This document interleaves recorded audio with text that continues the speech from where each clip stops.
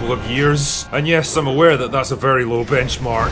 The film centers around Jaime Reyes, a college graduate who's on his way home to his family in Palmera City now that he's finished his studies. And holy shit, that's Elpidia Carrillo from Predator! Damn, it's a fucking weird experience when you know an actor from one childhood movie and then don't see them in anything for like 30 years. I feel like some kind of weird time traveler or something. Unfortunately, he soon finds out that his family have fallen on hard times, their business is failing, their house is due to be repossessed, and his father even suffered a heart attack in his absence. They didn't tell him about any of this stuff, of course, because they didn't want to worry him. Anyway, Jaime's determined to help right the ship and use his degree to get a decent job that can solve their financial problems. Unfortunately, all he's able to get is a cleaner for Victoria Cord, the head of a major weapons manufacturing company. Kind of like DC's answer to Stark Industries. And if you're starting to notice parallels here, then strap in because there's a lot more to come. Anyway, Jaime's job doesn't last long when he intervenes in an argument between Victoria and her niece Jenny, who's starting to ask a lot of uncomfortable questions about a highly classified project they've been working on. Jenny takes pity on him and suggests that he meet up with her tomorrow with the promise of finding a new role. Unfortunately, that just so happens to be when she decides to steal a top secret piece of alien tech called the Scarab from the company's lab. You probably shouldn't have invited him over on that particular day, in fairness, Jenny. Also, I love how the fact that her grand plan is to walk out with it in a takeaway food container, because I guess the most sensitive piece of technology in the company's possession isn't protected by security cameras, motion sensors, armed guards, or even a fucking locked box. It's just sitting right there on a lab table for anyone to help themselves to. Shite. Shite. Shite. Shite.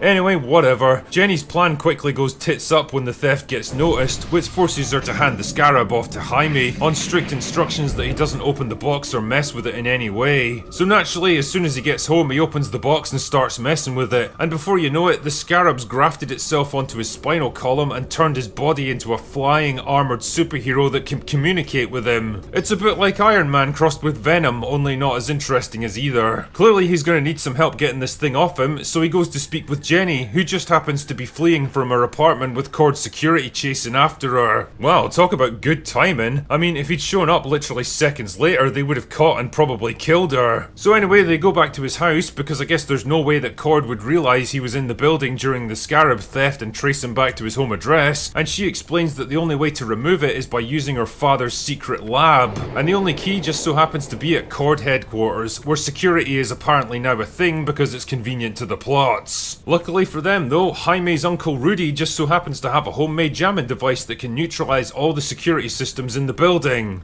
Oh yes. That's shite. Wow, that was lucky. So they go and get the key and have a fight with Victoria's henchman, who also has a suit of power armor, but then Jaime's family get attacked because for some reason they still think it's safe to be chilling out at their home address, despite everything that's happened up until this point. Don't go for a career in espionage, guys. The upshot is that Jaime gets captured so that Victoria can extract the secrets of the Scarab from his body and use it to make a whole army of the fucking things, and for some reason she just leaves Jenny and the rest of the family behind. What the fuck? Like, these people have already infiltrated your most secure facility, you fucking Q-tip. Jenny alone knows the intimate details of your operation. She's highly intelligent and clearly a major threat to your plans. At the very least, you should place them all under arrest, because otherwise you know they're just gonna come back and rescue Jaime and totally scupper your whole operation.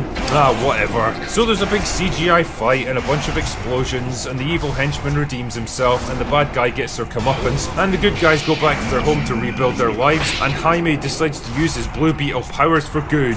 And that's it, that's the plot for generic superhero movie number 5271. Like I said earlier, Blue Beetle is a film that fits perfectly into the current DC mold of bland, inoffensive, unambitious superhero flicks that don't really aspire to be anything more than lightweight, forgettable entertainment. It's very much cut from the same cloth as Black Adam, Shazam 2 and The Flash, the only major difference being that there's no particular selling point for this film. There's no big stars attached to it, no major appearances from established characters, no exciting world-changing events that will have big repercussions going forwards. It's a movie that exists more or less in isolation, forced to stand on its own merits, and that's where the real problem lies, because at this point, well, there's not a huge amount to recommend it. The days when studios could shit out generic movies about obscure superheroes and expect to rake in big profits are long gone. In fact, I could argue that DC never even made it to that level in the first place, and the fact that the whole universe is about to get rebooted offers even less incentive to get invested in Blue Beetle. I mean, I don't pretend to know anything about the comic book version, but his powers and abilities seem to be roughly in line with Iron Man. There's nothing especially novel or inventive about him. Likewise, the plot isn't exactly breaking new ground in terms of narrative complexity. There's all the familiar story beats you'd expect from a superhero movie, and an irritating over-reliance on convenience, contrivance, and coincidence to keep things moving forwards. I mean, the characters themselves are charming enough, I guess. Jaime's a likeable, if slightly forgettable protagonist struggling to find his way in life. Jenny's smart and driven, but compassionate and caring, and Rudy's a maverick loose cannon who comes through when it counts. Carapax is big and intimidating and actually gets more depth than I expected for a henchman like this, but he probably should have just been the main antagonist because fuck me, Victoria Cord's about as interesting as that bald guy from Ant-Man. Surprised to see me?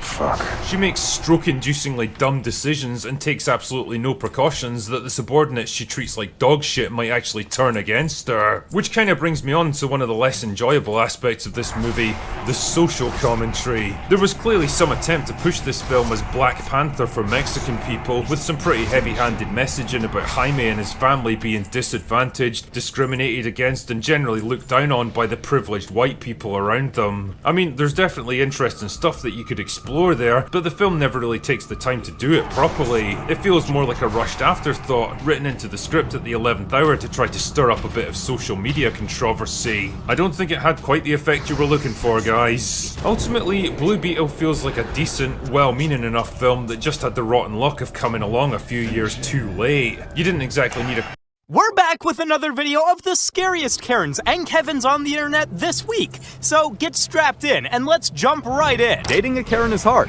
Breaking up with a Karen mid-flight is cold.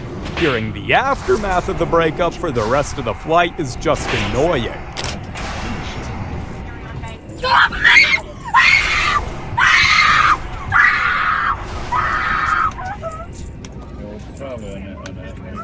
Okay, ma'am, where are your bags?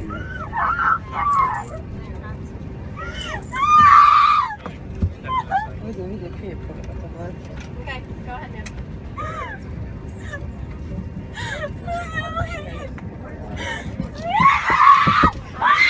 Oh my God. This Karen couple are a real power couple. They have the power to deboard the entire plane with just their mouths. Even like the words coming out of my mouth. Okay, so pretty much. No words. No words. Free speech is dead. Excuse me. Didn't do anything. We're not coming home. And you're gonna have to take your one. This is ridiculous. You have to see what's happening in America. Like you said. And now we're getting kicked off the plane.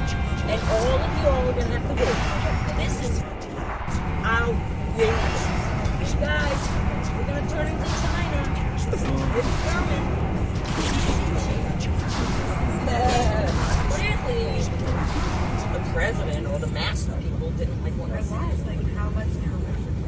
Really? Really? Oh, I love Elon Musk. He is the best. Elon! He is the king! Because the math people in our row are kicking us off the plane. I'm happy to stay one more night. I am suing you. What is your name, sir? I'm suing you, and I'm suing. Buddy, I guarantee I have more I'm money suing than the you. airline. Oh my God!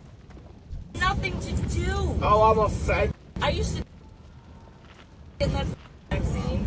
Take off Bangkok Christmas laptop, laptop cases, the back of the charges. Trump's gonna win today, right? Shanghai, guys. What? Yeah, I'm filming you guys. Because you're the reason we're getting kicked off. Now I got your face. Now you face it. Let's go. I'm gonna everyone. Excuse me. It's our it's okay. anniversary. No. Man, I'm fine. Do not get off. No. You can tell me why now. I'm getting tired of FBI. The customers on the aircraft was not cooperating. We're going to have to get everyone off the aircraft and then reboard. As soon as the sheriff gets here, we do apologize. We're going to see what seem to be working. So we're going to have to take everyone. You out of your mind? What did we do? I am out of my mind. Can you tell me You what make we me did? sick. Listen, you gotta get off the plane because we're Trump supporters. Seriously, I really think that's what it is. Plane when we did nothing wrong, it makes it right. Yeah, put it on YouTube. Actually, you gotta face me the wrong way. Yeah, okay. Imagine being so delusional you believe someone sitting in their car is the Karen, rather than the person freaking out about the parking space. There you are. You're being selfish. You're being a Karen. I'm sitting here after Yeah, an see, you're appointment. being a Karen. No, ma'am. Got it. On a Karen. Pardon me? Got it. Pardon I me. can see. That's This is not an you appropriate just way. can't be kind. That's it. The world. You are the problem. Not the world. I am not the problem. Oh my I'm God. sitting in my car. Sitting in your car, taking a spot I- that you don't need anymore. Ma'am, I have been in my car for like not even 5 minutes. Exactly. Not You even can 5 leave. minutes. And why do you need to be in a spot that you're done with? I'm clearly not done. You are clearly done. You don't know what's going on in my life right now, and you don't know. And I have an appointment Okay. in this building. I also have an appointment And you're in this done building. because you're not in the building anymore. Ma'am, it is a parking spot that you are losing your mind over right now, and I would appreciate if you would just go and find another parking spot. That's as simple as it is. As simple as it is that this happens in the world, and then they sit in your car and you're on another phone because that is No, the world. because you cannot use your phone. That. No. Yeah, lose some weight, child.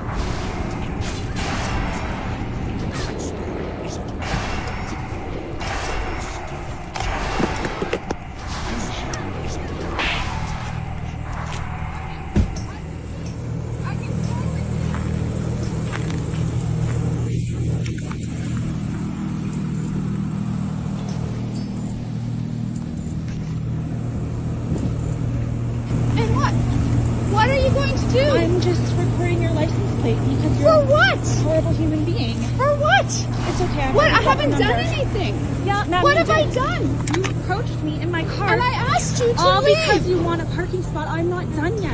Oh, because If and you what take have a I done? left right there. What have I done? You've been What rude. have I done? You've called me names. I'm sure you're late for your Oh appointment. my goodness! You oh my have goodness! issues. You can't handle that someone's You called have you? issues. I haven't done anything. I haven't done nothing wrong other than ask How you to many leave. times in your life do you have this problem? Even being on the phone won't stop this trait of abuse.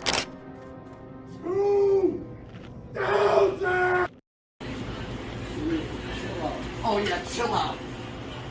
This male Karen was caught stealing someone's bike. The rational defense? Assault the witnesses.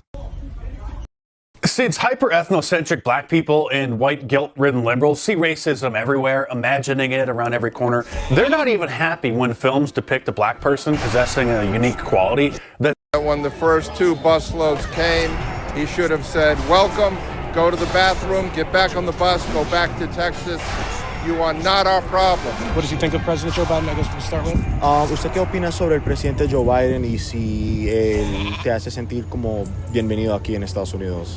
Súper, sí, claro, sí, John Biden, claro que sí. Muy bien, está muy bien. You know what? Yes, migrants are welcome here, but come in here the right way. Don't come here and say we owe you anything. We don't. They should come here to contribute to society, not to take. Hey everybody, I am your host Alad, and today I'm reporting to you from New York City, where the migrant crisis has come to a head. New York City itself is swamped, the intake facilities are swamped, and new migrant shelters are being built on the outskirts of the city. And that's where we are today. We're in Queens, New York City. Beside us are anti-migrant shelter protesters across the street from where a migrant shelter is being built, and about 1,000 adult males will be housed. Let's go and talk to some of the folks, see what's going on. It says, wanted a new mayor, a new governor, must have common sense and love New York. I know we're at an anti-migrant shelter protest. Can you tell me a little bit more about your sign and why you came out? Well, he built a migrant center directly opposite a preschool that started in 2 weeks. There are little children that can't protect themselves, that some of them are walking home by themselves. Who is going to protect them from these people? Upstate New York, there were women that were raped.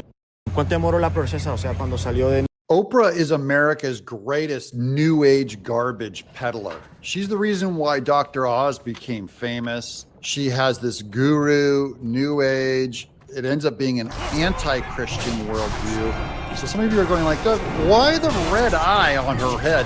Because she's like Mordor level evil. And I'm here to expose her. And with some help from Mel Gibson, the musician C.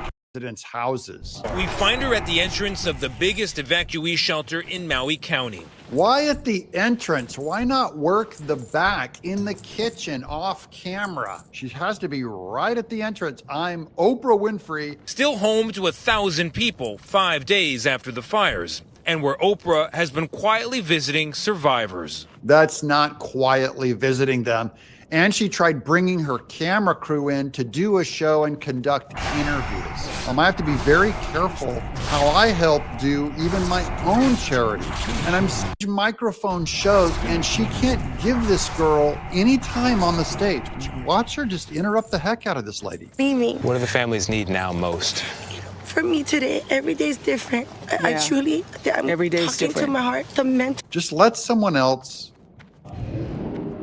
have 15 minutes of camera time. Loss. She is one of many heroes and heroines, Many. one of many. But this is who we are. She represents who we are in this community. No, that's not who you are. That's what's so weird. Oprah's going around like a doppelganger, taking on the identity of these actual poor people who are actually helping.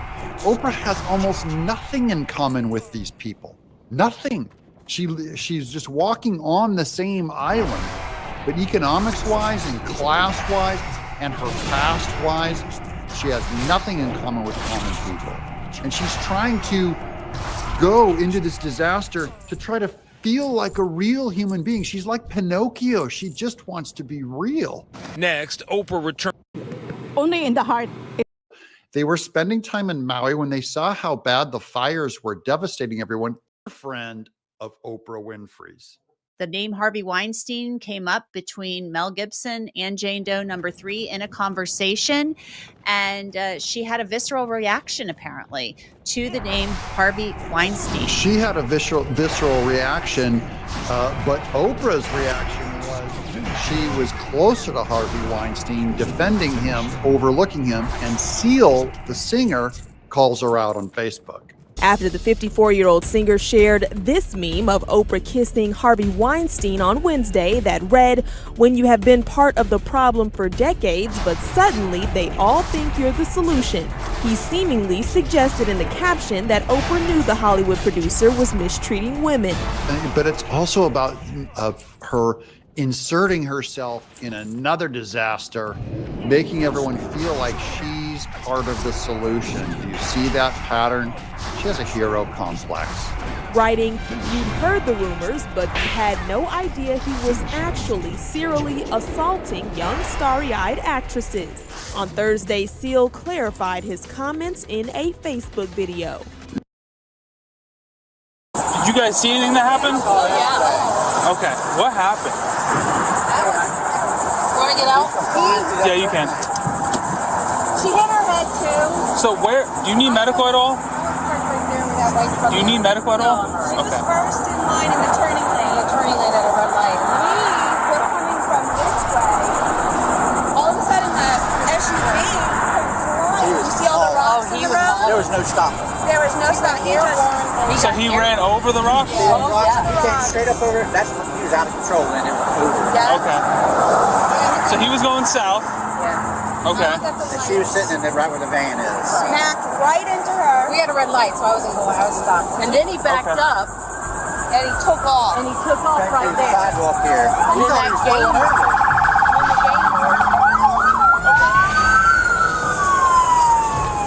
So you were over there where that van is? Right. Red Okay. light stopped, waiting for the light to turn. Okay. You could hear tires screeching like he was trying to. But he went airborne and then whacked. Anybody get a tag number? Do you know how many people were in the car? There was two in the car. Okay. Males, females? One male was definitely driving. Lady was in the passenger seat. Alright, FWC can't advise if the subject was on foot. They're still trying to figure it out. They only advise fleeing and eluding charges at this time. T24. FWC is on foot at the back of the landfill looking for the suspect. 10-4. What's up, brother? What up, man? How's it going? Which way did he go? So his tire sign goes right in through there. They came in, did a little loop, and kind of slowed down and hauled us in there. I mean, you kind of see there. Yeah, there's a burn. See their tire sign going in here. They're not going to make it through that. No, they ain't making it out. What was it? What kind of car was it? It's like a Mitsubishi, like compact sedan or something like that. That's 10-4. They advised vehicle went straight back into the woods. There's a huge burn back there, so they're not getting out. Yeah, went in through right here. You got a vehicle description? Light blue. What's the little three triangles? Mitsubishi? Mitsubishi. 4-door, 2-door? There's one like a compact 4-door maybe, like a little. Description of who was driving? I think he had long hair, a beard. White male, black male? White male. White male. Bravo 224, Blacker.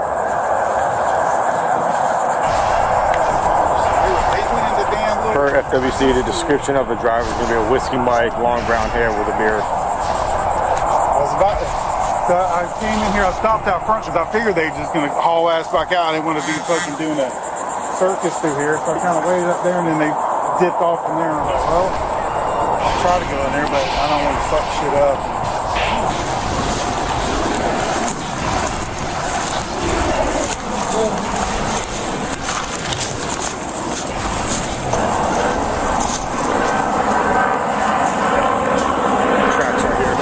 Hey, they're in the car, they're in the car. Hey, stop! Stop now! Stop! Hey, show your hand! I got it. Good. Hey, Fly County Sheriff's Office! Hey, watch the car coming out. Suspect, get out of the car, do it now! Get out of the car! Going towards the car. Watch out, watch out!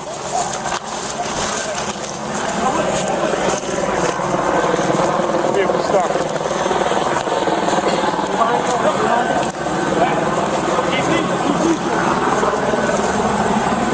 Get out of the car!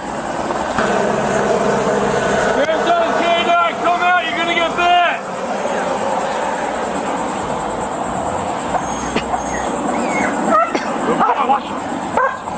You guys want to move up on it? Nope. No? We don't know what we got. We're gonna do it with the shield? Can we get a shield in here, anybody? Sheriff's Office! Put your hands outside the window! Do it now! You're in. See the driver. Come out with your hands up or you're gonna get bit! Passenger. Going on the passenger side. I got a glass break on me. Yeah, you can. I think he's stuck, I guess, the tree and the wire fence. We just going in on 95, he's going out that way. Looks like looking back. Come out with your hands up! You're not wrong, you're gonna get bit!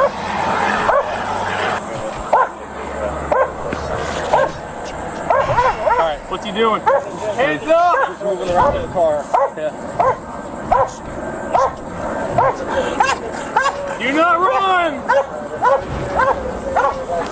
Just don't forget, we got backdrop bad. Backdrop is real bad. It's 95 over there.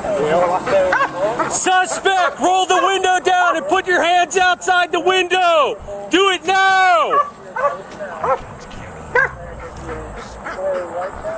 Hey, can somebody move over here and see what he's doing?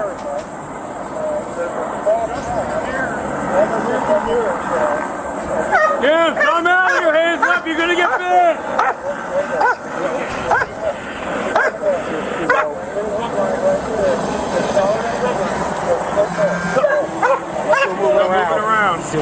moving.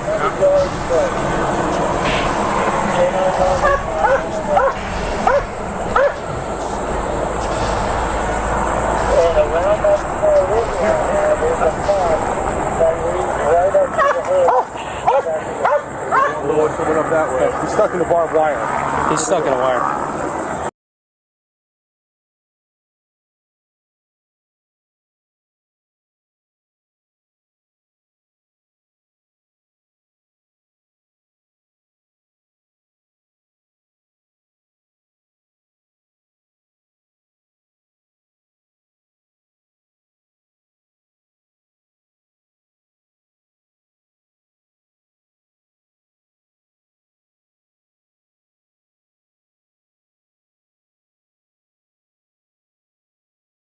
When I tell you that it's hard, I just mean to be inside my brain. Rachel Ziegler, Hollywood's new biggest girl boss. But as all girl bosses tend to do in this day and age, she's flying a little too close to the sun. Even Dylan Mulvaney is screaming, "Girl, calm down!" I used to float, now I just fall down. Weird. Well, she's been making the interview scene for around a year now, pretty much hating on Snow White like DSP hates on Maximilian Dude. Rachel has Brie Larson energy to the max. Is that like a personal attack or something? And shockingly, she has less boobage and Brie Larson has ass. Disney has a thing for women light on curves, but heavy on attitude. Oh, that's sexist. Nah, it's just an observation. You said you were bringing a modern edge to it on stage. What do you mean by that? I just mean that it's no longer 1937. A modern edge. You gotta love it. Nothing is more edgy than being creatively bankrupt and having a smug look on your face while you do it. You're so clever, you're so classless and free, but you still can't come up with a new intellectual property as far as I can see. I'm pretty sure John Lennon said that in Working Class Hero. Everything is sexist, everything is racist. And we absolutely wrote a Snow White that is not going to be saved by the prince. She's not going to be saved by the prince, and she's not going to be dreaming about true love. She's dreaming about becoming the leader she knows she can be. How about another joke, Moray? What do you get when you hire a gassed up bid? She's not going to be saved by the prince. Take a drink every time you hear that. Well, odds are she might not be saved by the prince, but there's a good shot that Biden will offer her help with her student loan debt. Girl power! And the leader that her late father told her that she could be if she was fearless, fair, brave, and true. You have a queen? Do you not have king? It is crazy. They say to give a woman power is like give a gun to a monkey. I think I watched it once and then I never picked it up again. Like, I'm being so serious. I watched it once and then I went on the ride in Disney World, which was called Snow White's Scary Adventures. Doesn't sound like something a little kid would like. Was terrified of it. She was scared of the original cartoon. Even as a young girl, she hated Snow White. Never revisited Snow White again. So I watched it for the first time in probably 16, 17 years when I was doing this film. I mean, this girl is a whole, like, she can dance, she can sing for real, she can act, she can do it all. She can dance, she can sing, she can make you never want to hear from her again. The girl is an absolute maverick, a total triple threat. 5 years ago, and therefore it's extremely dated when it comes to the ideas of women being in roles of power and what a woman is fit for in the world. And so when we came to reimagining the actual role of Snow White, it became about the fairest of them all, meaning who is the most just and who can become a fantastic leader. You gotta love Gen Z. They think the world began in the 1800s or something. It's a story set in a time period where arranged marriages were a thing, to solidify power between neighboring kingdoms and keep the peace. Weird. The fairest of the land is now not about the evil mother wanting to be the baddest bitch in all the land. It's about a power struggle between two fair rulers? Only a hyper-progressive would come up with a spin on Snow White so dumb that you would literally think it was a bit from Saturday Night Live. Jesus Christ. And we're supposed to care that these people that write this shit be replaced by AI. That's the problem. Like, the writer's strike means nothing because you look at them and you're like, they're pampered, they're pompous, they think that the people they're supposed to be entertaining are beneath them. Why should I care if you lose your job? I care if the UPS driver strikes. I don't give a damn if Hollywood strikes. Go f yourself. This ruffles my jammies. I went off scripts too. You have to edit that out, little buddy. And the reality is, you know, Snow White has to learn a lot of lessons about coming into her own power before she can come into power over a kingdom. Also, the fact that she's not going to be saved by the prince. I'm kind of tired of these Ziegler videos. So. I mean, you know, the original cartoon came out in 1937, and very evidently so. There is a big focus on her love story with a guy who literally stalks her. Weird. How does it feel to have lived long enough to see all of your favorite franchises go down in flames? Feels great. So we didn't do that this time. What? What? Weird. Super weird. My God, tell me you spend all day on TikTok without telling me you spend all day on TikTok. Go off, Rachel. Tell me some more of your big ideas, girl. Come on. Yeah, the prince is weird. He went out there looking for the girl he was betrothed to that was sent away by an evil queen. He literally sacrificed a life of privilege to find the woman he cared about rather than staying in the kingdom and just banging a concubine. What a total freak! So no prince or a different kind of prince? We have a different approach to what I'm sure a lot of people will assume is a love story just because, like, we cast... A lot of people would assume it's a love story. I don't know, because the movie is called Snow White. Wow, they're stupid.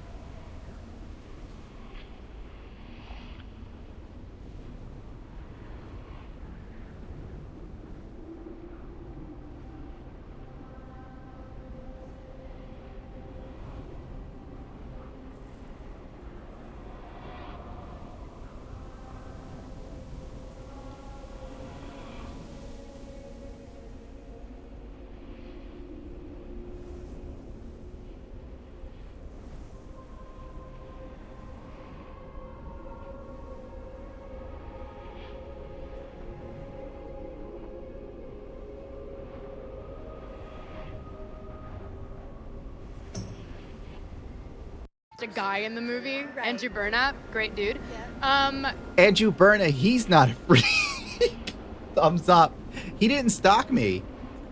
But if he dare talks to you outside of the movie, I'm pretty sure you would call him problematic and cancel him. It's one of those things that I think everyone's going to have their assumptions about what it's actually going to be, but it's really not about the love story at all, which is really, really wonderful. And whether or not she finds love along the way is anybody's guess until 2024. All of Andrew's scenes could get cut. Who knows? It's Hollywood, baby. I am so happy Disney is losing money. I hope this movie tanks specifically because it seems so dickish. Rachel Ziegler is toxic. She is literally... 6 men, 1 woman, busted and accused of stealing 16 2023 Ford Bronco Raptors, valued at $1.7 million. And listen to these ages. Some of them are 19, 20, 21, no older than that. To talk about this investigation, I have Canton Police Chief Chad Baugh. Chief, talk about the work. This is a year-long investigation.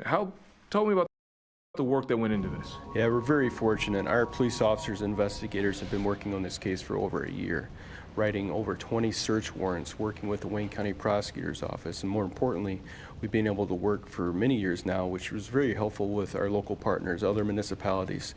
And in this case, it's very important to take a real measured approach because these vehicles are being stolen and these folks do not stop. And it's real important that we not only maintain the safety for our police officers, but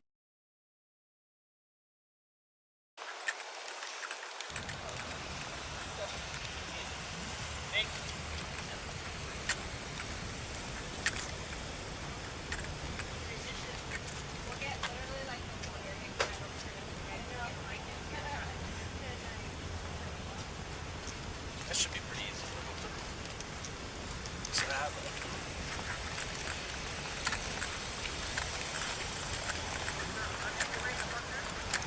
No, you're good there. It's just back here, so.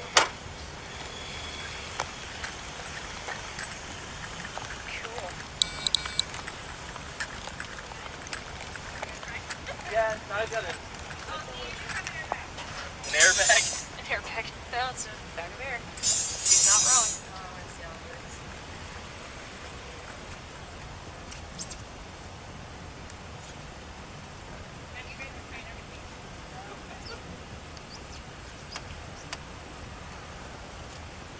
I have 2 airbags.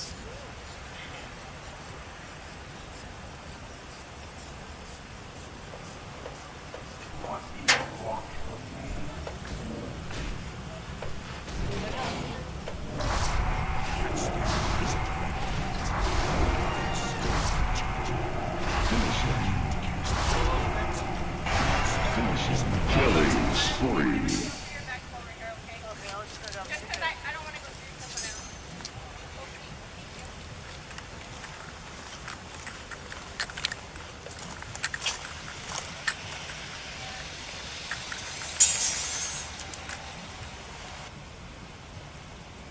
Okay, so I have to ask. Did I have more? Yeah. No, I didn't have, my brother did. Okay, and maybe that's the issue. So we'll make sure that it's your brother.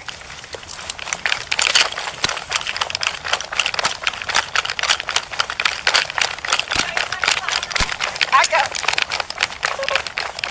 Hey, Leah, she's 29. They have a foot pursuit. There's entry. You need an assist, Chief?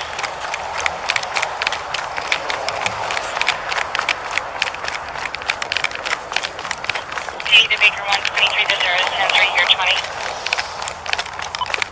Heading northbound towards the big guy. Long course. Northbound towards the big eye, 10-4 from the roadway in. Black t-shirt, camo pants, 5'8".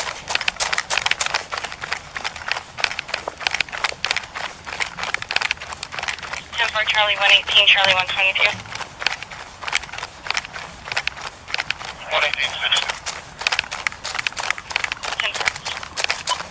Notify the northwest. Get somebody to come south. 10-4. go. Get down on the ground! Baker 123 Down on the now. ground!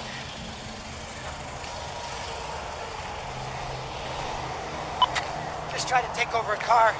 He's still going across the freeway.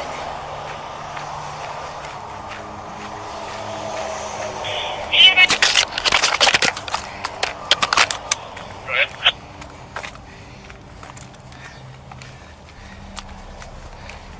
The vehicle description?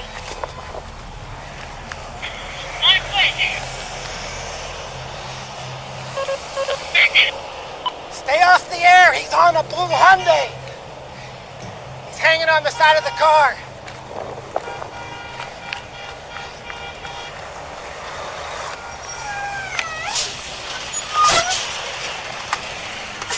Go! Baker 123, 713.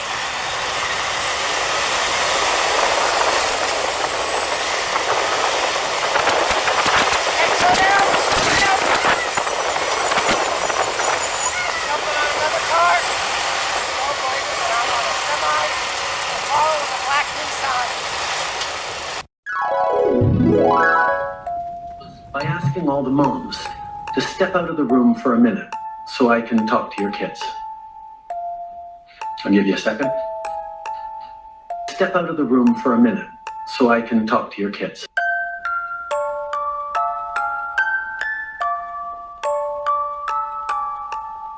I want to end today by speaking directly to kids once again. Please ask your parents if you can get vaccinated. You are creepy as shit. I'm a creep. I wanna have control.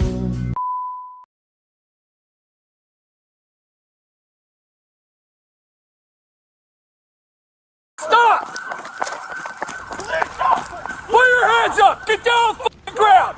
Flip around on your back! I didn't do that. Yes, you ran to the police. No, I didn't. On October 16th, 2022, an officer from Daytona Beach Shores, Florida, observed a Dodge Charger traveling at a high rate of speed and decided to conduct a traffic stop. 23-2400 block, high rate of speed. Officer statement.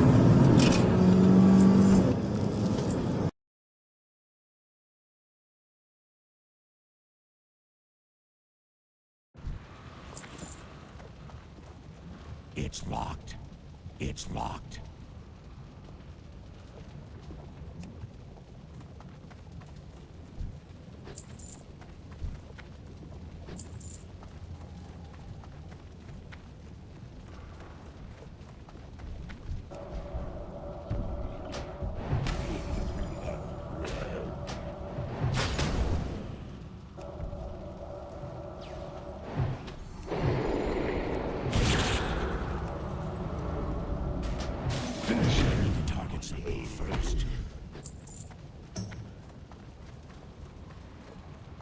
It's locked.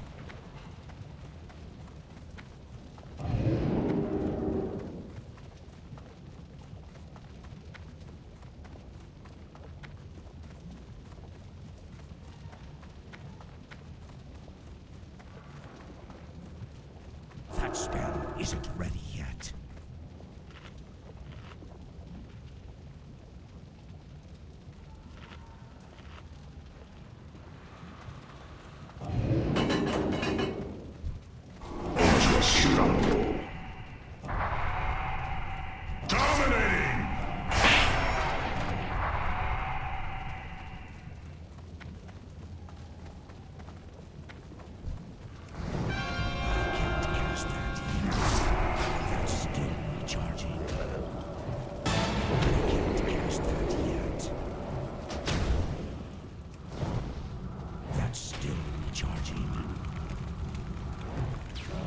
Finish him. Godlike.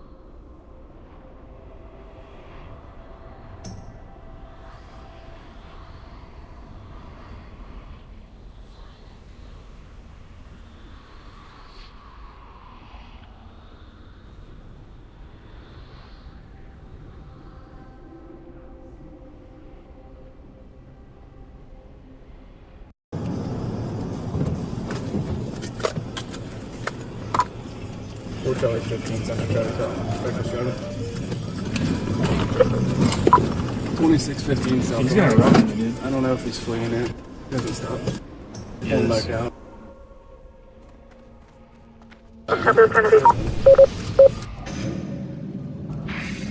Take gray Charger. Dispatch message. It's 12F back northbound. Traffic stop. Location 36 Shut the lights. South Atlantic Avenue. Catch up to you. No, he's high rate of speed northbound. Reckless. I'm shut down. He's probably in the 2300 block.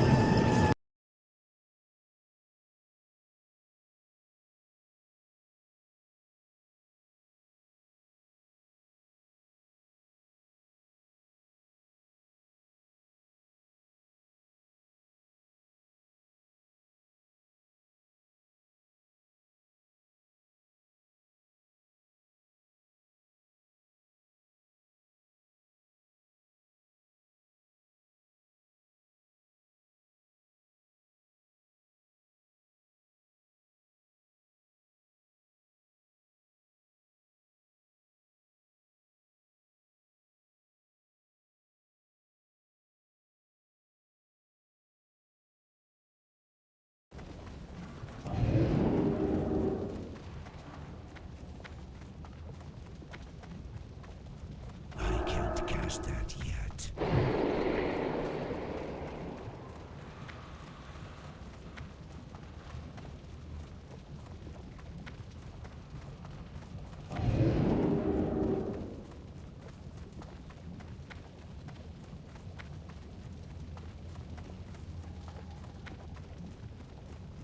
Killing summary.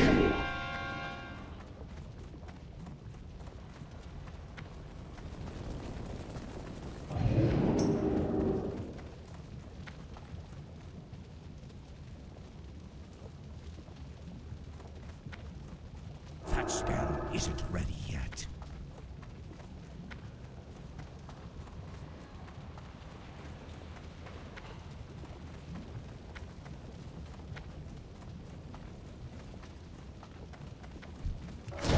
That's still recharging. Finish him. I can't cast that yet. Finish him.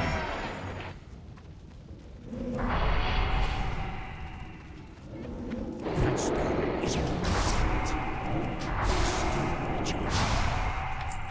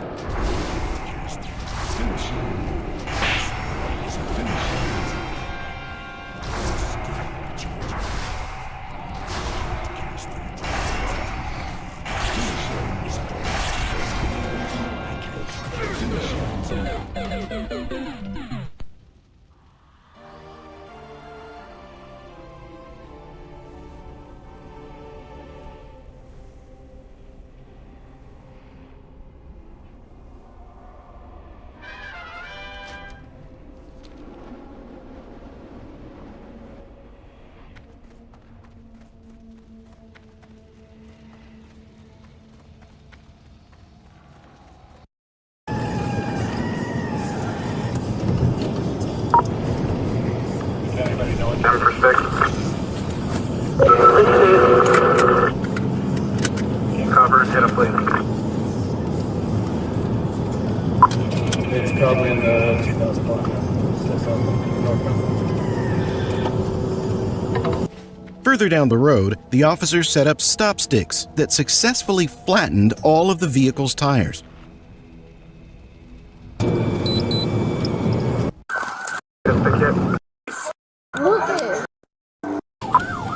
Alright, we got a bailout. Property north of that. Where'd it go?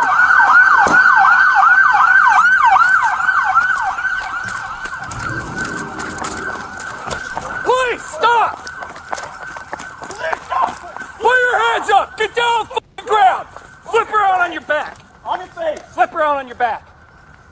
Get down on the ground. Hey, why are you pushing me? Back!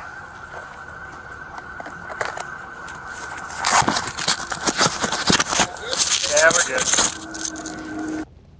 Why you chasing us? We didn't do nothing. Yeah, I think. Why you chasing us? I don't think so. The car's sitting right back here when you saw these two running through the... I didn't do nothing. I didn't do nothing. I didn't do nothing. Calm down, please. No, I didn't do nothing, bro. I didn't do nothing. Biggie, just calm down. Biggie, just calm down. Biggie, just calm down. Lucas, just calm down. You got anything on you? No, sir. No weapons, nothing? No. We're directly across from What's your name? Delicia. Delicia? Okay. How old are you? Got my ID in my pocket. Okay. What'd you guys run for? I'm sorry? Why'd you run? I don't know why he ran, sir. Okay. Is he driving? Yeah. Okay. I should have promised I didn't do nothing.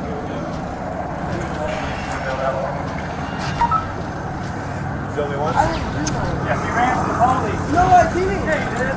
No, I didn't. These the only ones? I did too. I believe so. Alright, where are you at exactly? The cars are right back here.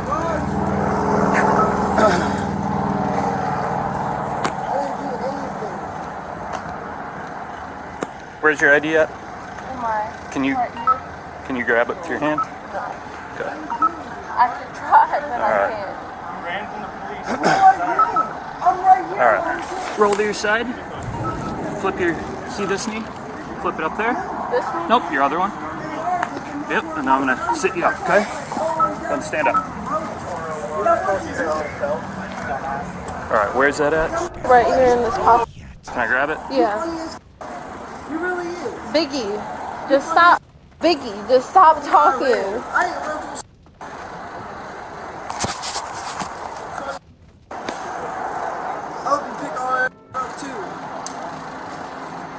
Let's walk over here. I'm gonna go put her in a car. I didn't work for y'all. I know you're tripping on me. Stop. Gotcha. You got go on park right here? Yeah. Did you put my ID? Oh. Who is he to you? That's my cousin. Your cousin?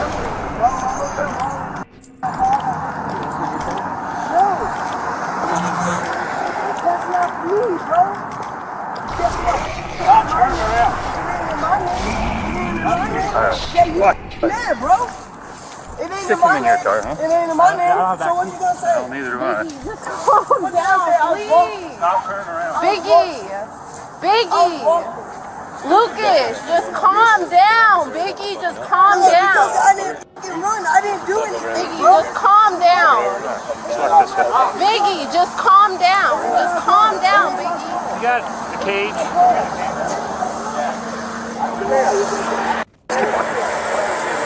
Wait, they're not gonna hurt him, right? No.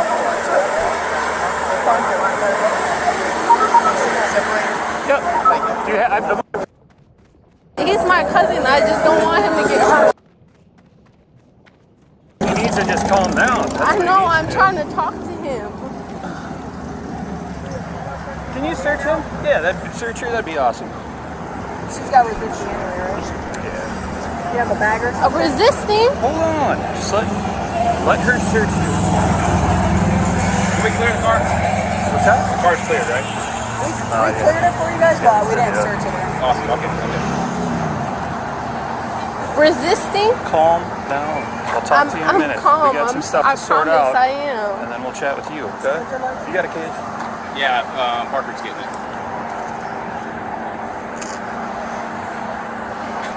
You want to run her? Yeah, I'll do it.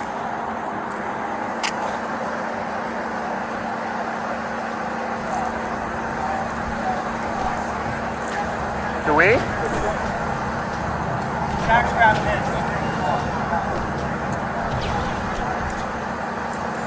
You want to throw your stuff in here? So we can separate these two? Parker is.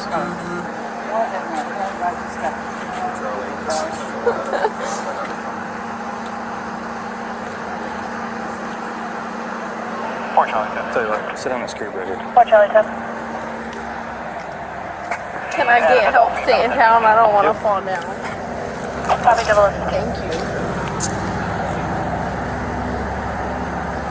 Okay, I'm just going to read you your rights, okay? You have the right to remain silent. Anything you say can will be used against you in a court of law. You have the right to an attorney. If you cannot afford one, will be provided to you free of charge before any question, okay? You understand those rights? They're read to you? Okay. You still want to talk to us? I'm sorry? You want to talk to us? Talk about what? What just happened? I really don't know what happened. It Okay, all so happened so quickly.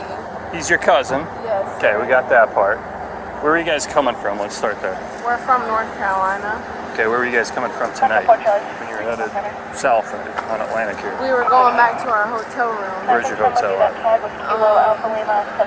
The Emerald Shores. Emerald Shores? I believe that's what it's called. Yeah, it has Emerald in the name. Just you two in the car, right? Yes, sir. Okay. When you guys saw the lights, did he say anything? I'm sorry? When you saw the lights behind you, did he say anything? No, he didn't say anything at all, actually. I just told him, Biggie, chill out, because that's our nickname for each other. Just chill out. Just calm down. No, they're not answering. You know what? Is there anything illegal in the car? I don't Does he have believe warrants? so. I don't believe so. Why would he run? I don't know, because I know he's in some trouble in North Carolina, but What type of trouble? I believe he's on probation. So For what? Do you know? I don't know. Okay. Have you been arrested before? No, sir. No? I mean, I don't know if I've really been arrested. How do you not know? Because the officer said he put me under arrest, but he never took me to jail or He anything. like PR'd you? ROR? Release on recognizance type thing? I don't know what that is. She's been read. She has? Yeah, what's your name? Alicia. Alicia, what's going on? Yeah, Alicia, you had with her for me. How old are you?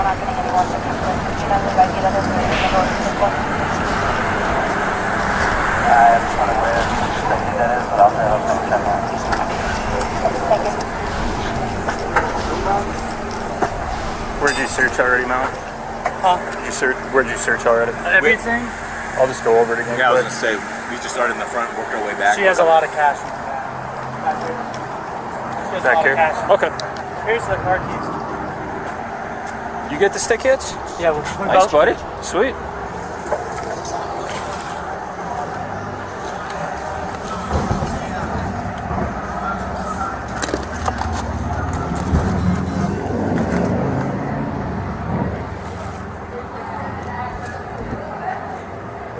A small oval-shaped pill was found inside the vehicle and was submitted as evidence for destruction. You see this pill right here, Melon? You see this pill that's cut in half? Zanny? Ah, that ain't a Zanny. I don't know what it is. You see right there? That is a pill. You want to grab it with your gloves? Yes.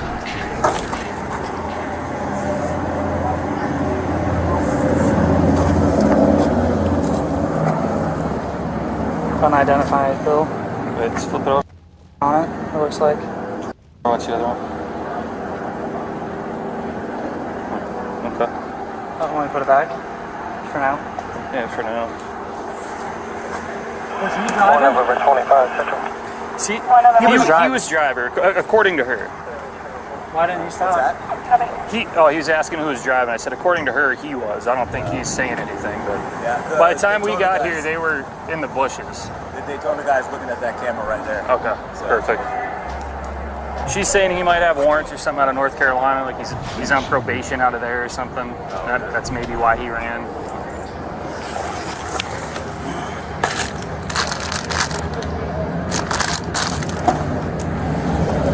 Like, why run, right? We didn't find your dope, we didn't find your gun. Unless he ditched it somewhere, why They run? only ran literally between the building and the bush. Right, but why? So we were paralleling them until we tripped and ate shit on that little downhill part. That's why you caught him? Oh, dude, we were on them. No, they were getting caught. We were literally I said, like why parallel. did nobody use their taser? I just want to know. I I've already got my use of force fingers warmed up for tonight, so. We don't need a taser. We can run there. I don't know if you want to review that camera lens. What's that? Is there a lot of cursing or something? There's another user force. No, you're good. Don't worry about it. Yeah, you said stick, double stick it. I'm turning it back on. It did not sound like that on the radio. You heard it, right? Yeah. Yeah, it didn't sound like that to us. I was shut down, by the way. And then I heard stick in. I was going to say stick with it because I knew that he was here and he'd have called it off if something changed. Have we ID'd her? Yes. Yeah. He's probably suspended. Did you just run him? Yeah, but why run? That's the dumbest There's reason. nothing in the car? No, just a lot of cash. A lot of cash? Probably a couple $100. 300 and $300 and $100 bills, and then there's a bunch of ones. I almost also got waffle blood. Apparently he's on probation, is what she told me. She's assuming he's got warrants or something, maybe out of flying, and he called it out. As he was calling it out, I couldn't get on the radio trying to call it a traffic stop because he's doing 76 past me. Right. Southbound? It actually worked out because you lighting him up gave them enough opportunity to get their sticks out. It worked out. He went up 2615, that high parking deck. Yep. Did the loop and he wasn't stopping. Sandpoint. Yep. 2615, he did that loop. That's that really steep one. Super steep. Yep. That's why he's didn't wreck in there. He went all the way up there? All the way up. And came back down? Yeah. I told you he's gonna run. We're doing the circle, he's like, he's running. He's I'm like, gonna run. running. He's just high. Is there an enhancement because it's bike week? No. Alright. Well, where were you when I called you? I was We literally got him on radar. I think I was in front of Sunoco. 79? 79 southbound? I think it was 76. Right when you said that. Yeah. I couldn't get on the radio because you were talking. As he's calling. That's me. So I was like, Suspended. Go figure. Thanks. I got my I got a bag. Charlie 644 pound. I didn't make any contact with him.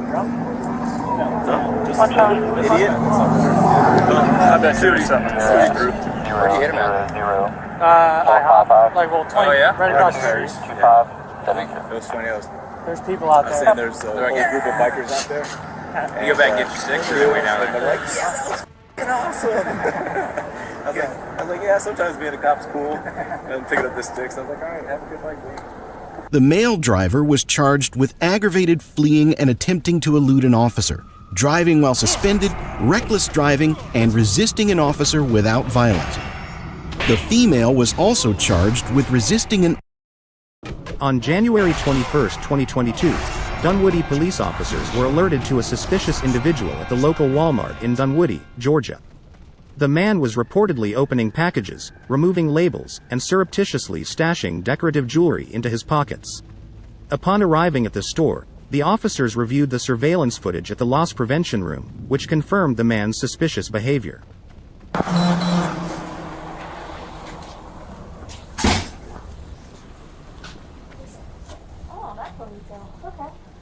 Yeah, I didn't know how to describe it. Yeah, that was not what I was expecting when I saw ponytail. So he's back in the back. He's in the back right. We think he might, well, he just grabbed his suitcase, but he took the tags off his suitcase, so he might try to stuff it.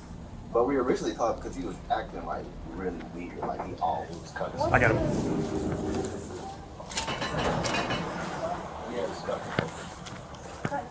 It was like it's like jewelry. Well, he got it on his neck right now.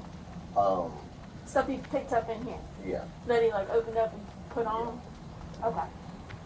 So he was opening like packages of stuff from in here, like merchandise. And he's wearing it? And when he was cutting open, we don't know if he still has it or not. So yeah, we got a call. They started cutting stuff. Yeah. So. I can't cast that yet. He's definitely not all there. Yeah, it's Signal Making, 89. like, demonic noises.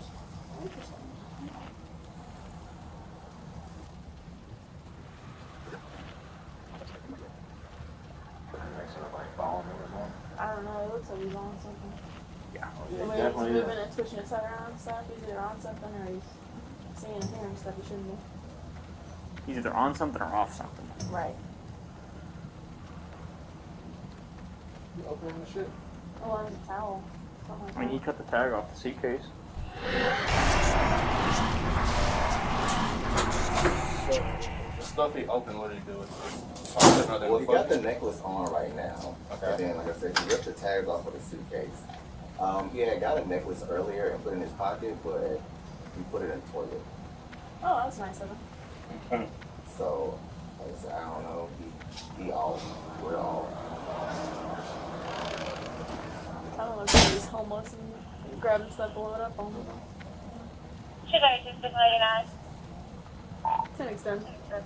So, if he doesn't do anything in a little bit, then we just tell him to leave. Okay. But I need to get closer. Come towards the front. Yeah, it's usually like right here. Right. 3 kilo 2.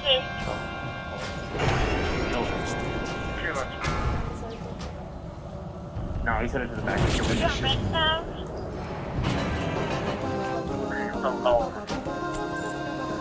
Fair. And he already drunk some stuff. Drop some stuff, like Protein off shakes. Y'all have those? Can I help you? Have a good one. I don't know where he's from. But it's on video of them drinking and stuff.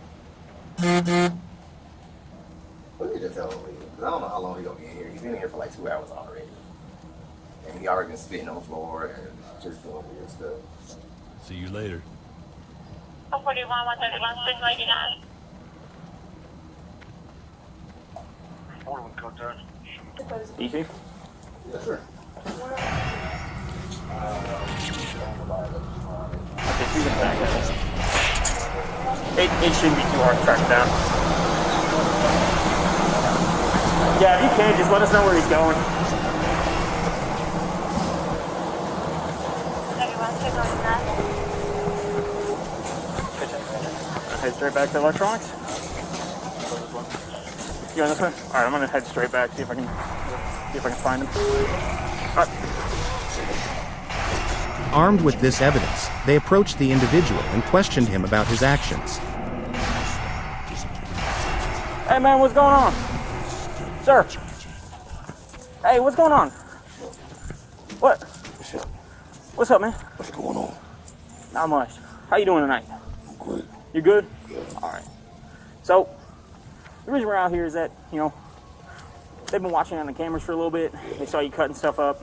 No. And they pretty much just want you to leave, man. Alright, so just hang tight for me real quick. Alright, you got an ID on you? Just hang tight for me, man, alright? You got any ID on you? No, I didn't cut anything. You got no ID? No. Nothing like that? Okay. Well, so, once again, you got nothing? No. No wallet? No. How are we gonna pay for this, man? So we got called here, obviously, man, because obviously just 3 of us don't decide to come to Walmart. Somebody said you was making noises, using the bathroom, you just opening up packages. I didn't open any packages. You got that necklace on from inside the store. You threw one in the trash can. No. No? No. Yeah, you threw one in the toilet. No. No? So all that was just made up? I don't have anything. This necklace is from the tattoo shop. Okay. So like I said, all that is just made up? I don't know what you're saying. I don't know what you're saying. Okay. All right, man. So based off everything we've been seeing, we were told, Walmart's been watching you on the cameras for a little bit, all right? What? So, because everything you done, man, you're going to be placed under arrest for disorderly conduct, all right? Put your hands behind your back. Stop. Stop. What am I being placed for the arrest for? Disorderly conduct. I'm not being disorderly. Put your hand behind your back. Stop. How am I being arrested for disorderly conduct? Cutting up packages. I didn't cut up any packages. Relax your hands, man. You got it? Don't hold your hands. Relax. I didn't. Hold on. How am I being arrested for disorderly conduct? Because everything you've been doing, the actions you've been I doing, haven't done anything. Can you bring that up here so we can Why total am up I all his under losses? Come arrest this way. right now? Come this way, man. Why am I under arrest right now? I just told you, man. What are you telling me? What am I under arrest for? I just told you disorderly conduct. How am I being disorderly? I just told you before I told you disorderly conduct. All the actions you've been doing, stuff you've been doing in packages. There are no packages. All right, man. What packages are you talking about? All right, man. Walmart has very good cameras. Okay. What are you saying? They've been watching you do everything I just said. I haven't done anything. All right, brother. So how can you arrest me? How can you arrest me? I'm not your brother.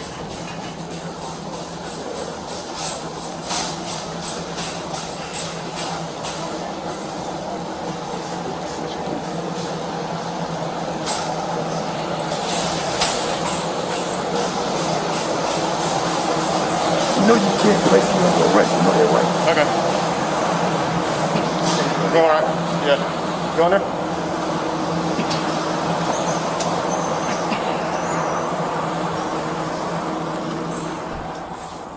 Keep walking straight, man.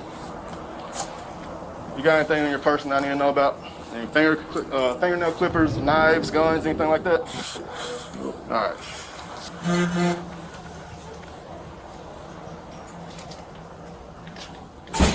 Hold on to that. Video? You got no ID on you, man? Do you need that? No. Okay. Yes, I do need that. I do need that. Okay. It's right here. That's not y'all, right? Yeah.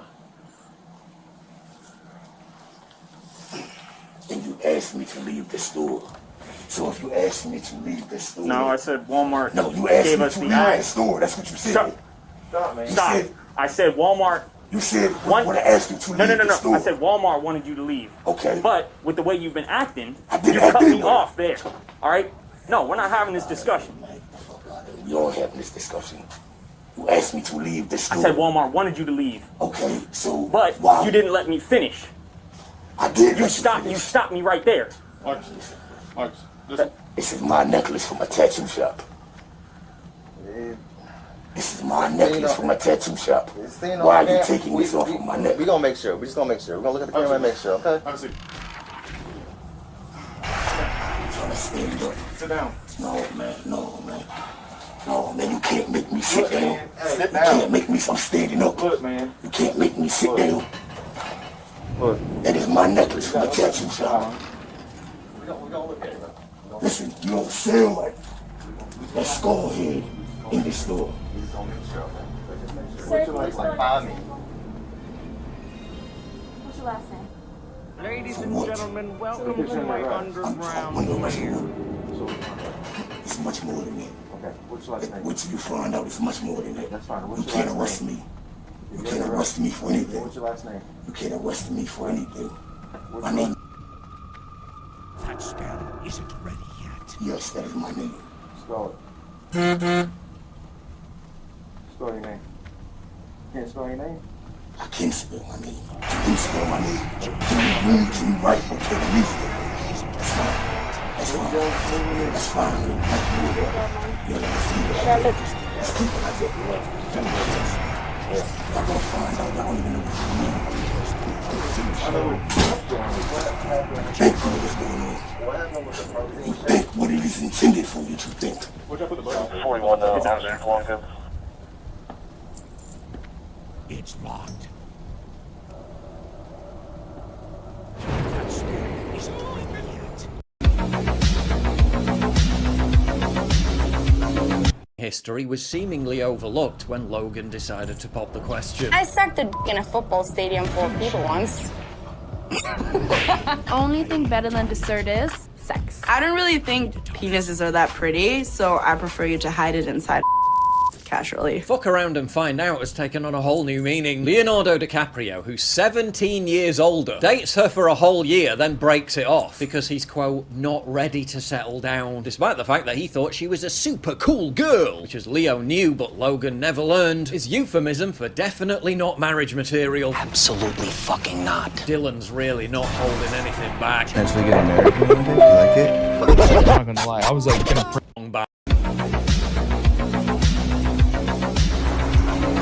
You YouTube star and celebrity boxer Logan Paul has finally picked the wrong battle. When he insulted his next opponent, Dylan Dennis's girlfriend, the two are set to face each other in the ring in October, but many are saying Logan has already thrown in the towel, and it all centres around one crucial issue: body count. Logan proposed to Danish supermodel Nina Agdal last month, but Paul's attack on Danny's missus led Dylan to draw attention to Agdal's long and somewhat colourful history with other men. Lots and lots and lots and lots and lots and lots of other men. I actually don't like sleeping alone. I can't really sleep because I don't know what it is. It's always been like that. Like, I always sleep better if there's somebody next to me. Maybe she just gets lonely. Agdal's detailed dating history was seemingly overlooked when Logan decided to pop the question. I sucked a d in a football stadium full of people once.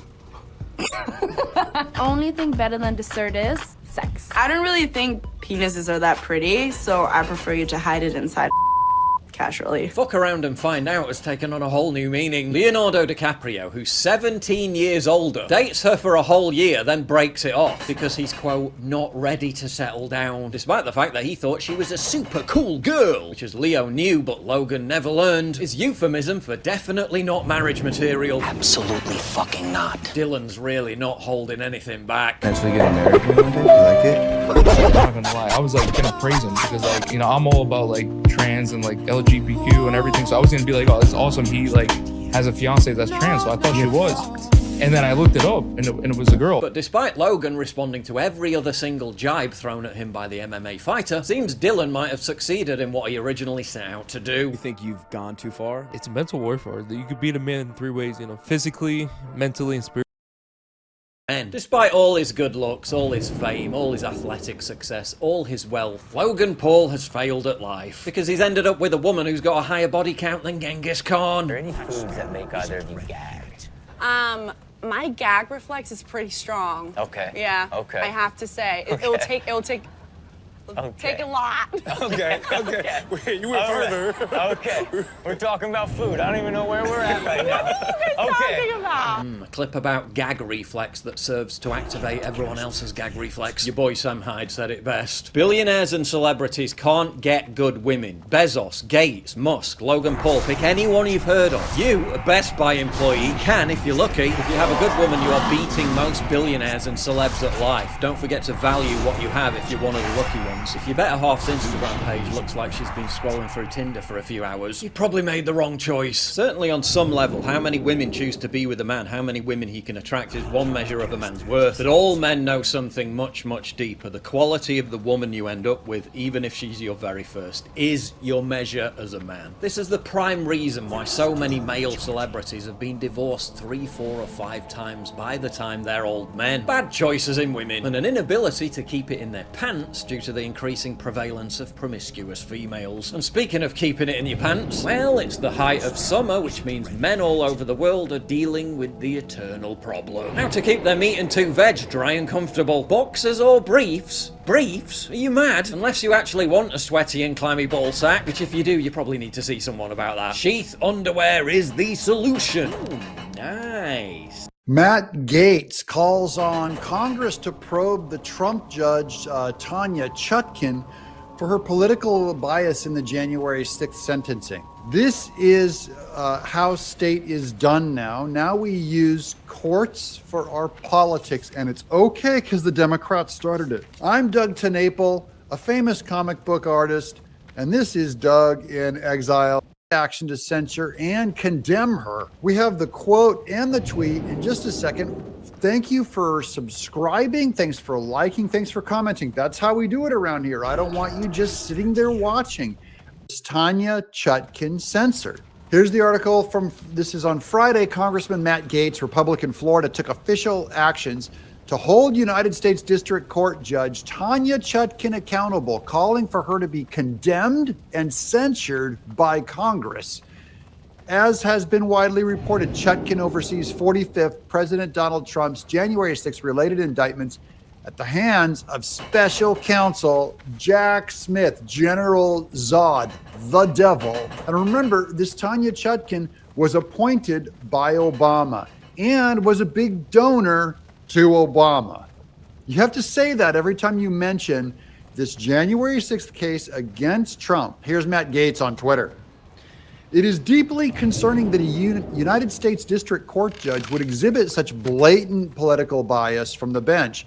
Judge Tanya Chutkin's extreme sentencing of January 6 defendants while openly supporting the violent Black Lives Matter riots in 2020 showcase a complete disregard for her duty of impartiality and the rule of law, Gaetz tweeted. Today, I am introducing a resolution to censure and condemn United States District Court Judge Tanya Chutkin, the judge presiding over President Donald Trump's case in Washington, D.C., for showing open bias and partisanship in her official duties on the bench. Plus, Washington, D.C., this is, remember when Reagan, you know, D.C. went against Reagan twice? Do you think it's possible for Trump to get a fair trial in Washington, D.C., the place that wouldn't even go for Reagan, the only place in the world that wouldn't go for Reagan? That's how leftist they are. 93% voting for Biden, a slobbering, drooling. He has soup in between his ears. He's decomposing before our eyes. And D.C. goes for Biden. This is not going to be fair. Chutkin's not fair. I hope and pray that Gaetz is successful in censoring her so that forever in our court documents, forever in our government documents, even as they go after Trump, it is documented that this lady was censored. We're rooting for Matt Gaetz. And of course, if you guys agree, give us a thumbs up, leave a comment below, say, go Matt Gaetz. Kessler wrote, Hunter Biden reported nearly $2.4 million in income in 2017 and $2.2 million in income in 2018, most of which came from Chinese or Ukrainian interests. But this directly goes against what Joe Biden said in the debate in 2020 with Donald Trump. Take a listen. My son has not made money in terms of this thing about, what are you talking about, China. What you None of that is President, true. he made a fortune in Ukraine, in China, in Moscow, That is simply and various not other places. true. So it's from two different debates, but I mean, Trump was right. I mean, he did make a fortune from China, and Joe Biden was wrong. What'd you just say? I mean, Trump was right. I mean, he did make a fortune from China, and Joe Biden was wrong. Bow to your sensei. Bow to your sensei! Okay. You're fired! But I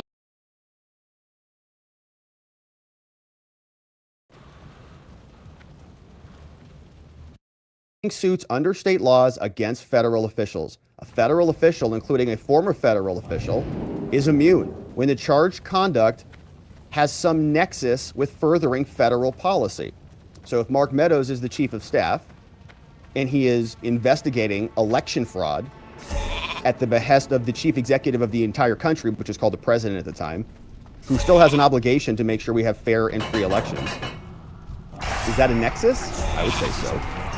Can reasonably be characterized as complying with the full range of federal law. Obvious analysis.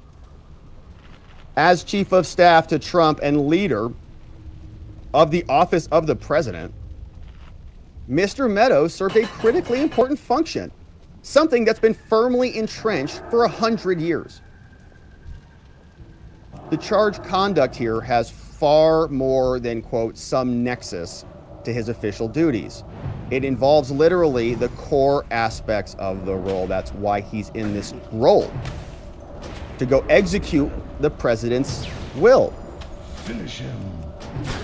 And while Meadows' conduct is alleged to have violated state law, it can reasonably be characterized as complying with the full range of federal law. So Big Fanny can say, yeah, maybe it violates her state. That's her interpretation. But we're already in accord with the federal law.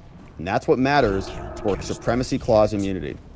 Neither Georgia in its indictment nor the United States in its recently charged case has accused Meadows of violating federal law. Nobody's saying he's done that. But they are saying that about Trump. Okay, so now we see something that we can distinguish Trump with. So neither Georgia here nor in another case, which is United States versus Trump, where Meadows has not been charged, that's the federal case, nobody's charging him of federal law. violating federal law. They are for Trump. So that means that the motion to dismiss, this exact motion to dismiss, you cannot copy and paste this for Trump. You got to delete that sentence. Even if they had, moreover, a federal official does not lose the Supremacy Clause immunity based on the violation of the law where the violation was not clear and willful.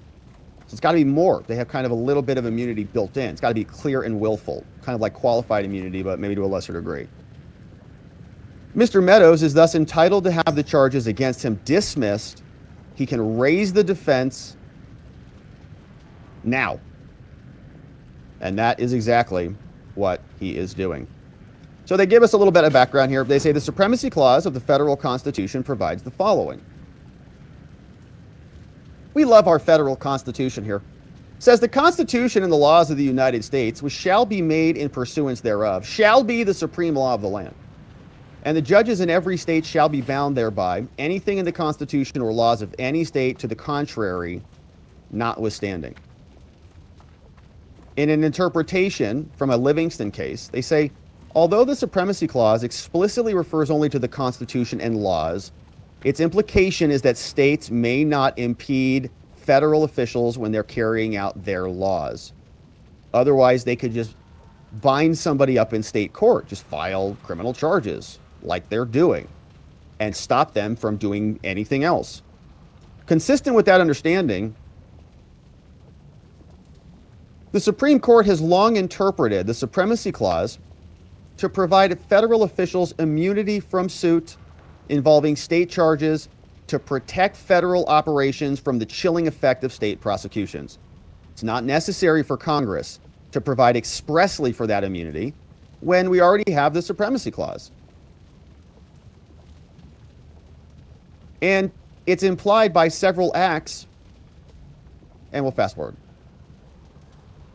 Under our Constitution, they say states can neither enact nor enforce laws that retard, impede, burden, or in any manner control federal officers in their duties.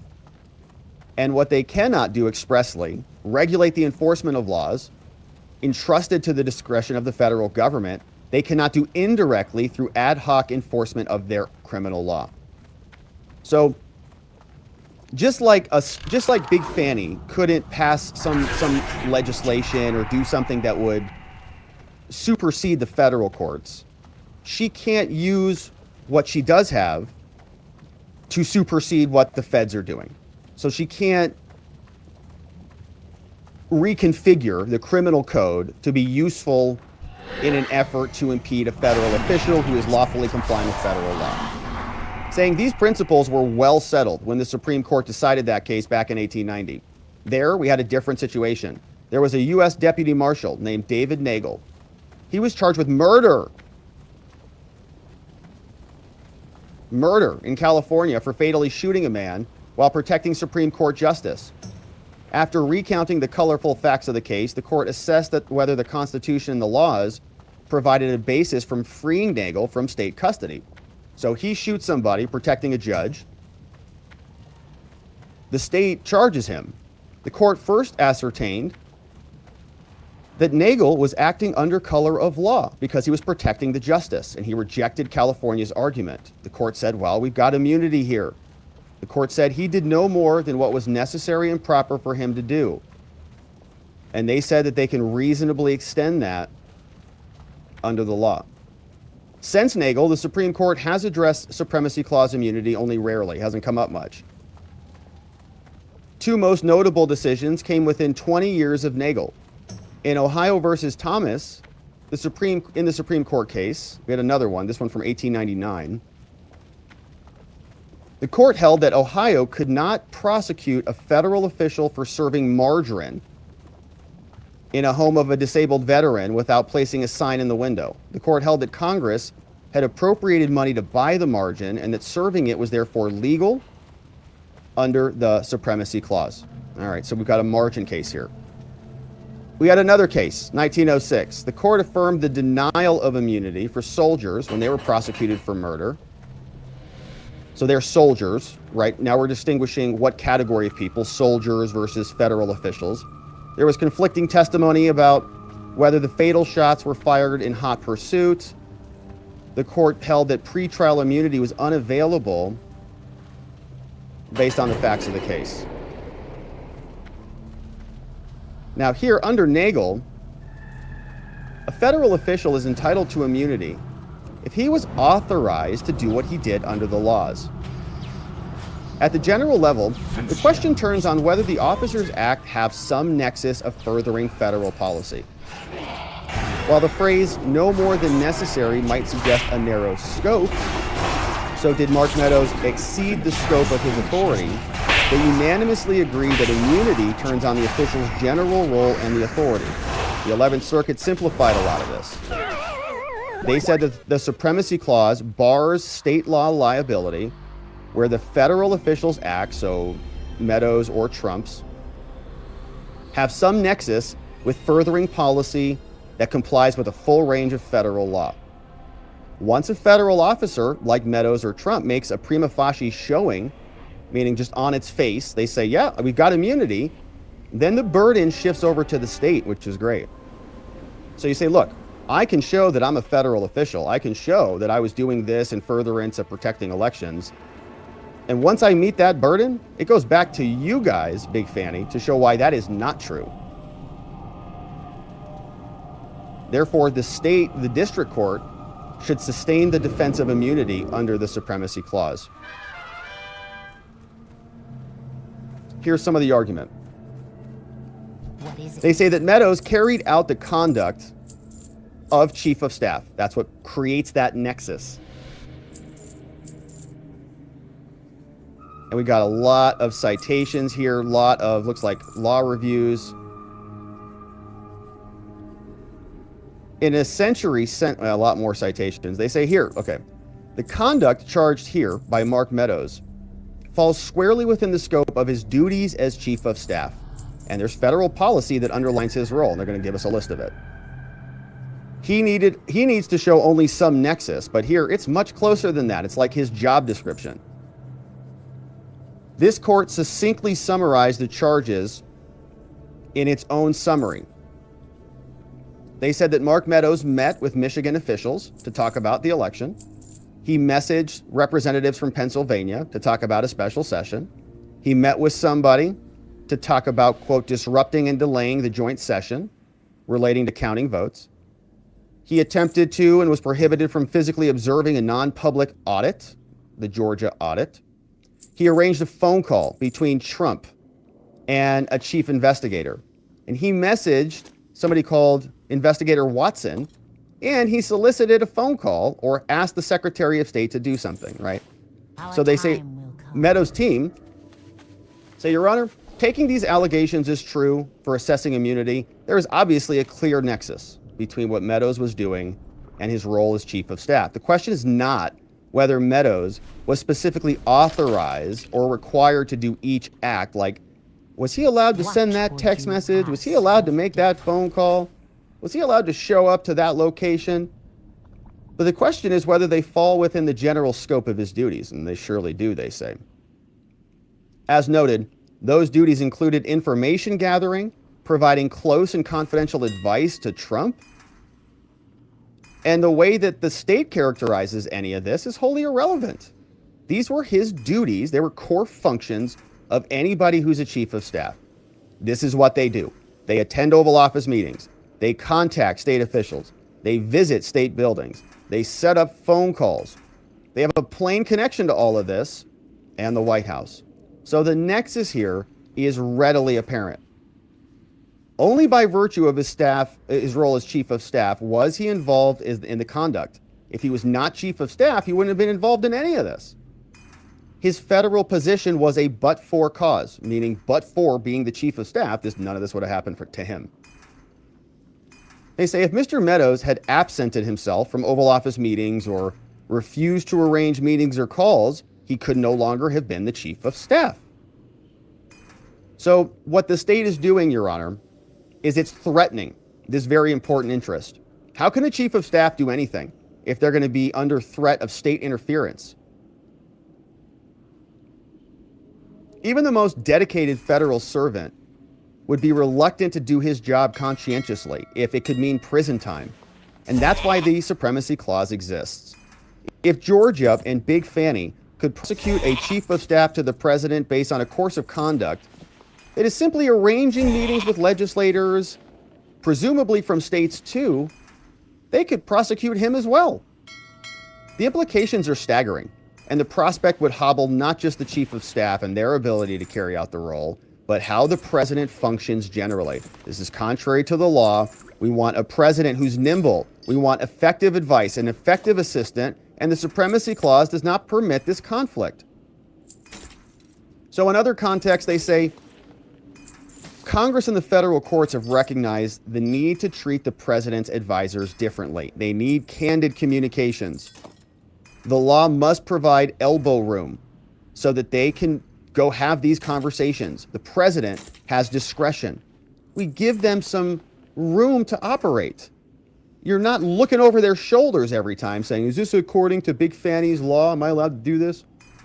As the DOJ explained in the Obama administration in a non-Trump case, absent immunity for the president's closest advisors, if they don't have it, congressional committees could compel them to do all sorts of stuff. And so this prosecution is obviously a case of a nexus between his conduct and his job. Now, it's also, they're saying he's also in full compliance with federal law. He didn't violate anything. Nothing that he did was unreasonable. The whole point of carrying out his duties is to do all of this. He was contacting board of managers,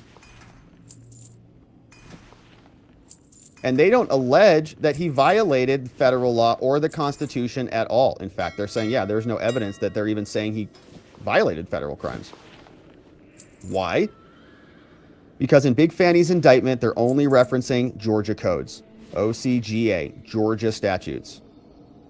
And while there has been a recent federal indictment, this is going to distinguish him from Trump, Mr. Meadows is neither charged nor identified as a co-conspirator in the indictment. He's mentioned by title 4 times in connection in that case as the defendant's chief of staff, as the defendant's chief of staff, as the defendant's chief of staff 4 times.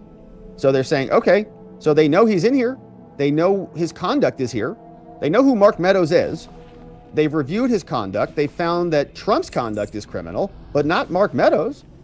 So nothing suggests that he violated federal law.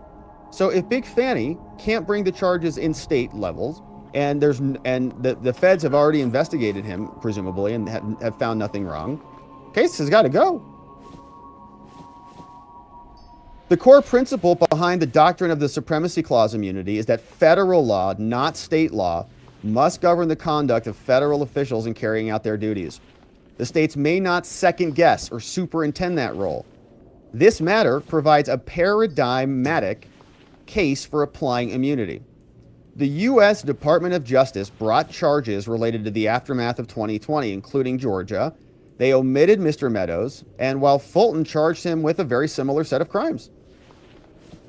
So even if a federal official does exceed his authority under federal law,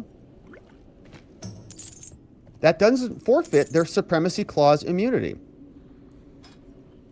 And the Supreme Court, federal courts have consistently held that federal agents are immune from state law prosecution so long as they did not violate federal law, maliciously or with criminal intent. And even if the court were entitled to conclude that Meadows is not entitled to immunity, he's still protected otherwise. He's still got the First Amendment and the 14th Amendment, and he's going to raise those up later. The First Amendment has its fullest and most urgent application when we're talking about the running for political office, so he can say and do things. And they say here, whatever one thinks about his phone call with the Georgia Secretary of State, it's a phone call. And he's allowed to vigorously and tirelessly represent and do his job. So Mr. Meadows, if you don't dismiss this on federal supremacy claims, we're going to make another claim under the 14th Amendment Due Process Clause and First Amendment because they are criminalizing conduct, and the statutes that are currently in place are unconstitutionally vague. Man, so they're throwing everything at this. So it's also a notice problem. So if you're going to now say that what Mark Meadows is doing is a crime, well, that's news to me, and that's news to every single chief of staff that's going to come down the line, because this all used to be normal, allowable conduct. Now it's not. So the laws are unconstitutionally vague for not giving me proper notice of what is illegal. And that's why these charges should be dismissed, because they're unconstitutionally applied. If Georgia law really does apply to Mr. Meadows, then it violates his rights under the Constitution. Accordingly, the court should dismiss all charges against Mr. Meadows in the indictment. Signed, sincerely, your friends, George Terwilliger. Good motion here. And these guys are moving quickly, my friends, moving very quickly. 30 out of 34 pages. We've already got a motion to dismiss, all right? So Fannie filed those charges like, I don't know, what, 2 weeks ago? Like nothing. And we're already making motions in federal court for federal removal and a motion to dismiss. Now, there's some things to distinguish here, because Trump obviously has a parallel case, and they are prosecuting him out of the January 6 cases out of D.C. And we'll see if that causes the arguments to be different from Trump and his team, which I'm sure it will. But there's another component to this, because Meadows may also be charged. Some people are thinking maybe he gets charged in January 6 case in some superseding indictment or something like that. And he also might be a key witness in the documents case. So ABC News is reporting, and they had, I think, an exclusive on this, that the special counsel, Jack Smith, interviewed Mark Meadows, and Meadows told him that he doesn't have any knowledge that Trump ordered him to declassify the documents. So they're very excited about this. But they say, appearing to contradict Trump's claims, former Chief of Staff Mark Meadows told Jack Smith that he could not recall Trump ever ordering or even discussing declassifying a broad set of materials, nor was he aware of, quote, any standing order from Trump authorizing the automatic declassification of the materials, according to ABC News. So we're asking ourselves, right, who are the witnesses going to be? What does the evidence look like? The Georgia case looks like it is, weaker by the day, especially if the whole case gets removed to federal court. I mean, Big Fanny's going to lose just by jurisdiction alone, and we'll see how she takes that.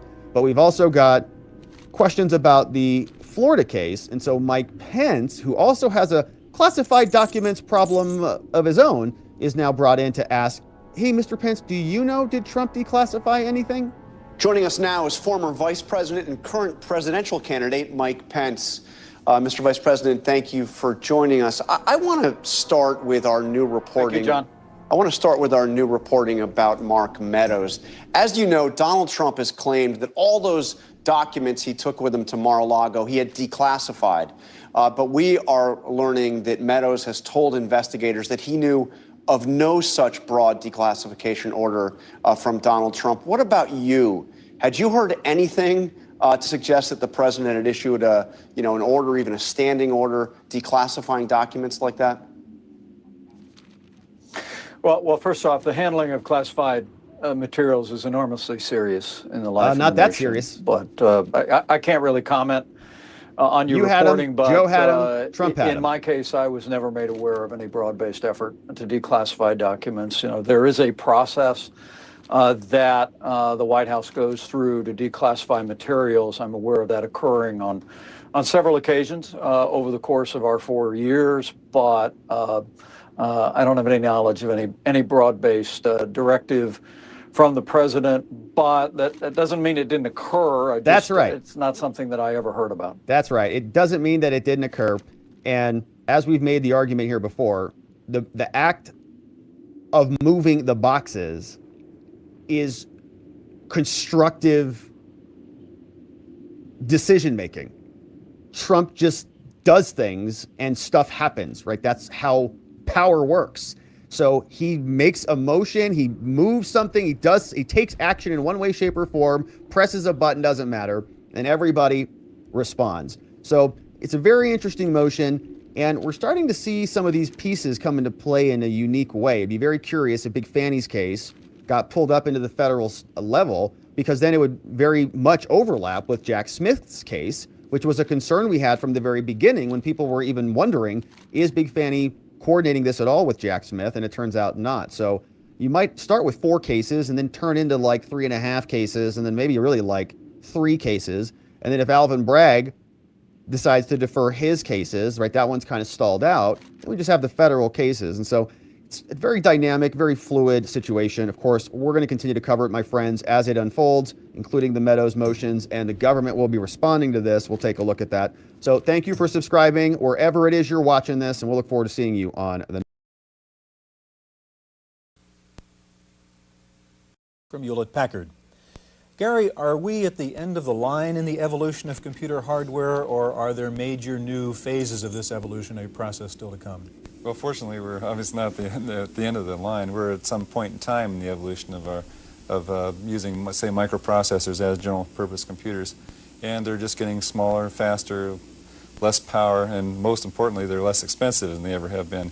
I guess the logical conclusion is they get so small that you lose them like you do your keys. But as far as evolutionary trends, there are a lot of new things happening with microprocessors, use of microprocessors as controllers for, let's say, intelligent devices such as a wheelchair that finds its way around and, under microprocessor control. So I think there's a lot of exciting things that are going to happen that will be off the mainstream of using computers as general-purpose computers as well.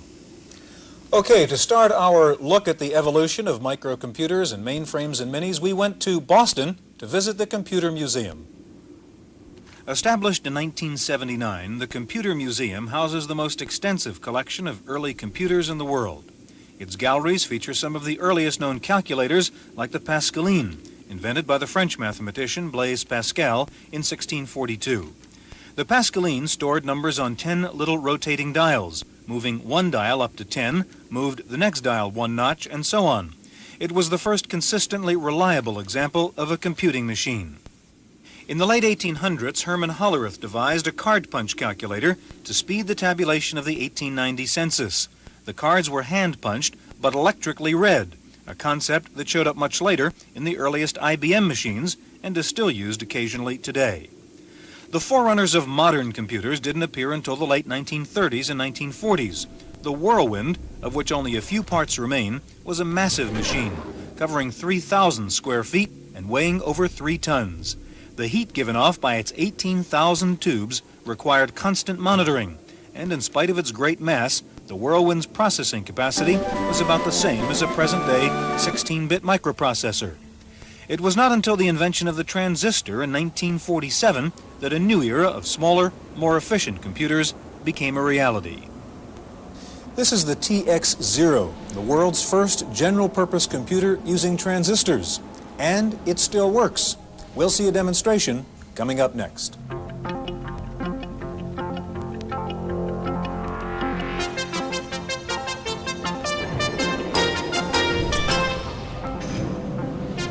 Products to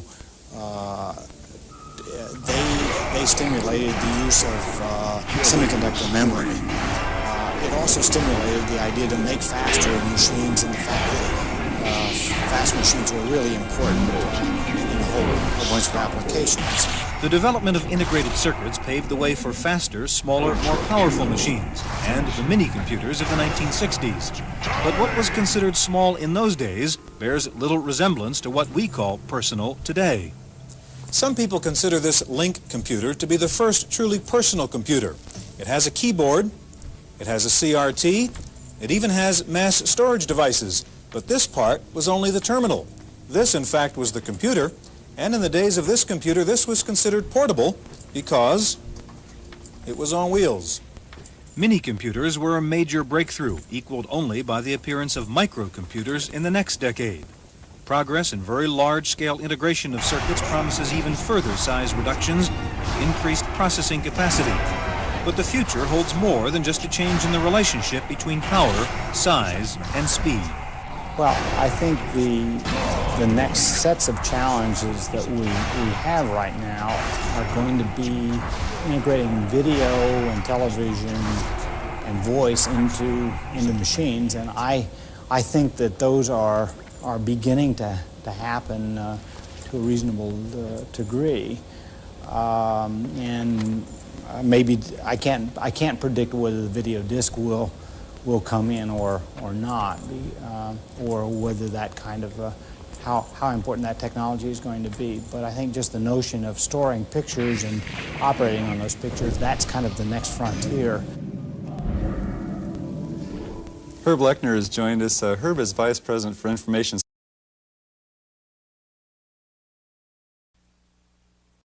Utilities will let you actually alter file allocation tables. Possible in part by... This is Gary Kildall. Gary, when you take a look at a hard disk, and we have a hard disk drive over here, if I take the top off, you can see, I mean, that's it. You can't really tell very much about what's going on inside there. There are programs like this one which maps a hard disk for you. You can see where the files are. Still doesn't tell you that much. The question I have for you is, as a user, why do I need an optimizer, an organizer, a manager? I have a disk operating system. Why doesn't it do all this for me? Well, Stuart, there's no excuse for not having a good utility set like archiving and backup tools for very large disks like this.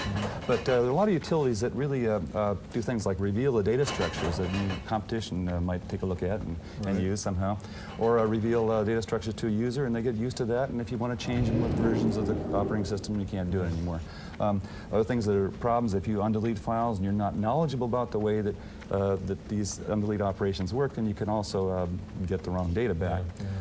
Utilities will let you actually alter file allocation tables. Well, that could corrupt your disk. So in the hands of, say, an average user, somebody who is not trained to use these utilities, it could cause a real problem if you provide it with the operating system. If someone else sells it, it's not a problem. You went out and bought it, well, it's your problem.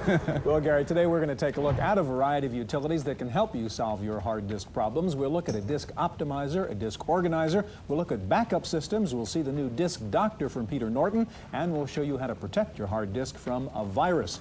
Now, again, if the basic operating system were more powerful, more friendly, maybe you wouldn't need all these utilities. Microsoft says the new version of MS-DOS is a more powerful operating system. We're going to begin by taking a look at DOS 4.0. The Businessland chain of computer stores has been in business long enough to witness the entire evolution of the IBM PC and its operating system, from the first A prompt to the latest DOS shell. At the company's headquarters in San Jose, California, there are testing labs filled with samples of new hardware and software.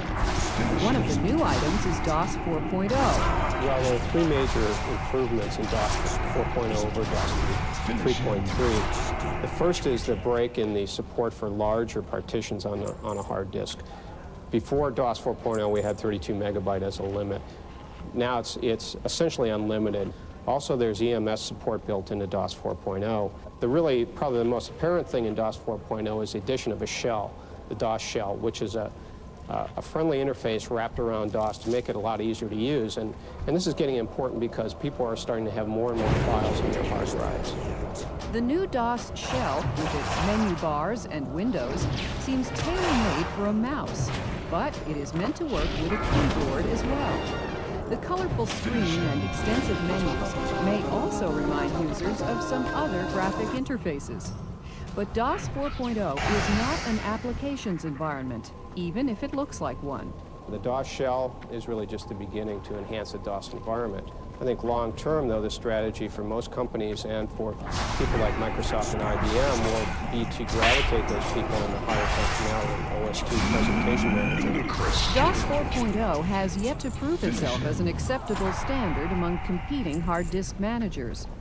But on the other hand, the dramatic change from a blank screen to one filled with information about files, directories, and the arcane DOS commands should make life easier for the everyday PC user.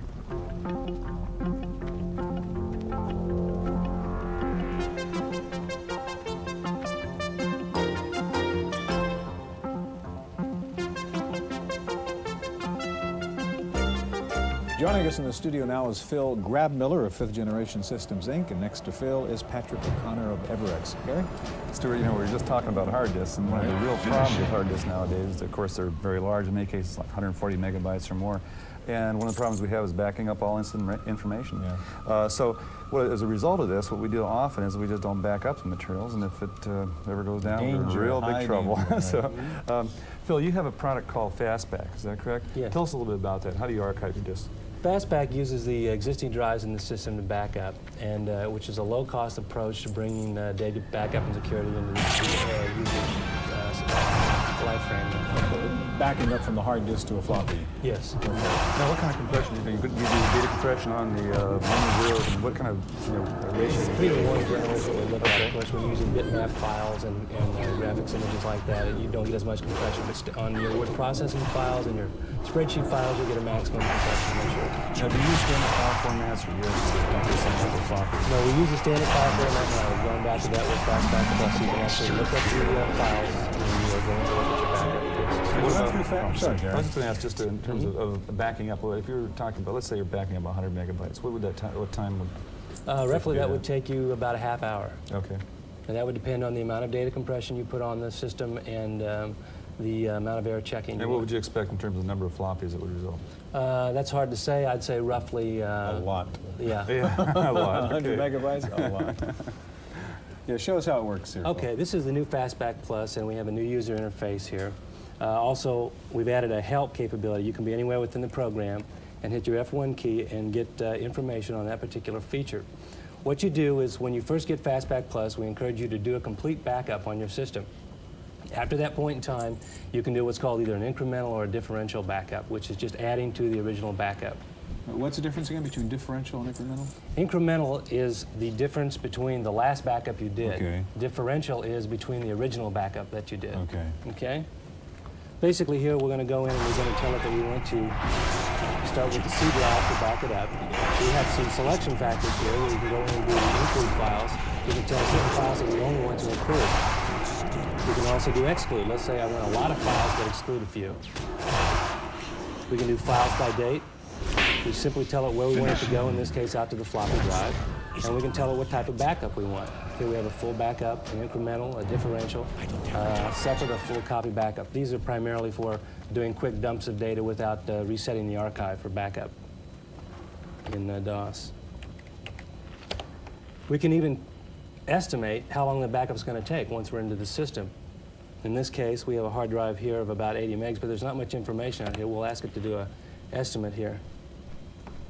In this case, it's going to take 1 minute and 8 seconds to back up the data that's out there in the drive. So we know how long we're going to be sitting there. We also know how many disks it's going to take up front. And we also have a timing factor here which runs as you're doing your backup. So obviously this is not a full disk by any means. No, no. Yeah. What would good practice for a typical user be in terms of how to use Fastback? We recommend once a day. If you're a casual user, word processing, spreadsheet files, you know, you can get by with once a week.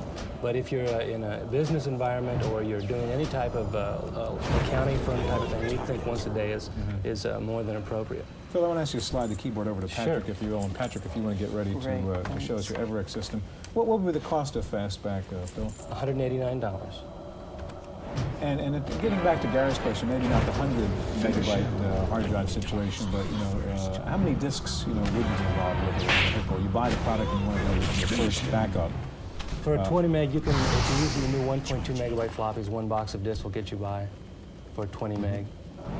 Okay, and the compression you do, how does that relate to the speed? I mean, the whole point of Fastback, I suppose, is to speed up this process rather than just simply making copies of these things. The timing of the backup does slow down if you put on the data compression. What you're doing is you're asking to do an extra process there, which is to squeeze these files down, and you're also asking it to do that on the restore. So basically, it's going to take a little bit longer. It's hard to estimate exactly. Okay, Patrick, you've got another more heavy-duty approach here, and tell us about your system. What we have here is an external 125 megabyte tape drive. So what you're really getting is an external unit along with the drive mounted internally there. It comes with software and an additional controller card which is mounted inside your PC. And about what cost is that? Retail would be $1,800. And who's the kind of user that wants to use your system as opposed to Fastback? You'd see it more in a corporation or university environment, real heavy power users. People who do massive amounts of disk utilization as well as need large backups. Can you show us how you would do this? Sure. What I can do, let me show you a real quick file-by-file backup. What you can do is simply tab around off the main menu. You're going to be bringing up what Everex, the easy user menu there, which you can do also if you're more of an engineer type. There's a more advanced kind of menu for those into the bits and bytes. Back to the original, what you can do, basically that would be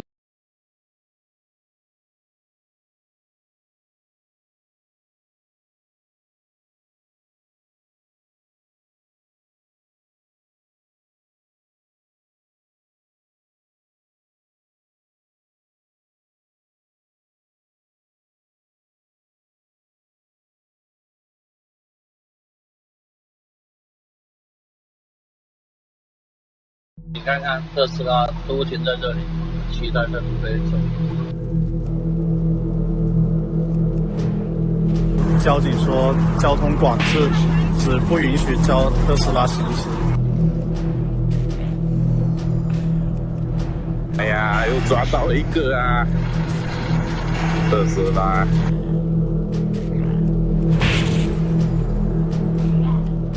This is an airport in China's Hunan province that forbids Teslas from entering or parking in the parking lot.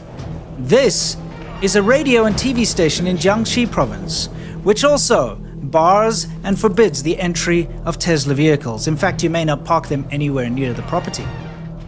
And here in the capital of Guangdong, Guangzhou, Teslas all of a sudden randomly were pulled to the side of the road and not allowed to travel on certain roads with no explanation. What is going on?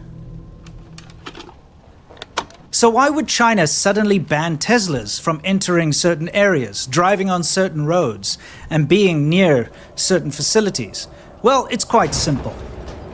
The Chinese government is worried about espionage. You see, modern vehicles, not just EVs, have a lot of technology built into them. We've got cameras, microphones, GPS systems, and a bevy of other things that can be used for espionage. And let's face it, it's true. If you have a car parked near a certain building, it can record who goes in, who goes out, it can record audio, it can give you times, dates, exact locations. There's quite a lot that you can do, and of course, with a little bit of modification, you could definitely boost the signal and probably pick up audio inside a building, or what have you. So, of course, it's an espionage tool. It's a potential espionage tool. But it's quite telling that the Chinese government would ban Teslas, because they're quite used to using technology as an espionage tool abroad, which we'll get to shortly. I just wanted to let you know that it's not just these specific areas that ban Teslas, but anything to do with the army.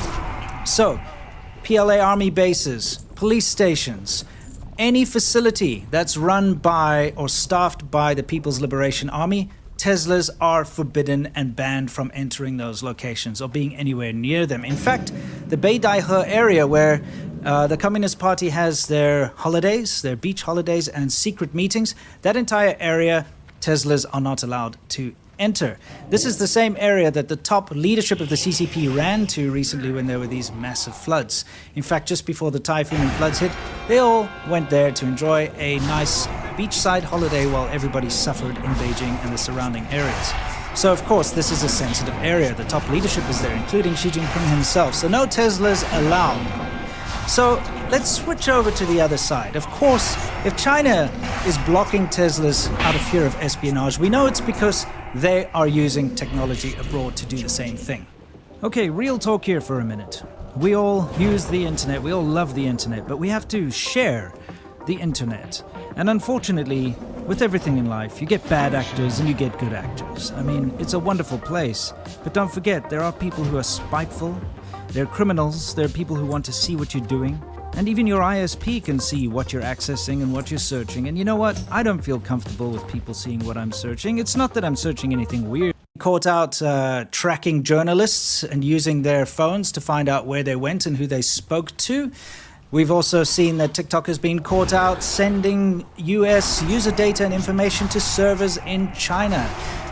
Chinese technology is used for espionage. And let's face it, everybody, China's whole tech sector is built on IP theft. A huge portion of China's economy is built on intellectual property theft. The military is based on intellectual property theft. Every single military vehicle that the Chinese have is a copy of an American or a Russian or some other kind of vehicle. Of course, the technology too is all based on something else. How many countries are out there trying to steal ideas and intellectual property from China?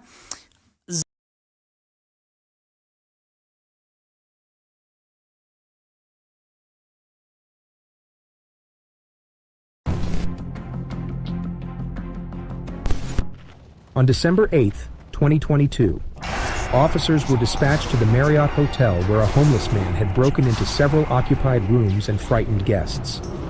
Housekeeping staff found him in a nearby vacant suite where he refused to leave. Where's the officers at? They already up?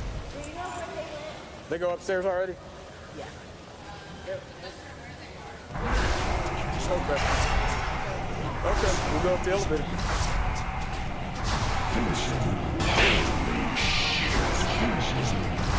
All righty, thank you.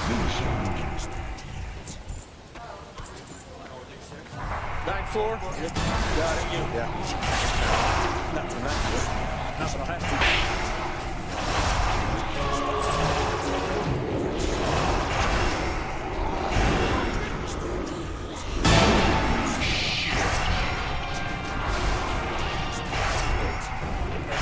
Not bad. How you doing today? Another day in paradise. Wow.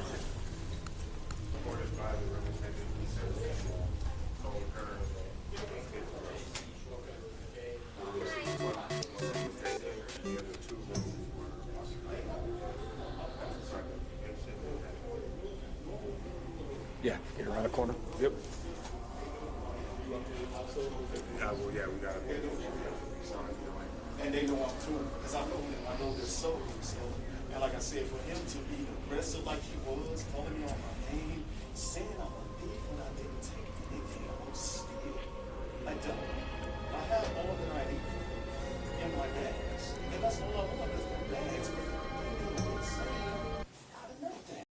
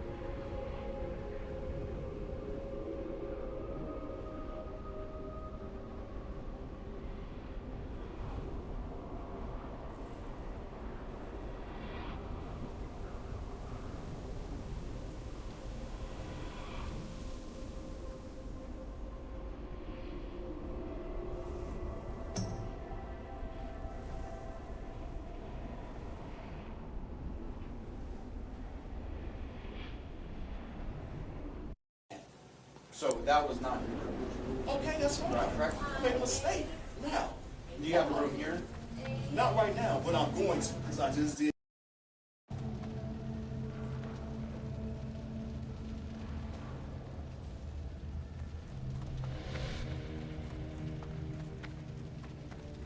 A live stream, and like I said, I'm going to have a room reserved here for my choice, on my pick.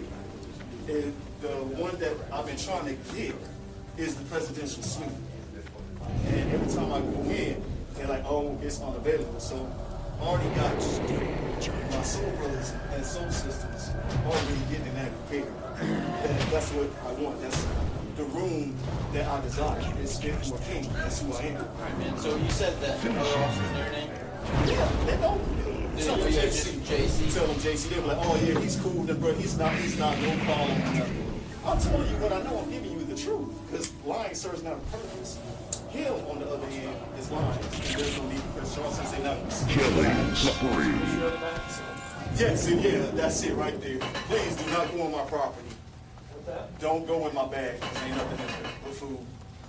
I just want my stuff. I just want to exit the thing, and you won't even see me. That's it. But they won't be hard-headed. Well, yeah, you have a business to run. That's fine. And they can run their little small business because that's going to end anyway. But anyway, that's beside the point. I just want my 2 bags. Y'all can go about your business, be good brothers, because you're going to be blessed. And let me exit out the door and go on by my way. That's all. That's it. All right. Where you going? Don't touch me. Don't touch me. Don't, man. What are you doing? You gotta put your hands behind your back. Don't touch me. Sir. Get arrested for trespassing. Get off me. Sir. Get off me. Put your hands behind your back. I'm not doing a damn thing. Get off. Get off. Put your hands behind your back. If you don't let go of me, I swear to God, you're going to lose your life. Sir. You're going to lose your life. You're going to lose your life. Take him to the ground. Hey!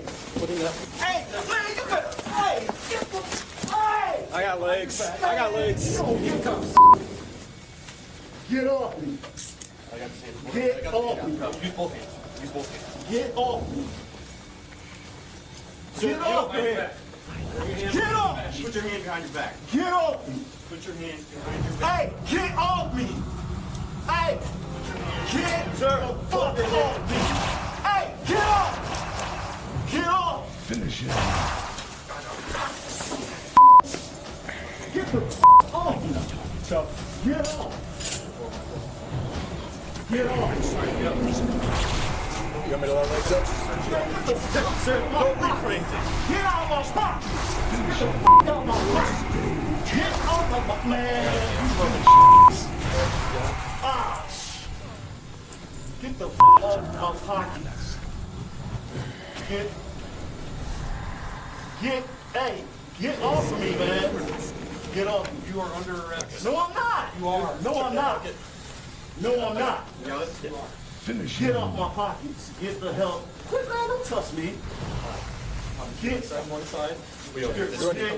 TD, you want to check for ID first, or you can keep searching? right, okay? It's up to Get you. off me. We got I'm all of losing it. these So, f***ing cuffs. I'm losing these toy cuffs. They go go on that by file. Are they still on 1 with robbery? Go to 2 if they are. Untighten these for real. Untighten. Untighten the cuffs. Untighten them. They're too tight. It ain't that serious. I'm not even a danger to nobody. He's on 2 right now. I haven't switched to 2. Hey, uncuff these. Make them loosen. Loosen.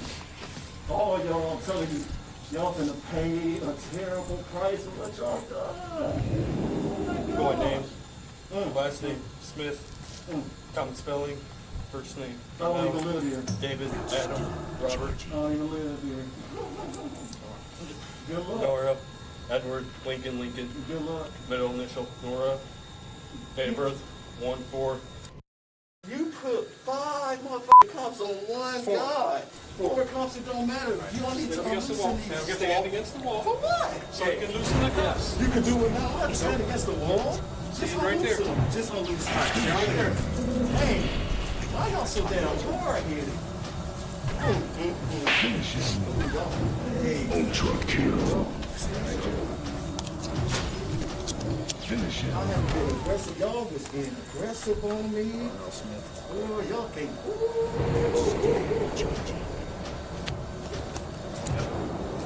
So don't be twisting your arms, all right? Oh, That's why they get tight. no, man. Hey, there's plenty of room on each cup. No, it's not. These is tight. I'm loose. Yep, I can fit a finger in each. Look, my fucking wrists are fucking tight. And keep twisting them. I'm not twisting them down. They're too just twist tight. them even more, sir. I'm loosening them There. so I can have some circulation. No, they're not. They're too tight right there. They're fine. I can fit a hand. Back on 156, go ahead. Dude, hey, you don't have to hand me yours like that. Let me walk through them. Let me walk through them. You don't have to hold on to it. Can I get my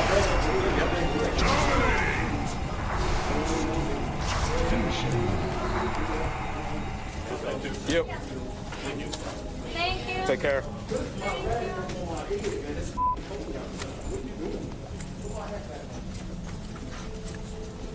Why y'all so damn aggressive? Y'all really think y'all need something? Y'all really think y'all need something? No, he never came back with a return. I thought he was. Y'all like wearing the Halloween costume? Y'all like that? You got a big dick for you. Y'all is in. Don't let y'all do this to me, Say goodbye to your soul. Say goodbye to you. Because I didn't do anything wrong. All I wanted was my parents. Oh, I want to call the same. Why you always call your family for one person? Why you always try to be the same? Like it's really something extravagant, something so bro. I mean, you know what I'm saying? Why you can't have this other person? 156. Did you get the return on Mr. Smith?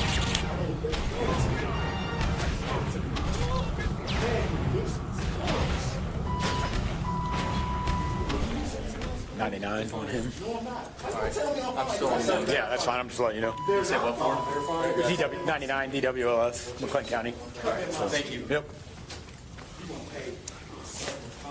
Yeah, okay, Jesus. Nice Yeah, I know. Your shoe was right. You did. Don't forget the name, because the last thing you remember is you gonna drop dead on 6 years now. Because I ain't even got to touch you.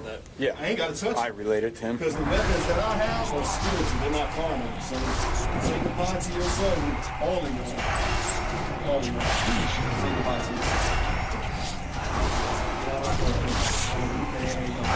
Cleared that up. We can back home. No, I know. It's just that we had to take told him to switch over when we got here. Then you're going to know that I am that I am. The great that I am. I'm taking over the telecommunications. I'm telling all platforms. And I'm about to get a rude awakening. Those are not your rooms. You're not authorized to be in them. That's trespassing. But how did you know? You just going off. Our suspect was charged with criminal trespassing and resisting arrest.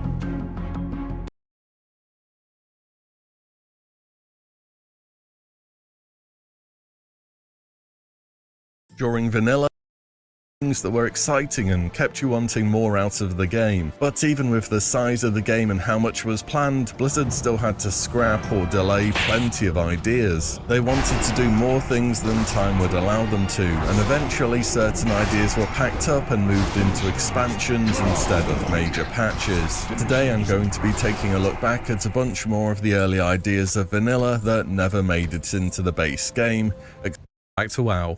In Silverpine Forest, Horde players experience a story of a city that has been saved at the cost of unleashing horrors upon the world. I've been playing through this zone recently with the text-to-speech add-on called VoiceOver, and there is a lot more to it than I thought there was in the past. And Silverpine creates so many stories that are picked up in future expansions, such as Archmage Aragal's resurrection in Wrath of the Lich King, and of course the Worgen race and Gilneas becoming official content during the Cataclysm. The once great city of Gilneas itself is situated in southern Silverpine, and was a big point of mystery during vanilla. It was one of those big gates to nowhere that teased the later content in the game. Outside the gate, Alliance refugees camped in a sense of hope that one day the gates would reopen, whilst Horde players had to contend with the disastrous decision of Archmage Aragal to summon the Worgen into the world. And during nighttime, the residents of the nearby Pywood village morph into their true form. This is one of two areas in the game, that I know of at least, where there are different enemies between night and day, the other one being the graveyard in Moonbrog in Westfall, where there are vultures in the day and zombies at night. As for Archmage Aragorn himself, he has retreated into the depths of Shadowfang Keep, asserting himself as the Worgen Alpha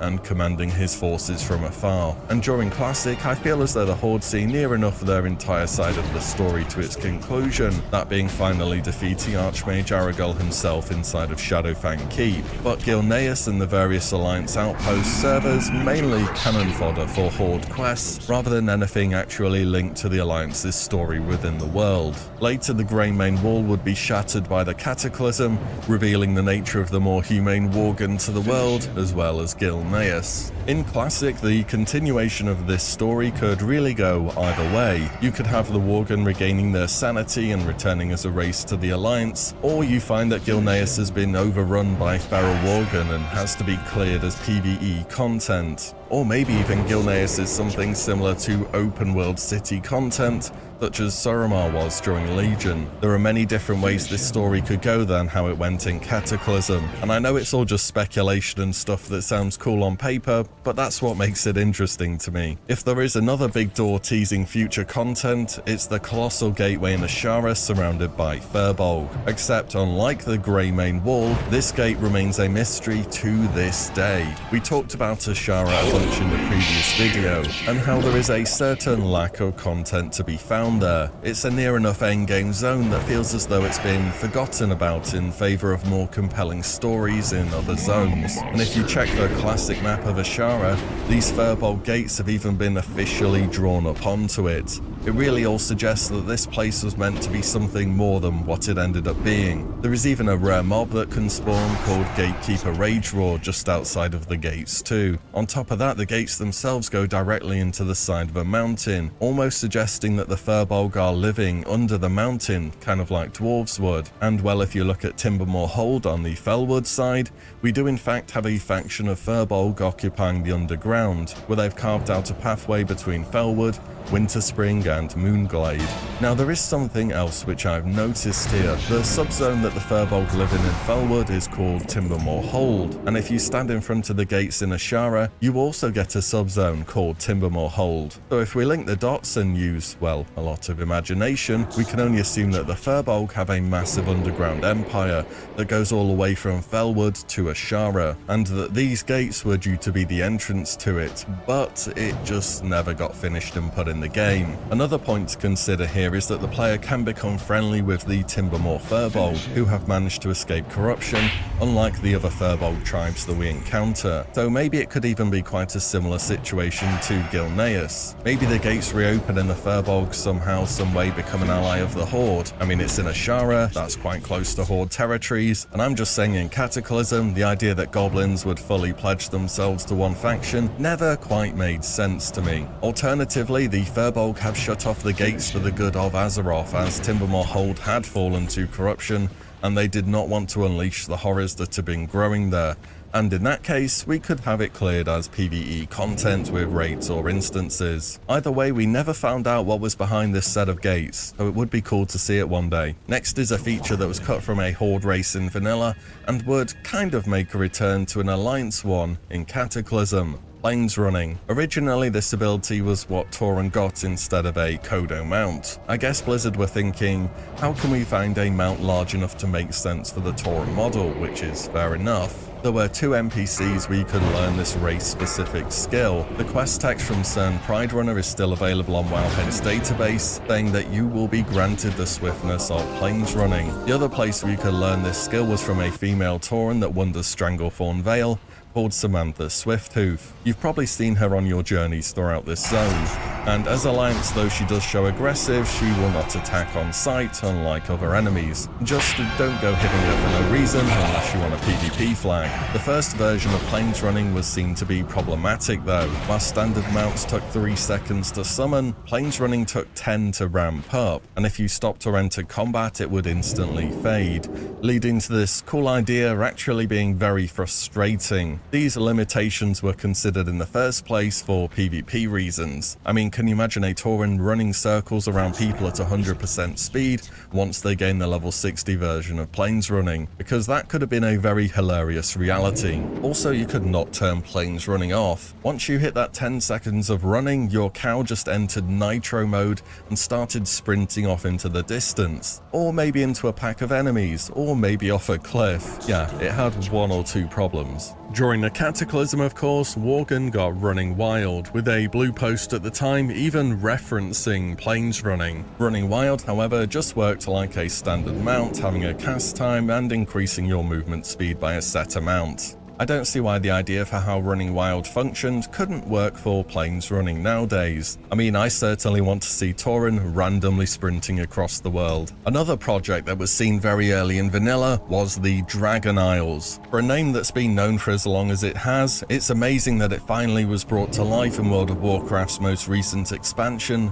Dragonflight. Originally, the Dragon Isles were intended to be a late-game zone in the northern eastern kingdoms. There was also supposed to be raid content present for players between levels 65 to 70. This zone and/or raid was also supposed to house temples of worships for various old gods that would serve as enemies for players. One of the most popular early pieces of concept artwork shows a fossil or squid-like temple with long tendrils extending outwards. During the battle for Azeroth, the Shrine of the Storm in Stormsong Valley showed very similar artwork to this idea, but just on a much larger scale. And as easy as it is to miss, this kind of artwork itself was included in Classic WoW 2. Well, when I say it's easy to miss, it is if you play Horde, because it's located in Darkshore. There is a subzone called the Master's Glaive, which show off the remains of a huge and ancient battle between an Old One and stone giants. Players are sent there to find out what the Twilight's Hammer are up to and to put a stop to them. This quest series eventually carries players over to Black Fathoms Deep to defeat more powerful cultists. The Dragon Isles were cut at such an early stage of vanilla that these days, if they were brought back, they could really be anything. Also, we already have...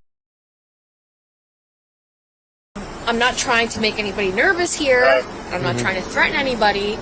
But my mother works for the state of New Jersey, and she's a prosecutor, and I work in real estate, and my dad has worked in real estate. So I think what's happening here is that we have a spiteful employee, but I don't know. Someone called my job and told and messed with my income, and I'll show you what someone said to me if that's okay. Yeah.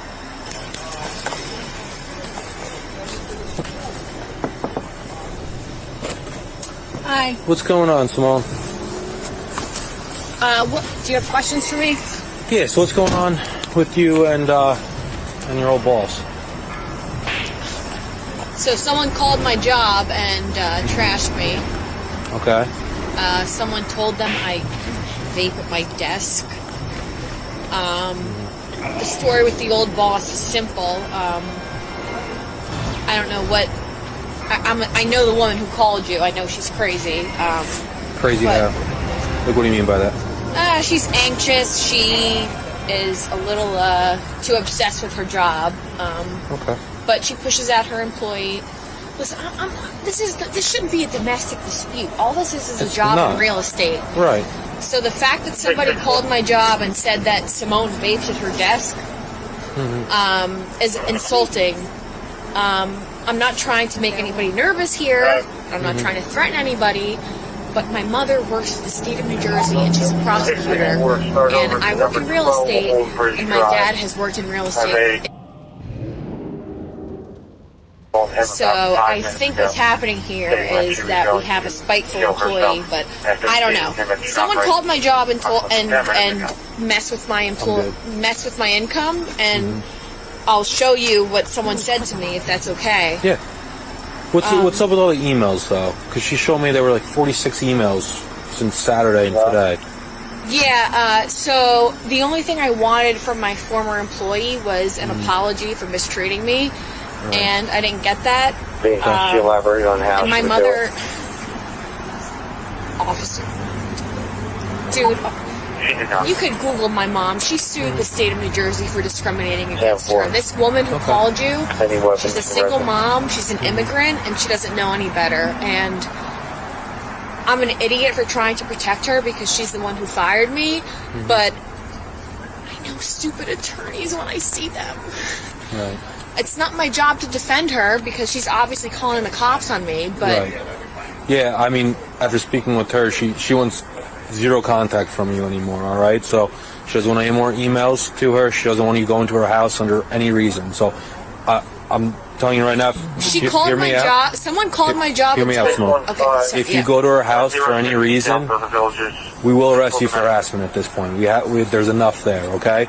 I'm not arresting you right now, but I'm telling you very clearly under no circumstance there you go back to her house. She's making my mom cry. Don't go back to her house. Oh, listen to what you have to tell me. She's texting my mother and telling Contact her that us I'm if there's an mental issue. case. She told me I got fired for having COVID, and that's the only reason. I'm sorry. I know you guys have better things to do, but this is embarrassing. This is embarrassing for her, and this is embarrassing for me. And I'm saying, and she's my mentor. She's the reason she fired me, but she's the reason I was able to get a new job. And she's still treating me badly, and I can't believe it. And I'm sorry for wasting your time. Listen, you're not wasting my time, but you have to see it from her side. You're sending her food to her house. You're showing up at her house. You're sending her. She called my job. Emails. She called my job, and Do you know that it was her? It was someone from that place. Because you don't even know that it was her, and you're showing up at her house, yelling at her camera. She won't admit to me that it wasn't her. All right, but it was either her, it was my boss, or it was the other paralegal. Someone called my job and messed with my money. I understand that. I'm not justifying what they did, but that's I'll show you what they said about my mom. You don't mess with my mom. My mom is more of a... So if you want to report harassment, my mom is more of a cunt than she is. She sued the state of New Jersey for discrimination. Right. I'm trying to protect this woman, but she's crazy. So if there's an issue, contact us though. Don't go back there for any reason. Don't contact her for any reason. I know I won't contact her, but okay. Just tell her that I love her and I have compassion for her. Okay. Because I know what she's going through. I've been manipulated by attorneys before, and I know what she's going through. And she's a single mom, and she's an immigrant, and she's from Brazil, and she doesn't know better. So that's why she's so angry.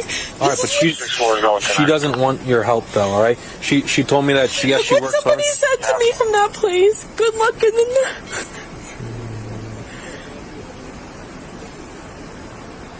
I don't know if that was her, but somebody said that, and look at this. That's my mom. You can Google my mom's salary. Somebody messed with my money, and somebody insulted my mom. Put your hands behind your back. What did I do? You failed the test. Put your hands behind your back. I failed it? Yes. Put your hands behind your back for me. All right. Unfortunately, you failed all 3 tests. Can you tell me how I failed it? Nope, not right now. We're not having this discussion on the side of the road, all right? It'll all be in the report, but unfortunately, that's where we're at, all right? It's got nothing to do with her. It's got everything to do with you drinking and driving tonight. Base 17 for John's Law, please. Hang on. I know. I'm going to double lock them so they don't get too tight for you. Can I just get my license and stuff? Yep, I can grab that for you, okay? I'll grab it out of my car. I'll grab it, all right? Hang on. She did this to me? You did this by drinking and driving. Well, she... My dad is actually my dad's a police officer, so he taught me how to drive. It's Seattle, Port of Seattle. Oh, Port of Seattle? Okay. Yeah. You gotta blow. Okay. Go. Stop. All right. So you know what the legal limit in the state of Washington is for someone who's 19 years old? Nothing wrong. No, not quite. So it's .002. Yep.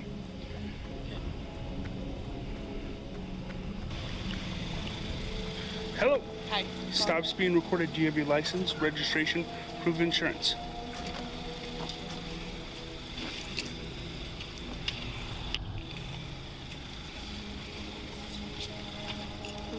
Registration. All right.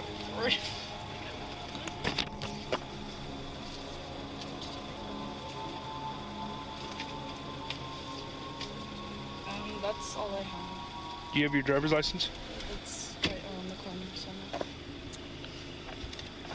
Like, it's at home. Oh, it's at home. Okay. Yeah.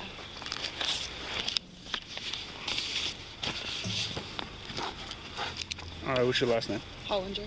H-O. Okay. Oh. First name? Ashley. A-S-H-L-E. Middle name? Sue. S-U-E. All right. Date of birth? 9/30/01. 30/01.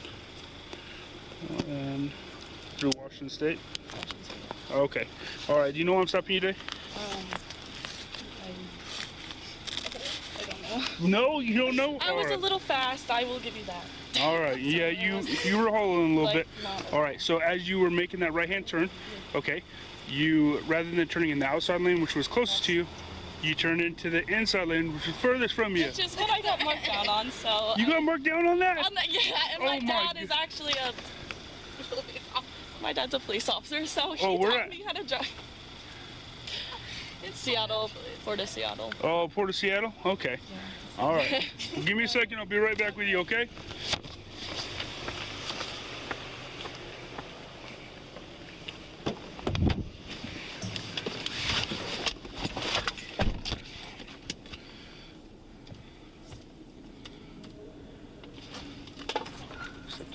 I'll be out doing FSTs.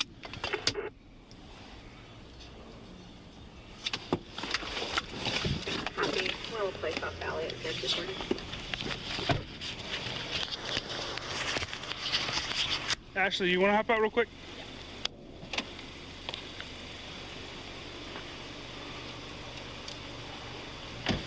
All right. Yeah, just come back here. Okay. All right. Hey, how old are you? I'm 19 and a half. He's 19? Yeah. Okay. How much alcohol do you have tonight? Not a lot, and I'm like really nervous. I get very, but like not a lot at all. Not a lot? No. Okay, so like how many beers or shots you?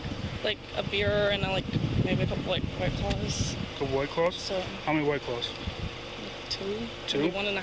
Okay, when was your last one? A couple hours ago. A couple hours, so 2 hours so ago? I thought, yeah, like maybe even 3. It was like early today, at 10. Yeah. So At 10? Not early at all. Okay, so your last drink was at 10? Or like around 10? Yeah, at 10. Okay. All right, here's what I'd like to do, okay? I do smell it coming from your breath still, okay? Would you like to do some voluntary field sobriety test? Sure. It's up to you. I don't know what that means. So it's voluntary, is what I'm saying. Sure. Okay, so let's go over here where it's a little bit more level, okay? Do you have a jacket by chance? I do not. Okay. Well, it's starting to rain a little bit. I just don't want you getting cold. All right, so here's what I'm gonna do. I'm gonna have you stand with your feet together, arms down to your side like you're in the military. I want you to remain in that position while I give you the instructions for this test. Do you understand? Yes. All right. So do you have any problems walking, standing, or turning? No. All right, do you have any problems? Do you wear contacts or do you wear glasses? No. All right. Is there anything that I should know about you just so I can understand you a little bit better? No. No? Or you don't get like any quirks or anything like that I need to be made aware of? No. Okay, sounds good. All right, so first thing, okay, so it's important for you to understand, okay, your ability to follow my instructions are just as important as the tests themselves, okay? Do not start any of the tests until I've finished explaining, demonstrating, and telling you to begin the test. Do you understand? Yes. All right, so go ahead and what I'm gonna do for this first one, look at the top of my pen and follow it with your eyes only. Do you understand? Yeah. All right. See the top of my pen? Yep. All right. People says.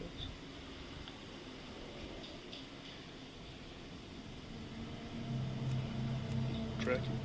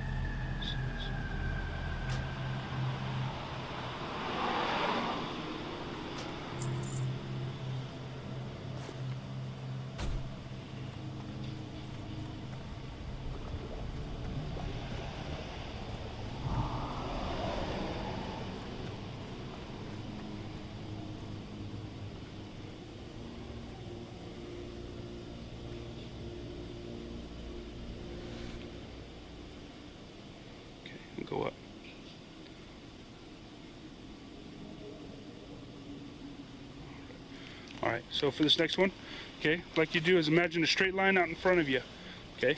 I want you to place your left foot on that imaginary line with your right foot in front, touching heel to toe, just like I am. Okay, go ahead and get in that starting position now. This way? No, like a Red Bull or low.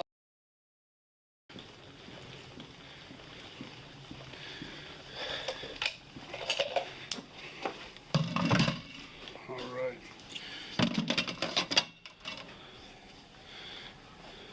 All right.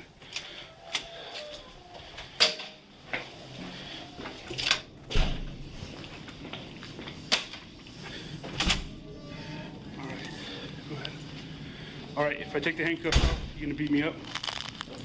You sure? All right, move them back. There you go. Unlace your fingers. All right. Have a seat on the brown chair.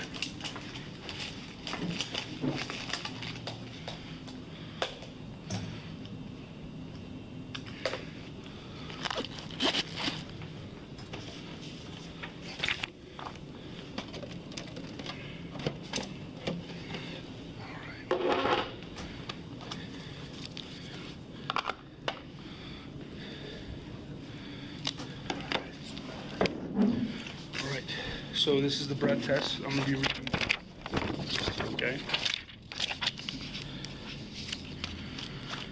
On the date and night, time and location of this arrest, I had authority to arrest pursuant to my agency's jurisdiction, RCW 1093. Constitutional rights. You have the right to remain silent. You have the right at this time to an attorney.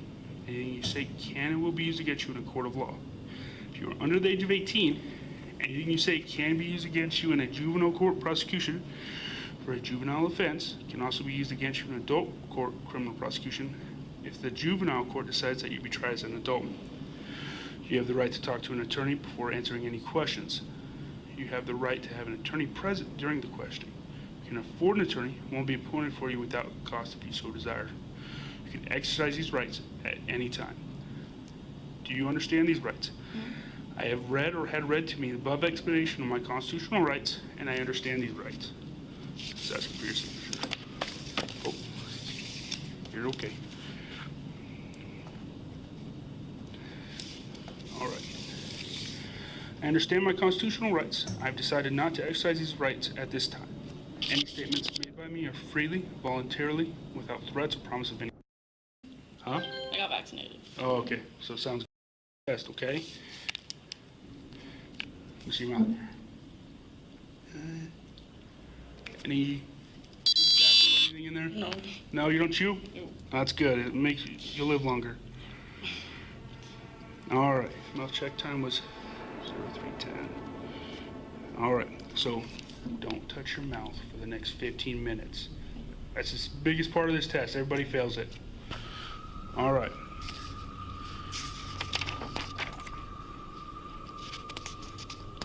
For some reason, everybody's face starts to itch. And then, like some person started picking their nose one time. It's gross. And they try to eat their burger. It's gross. That's the biggest part of this test. Everybody, these are going to sound really bogus to you and a little bit far-fetched. Oh, you have a cold? A little bit far-fetched, and it's okay to laugh at them. All right? I know you're a pretty good girl, right? Yeah. All right, ready? Don't laugh at me too much, okay? Do you have any physical impairments? Physical impairments? No. No? Okay. Do you limp? No, I do not limp. Are you sick or injured? I have a cold, I think. Oh, you have a cold? You think it's COVID? I don't need the vaccine. Huh? I got vaccinated. Oh, okay. So sounds good. Are you under the care of a doctor or a dentist? Yes.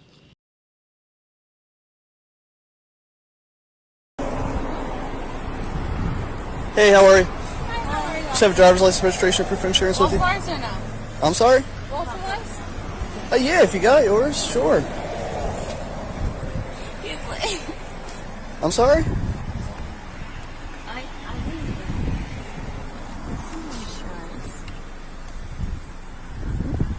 Thank you.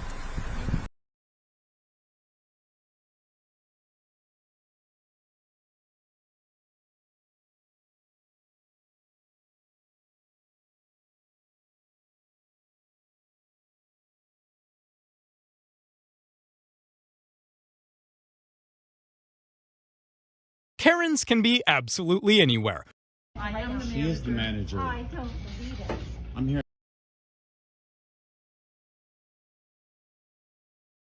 A few weeks back, you might remember Disney's new Snow White hit. The headlines for getting rid of 7 dwarfs and replacing them with average-sized magical creatures.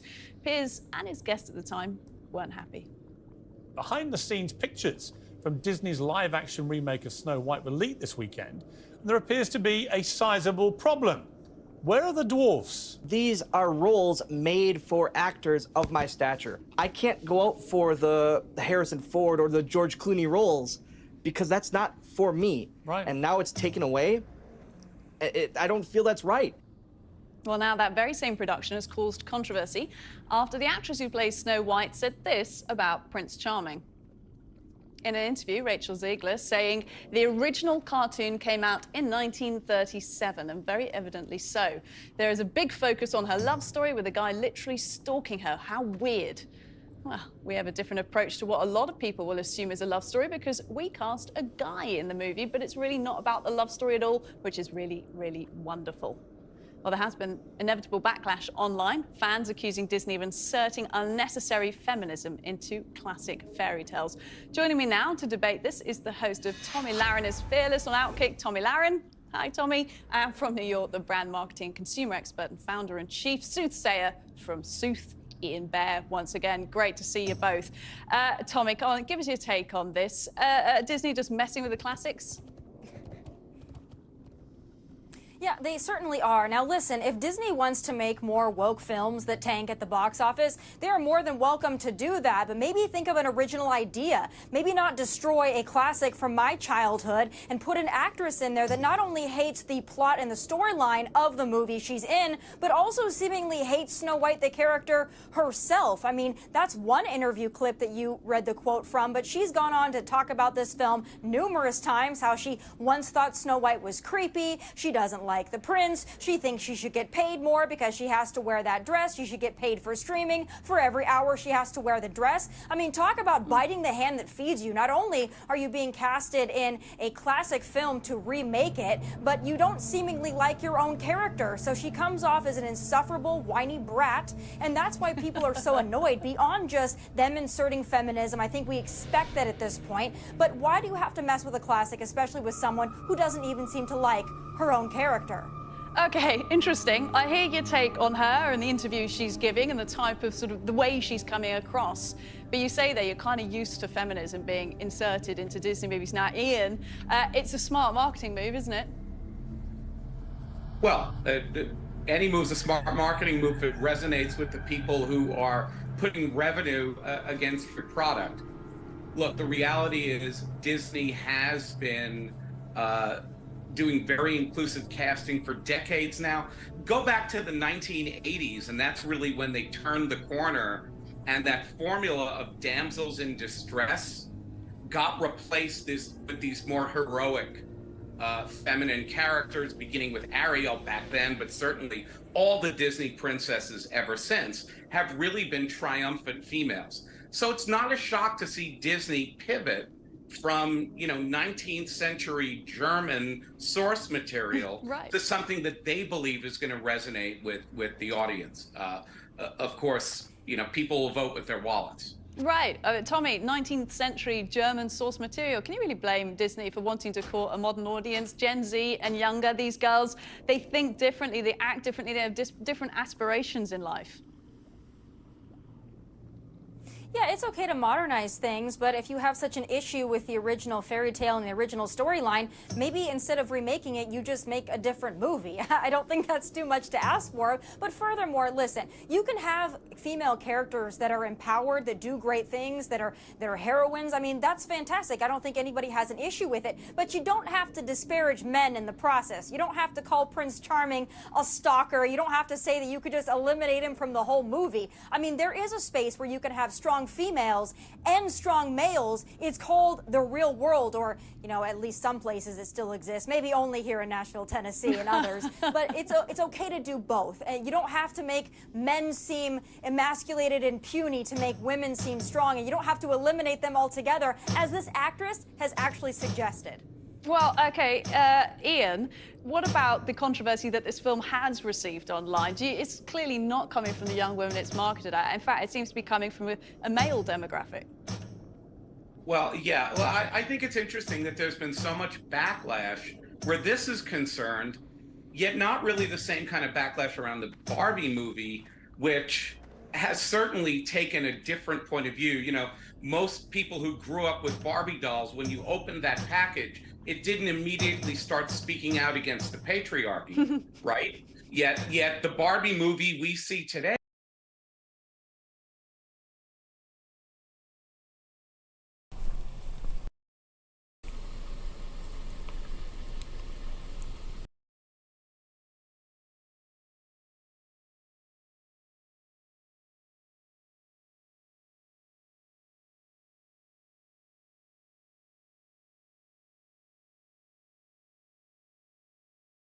Today, we're going to talk about Rachel Zegler, oh, God, who got backlash. She's supposed to be the next Snow White. She got backlash, which could ruin Disney's show remake, Snow White. Okay, let's read this. And, Rob, if you can get the clip ready of the second one. The one I tweeted, as a matter of fact, just go on my Twitter account and you'll see the one that I have. And just put that one up there. You were just on it right now. Okay, so I'll read it. Rachel Zegler. Critical remarks regarding the upcoming live-action Snow White remake have triggered concerns about potential damage to ticket sales. The 22-year-old actress faced backlash for her negative views on the original 1937 film and the prince character, which she labeled a stalker. Branding expert warns that Ziegler comments could impact the film's reception. She has been accused of gaslighting and dubbed a fake feminist. Disney faces challenges of managing Snow White's portrayal and controlling actors' statements to prevent negative effects on ticket sales.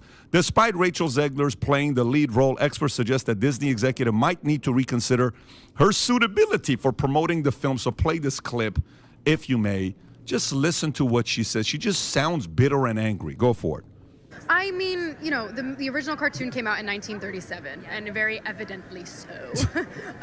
There's a big focus on her love story with a guy who literally stalks her. Yeah. Weird. Oh, so we didn't God. do that this time. So no prince, or a different kind of prince? We have a different approach to what I'm sure a lot of people will assume is a love story, just because, like, we cast a guy in the movie. What shirt is she wearing? Great dude. Yeah. It's one of those things that I think everyone's going to have their assumptions about what it's actually going to be, but it's really not about the love story at all, which is really, really wonderful. And whether or not she finds love along the way is anybody's guess until 2024. All of Andrew's scenes could get cut. Who knows? It's Hollywood, baby. Bro, who the hell are you to say all of Andrew's scenes could get cut? Like, who are you? Oh, my God. Are you Disney? Are you running? Can you go back to the tweet on what I told Bob Iger? Can you go back to that? Here's what I told Bob. I said, I'm curious, Bob, don't you think messages like this is why Disney keeps having box office flops? I've read your book, and I have. It's a phenomenal book. It's Ride of a Lifetime, I think it's called. Great book. I had our entire company read the book. You're a smart CEO. Mm-hmm. I'm not sure I'm convinced you're okay with this. You're losing generation of loyal viewers. When you think about Snow White, honestly, what is the premise? What is the story? It's a love story. It's a love story. It's a dream for a girl to grow up and a man falls in love. I mean, the plot is about will Prince Charming show up. And then after she says that, she gets a bunch of backlash.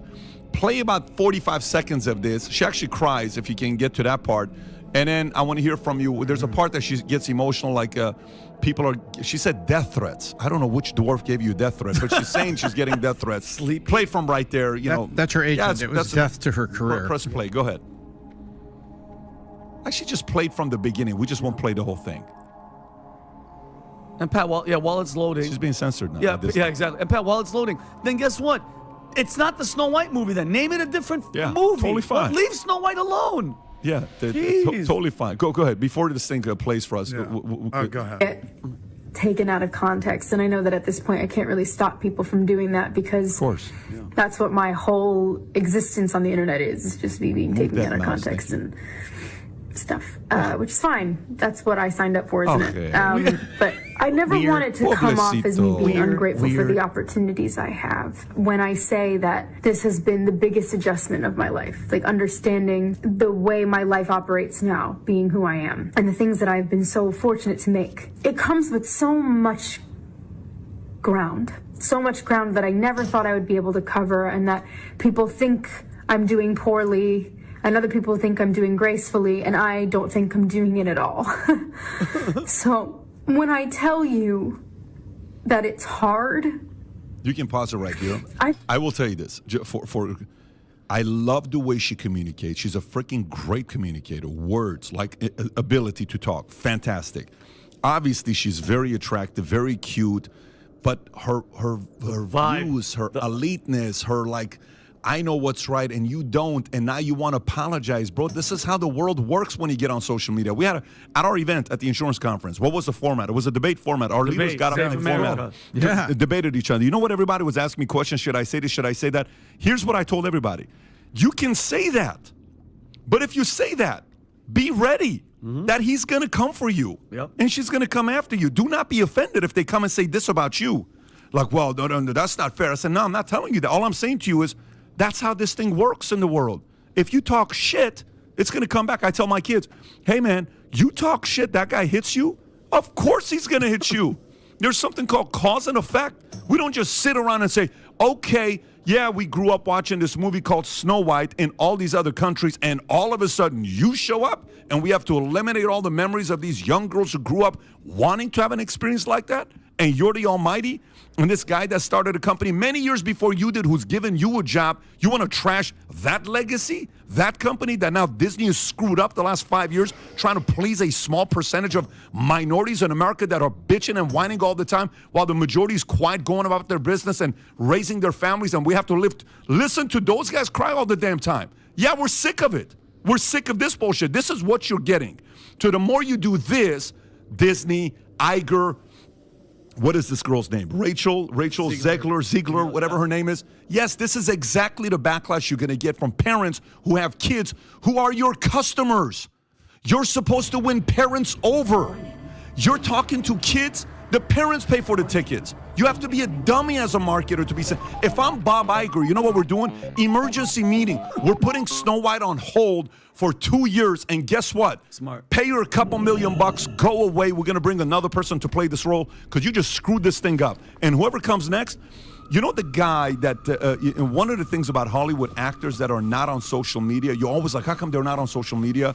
And then some of the guys that are professional, I don't know who King Arthur. Who's the guy that played King Arthur? I don't know what his name is. He's a great actor. If you type in King Arthur movie, what is this guy's name? That guy right there. What is that guy's name?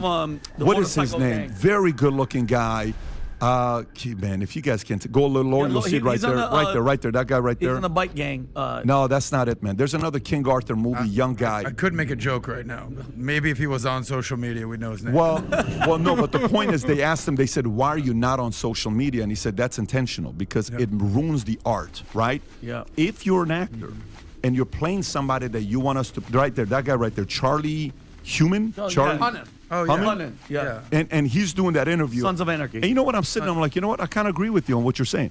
Listen, Mrs. Actress, you want to get out there and play a role for us to believe you're that person? Will Ferrell is screwed for the rest of his life. If Will Ferrell plays a serious movie, I can't take him seriously. Me neither. I can't take him seriously. Did you find your insurance paperwork? No, I only have the old one. My dad hasn't sent me a copy of it yet. Okay. Ma'am, I believe your driving could possibly be impaired by alcohol. I'm going to have you step out and do a couple of tests real quick, see if you're okay to keep driving. Go ahead and step out for me. Yes, sir. Do you have any medical limitations, impairments that affect your ability to walk and balance? I do have an autoimmune disease called Bechet syndrome. Okay. Yes. Bechet syndrome? Bechet syndrome. The last time I was diagnosed, I was about the third person in New Mexico to have it. Okay. It's very similar to lupus. Okay. All right. I'm going to have you try these tests as best you can, and we'll go from there, okay? Yes, sir. Do you feel comfortable walking in those shoes? Yep. Does your autoimmune disease or whatever it is, does it affect your ability to walk and balance? At at times I do get lesions inside of my intestines. I did go to the doctor last week for a lesion that I have. Okay, and did they give you something for it? Do you think it's better? They haven't done anything? There's okay, no so the lesion inside your intestine, does that affect your ability to walk and balance? As far as I know of, no. Okay. All right, put your feet together like this for me. Yes, Put sir. your arms out of your pockets and down by your side. I'm going to be looking at your eyes. Hold on, let me move my hair. Okay, arms down at your side, please. Be Yes, looking sir. at your eyes. I need you to watch the tip of this pin right here with your eyes and your eyes only. Don't move your head, just your eyes. Do you understand? Yes, sir. Try to hold your head still, please. Keep watching it. I need you to look at it. 1, 2, 3. My balance is very bad. 4, 5, 6, 7, 8, 9.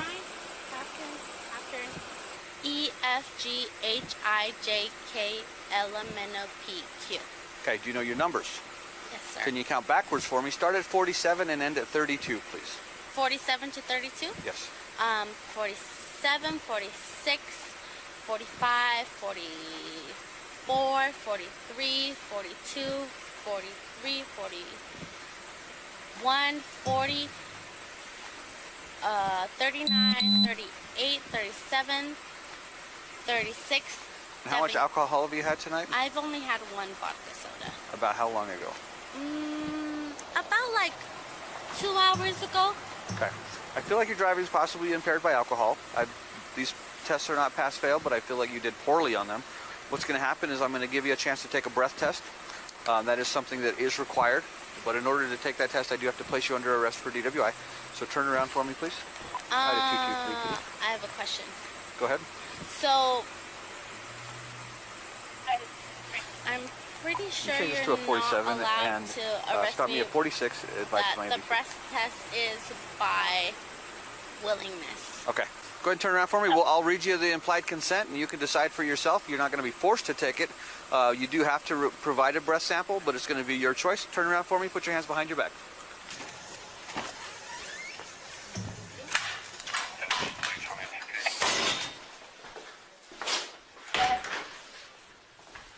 Go to your left. You are under arrest for driving under the influence of an intoxicating liquor or drug. The New Mexico Implied Consent Act requires you to submit to a breath test to determine the alcohol content of your blood. After you take our test, you have the right to choose an additional independent test.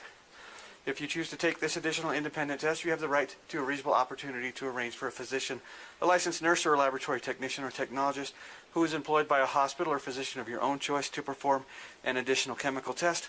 The cost of this additional test will be paid for by the law enforcement agency, the Albuquerque Police Department. Do you agree to take our test? It will be a breath test. Constant breath.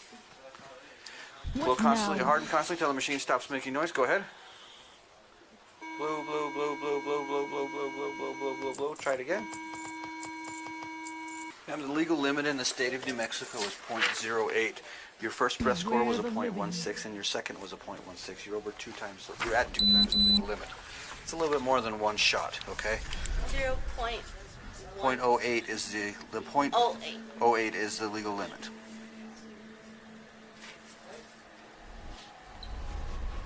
You are going to be transported out to MDC where you'll be booked for DWI. You're also going to be booked for failed to maintain a traffic lane, failed to obey a traffic control device, and for not having your proof of insurance in the vehicle. Do you have any questions for me? Do I have to make a phone call? You'll be able to make a phone call once you get processed, booked, photographed, fingerprinted. Okay, turn around for me. Hands back behind your back. How long? Like a year or 2 ago. No, how long did you fight though? Oh, I fought for 11 years. Did you ever have your nose broken? Yes. 11 years. My mom took me to stand up for myself from bullying. You want to talk to your mom? Do you want to tell her you got arrested? Yes.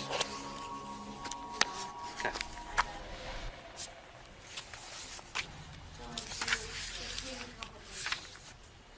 From boxing to bikini, huh? It's a good transition. I think you did the similar, didn't you? Yeah. I'm recording too, by the way. So I get super sick. Hello. My name's Officer Brill. Sergeant Dykstra just came over, wanted me to talk to you a little bit. Where are you coming from tonight? I was bouncing around. I went to a friend of mine's. Okay. Lolo. Okay. Yeah. All right. How much have you had to drink tonight? Just 2 beers. 2 beers? How long ago? Probably like 10:30, 11. 10:30, 11? Yeah. So about 2 hours, up to an hour ago? Okay. Did you have food with those beers? Yeah. Pizza. Pizza? Okay. Are you diabetic or epileptic? No. Do you take insulin for any reason? No. Any other medications? No. Okay. What I'm going to have you do is step out of the vehicle, okay? What I'm going to have you do is put your feet together, arms down at your sides. I want you to remain in that position until I tell you otherwise. Do you wear contacts or glasses? No. Okay. You see the tip of my pen? Yes. What I want you to do is follow it with your eyes and your eyes only. Would you be able to do that? Nope, don't move your head. Don't move your head. What I'm going to have you do, because you're having difficulty keeping your head still, take your fists, put them just like this. Okay? That way your head won't move back and forth. Okay? See the tip of the pen? Follow it with your eyes and your eyes only. If you have refused all that, do you have any questions for me?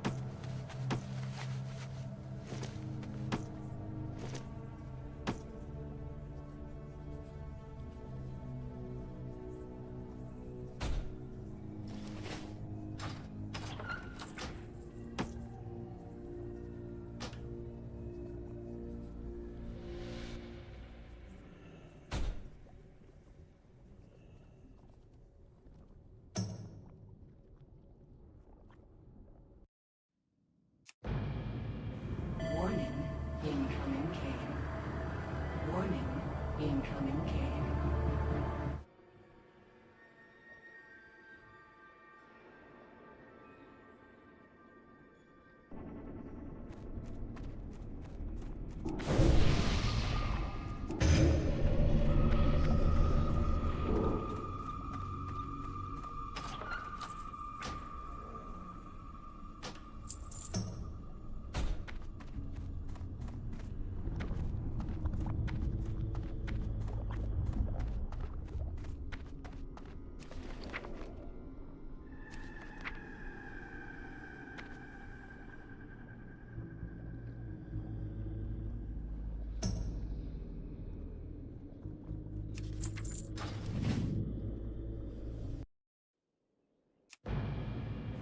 Warning, incoming cave. Warning, incoming cave.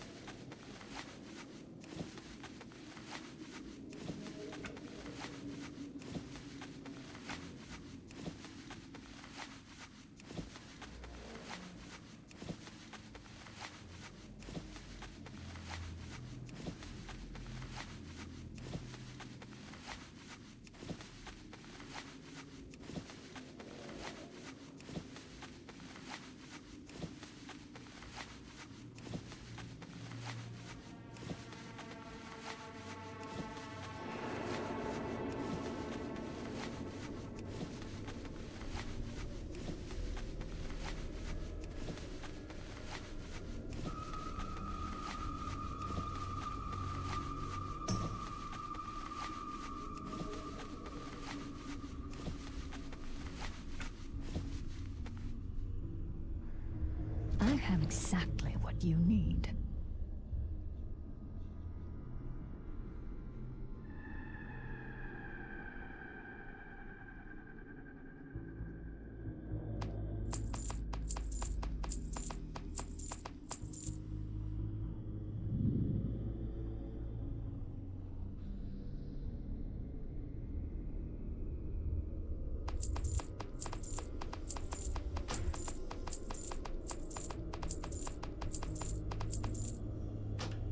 Watch your back.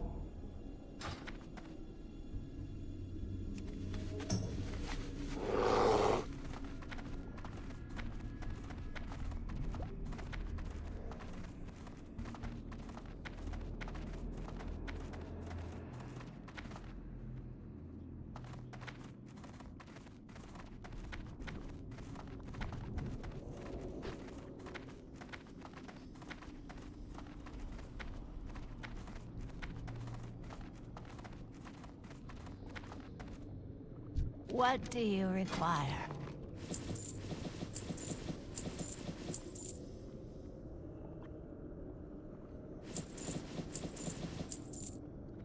Trust no one.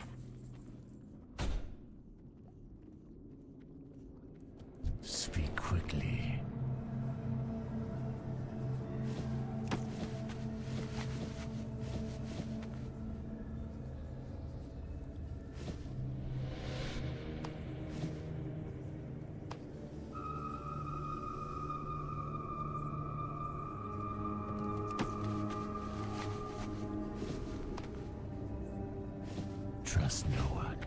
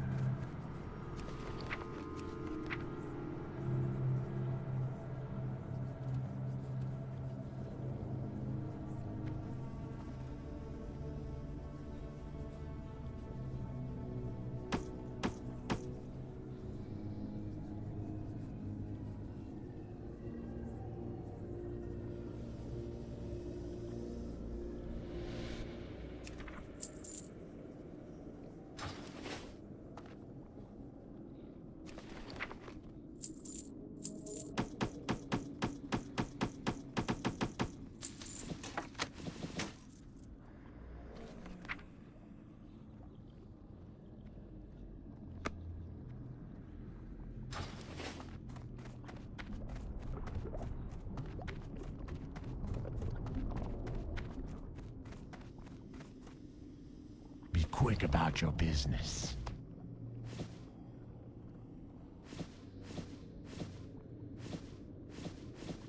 Dark Lady, watch over you.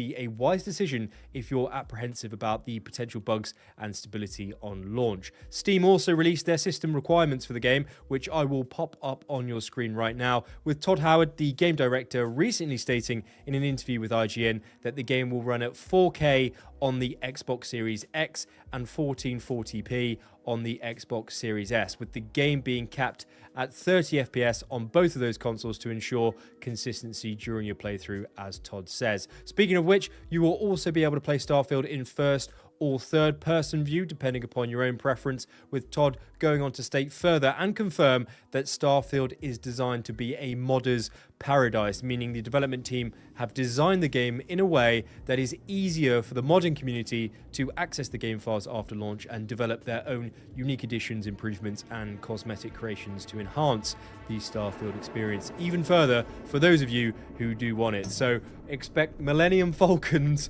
on PC in the first week, I would say. I'm looking forward to that. Now, what about the different game editions Bethesda is offering us here? Well, let's go through all the benefits of each one now so you know what the deal is. First of all, there's 3 editions and 3 different price points which vary between Xbox and PC. Now, the standard edition on Xbox, which is just the base game, that retails at £69, 79 euros and $69, with the Steam version being cheaper for Brits and Europeans at £59 and £69. Now, the digital premium edition comes with a few in-game benefits, the main being that you can play the game 5 days early. So if you pre-order, that will mean that you'll be able to access the game on the 1st of September instead of the 6th, as well as pick up a Constellation skin pack for your character, digital art book, original soundtrack, and access the first story expansion mission called Shattered Space when it does release. This will set you back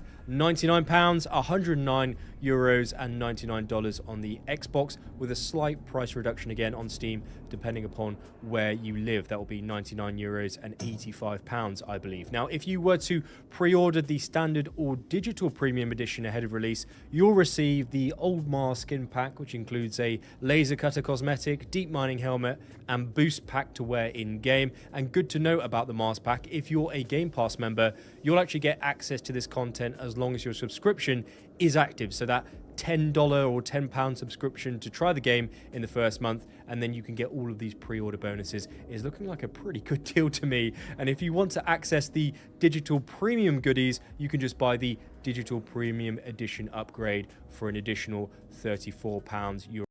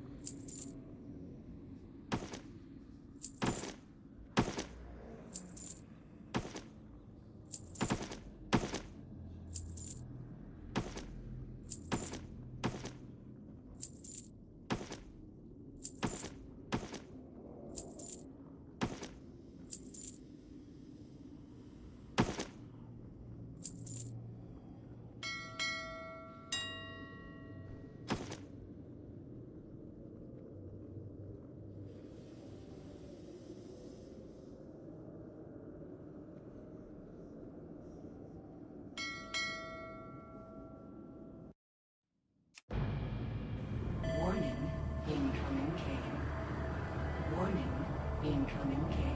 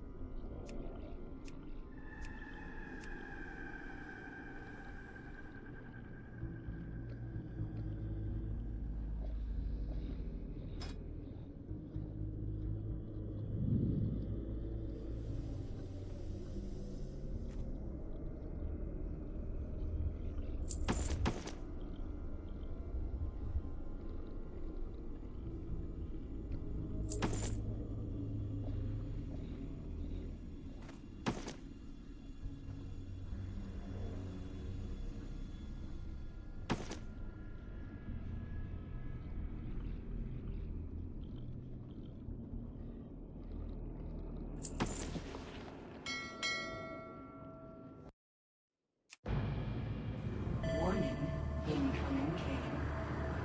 Warning, incoming Kane.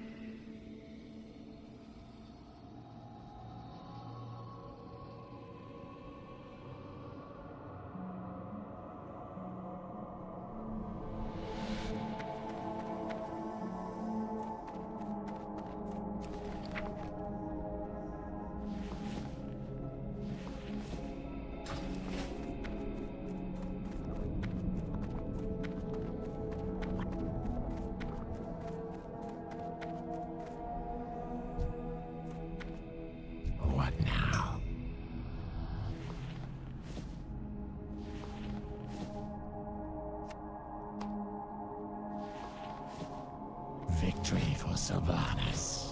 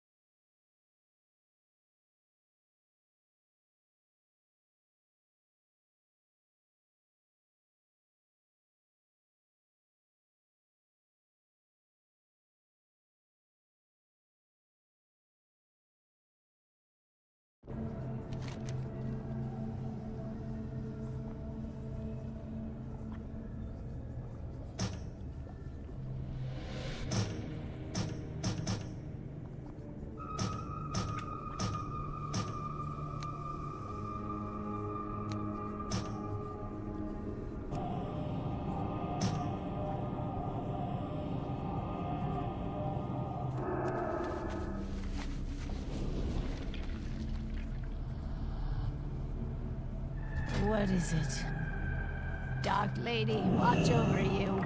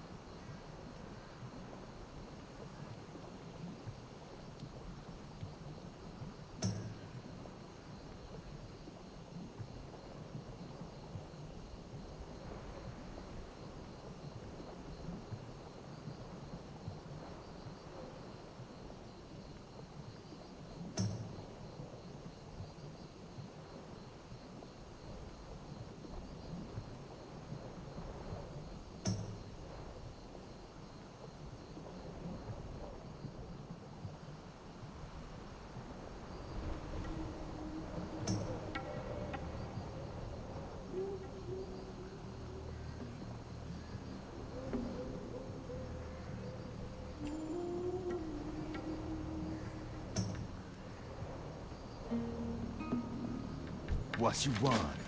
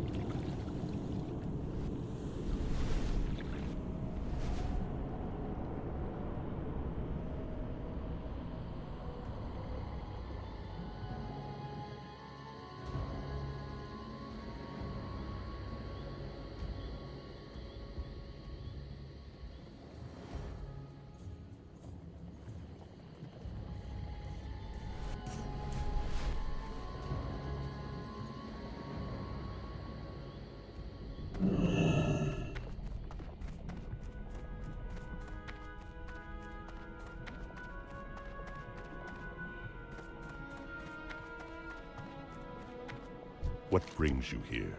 Be careful.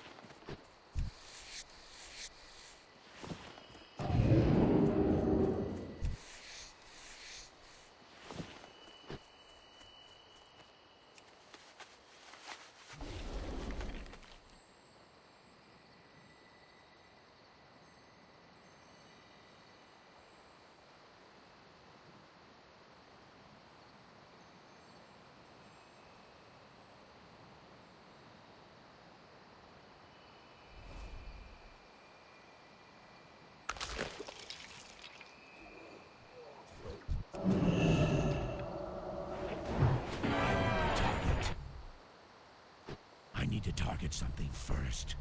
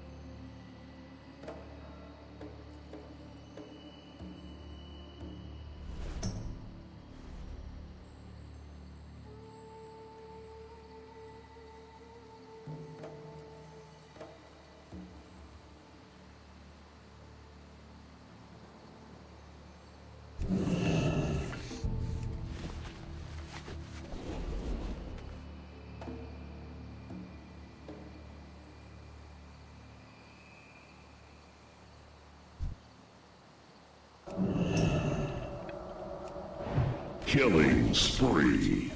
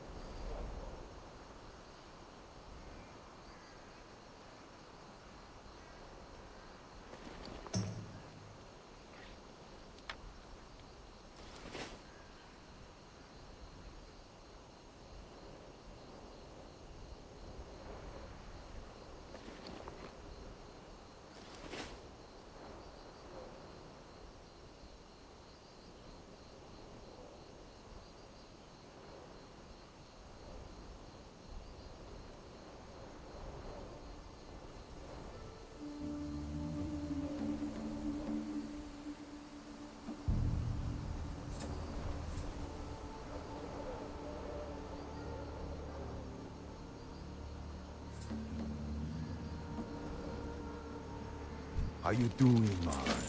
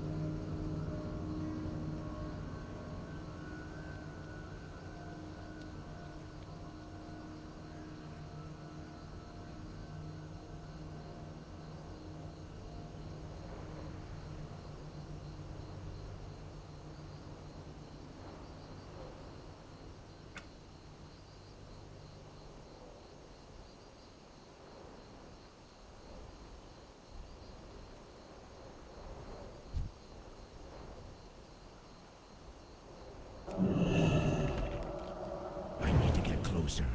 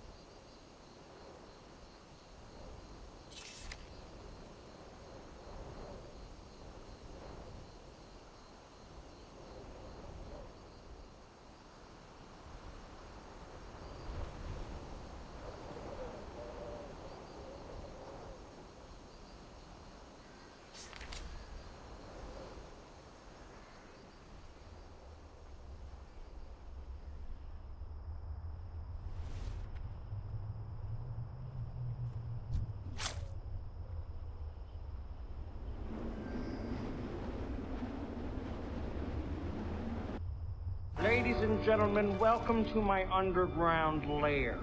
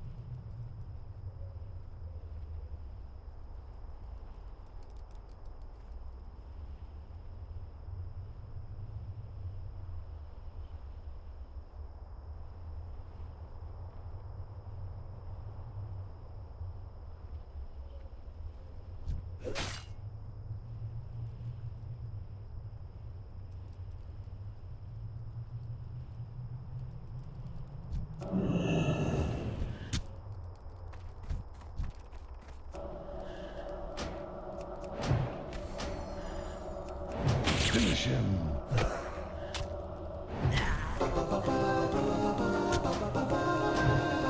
Multi-kill. Holy shit. Ultra kill. Finish him.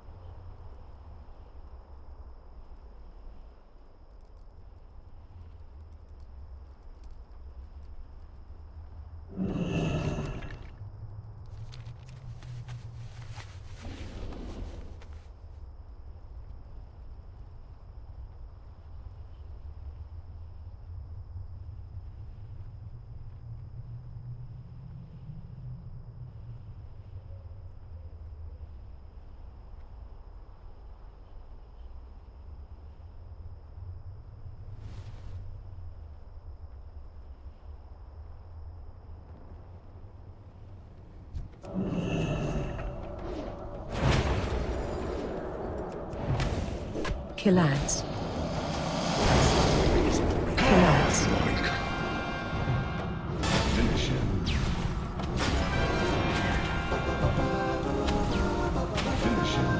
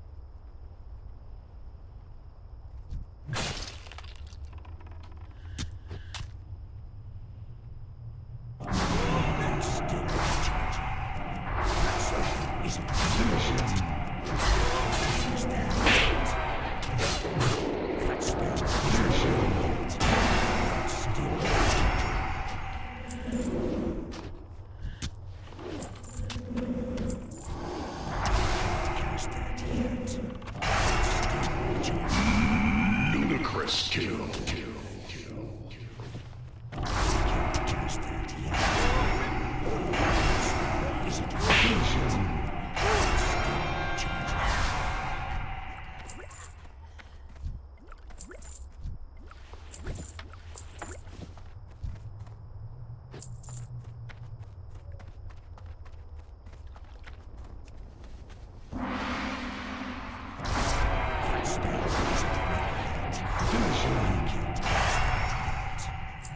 out of range. That's still recharging.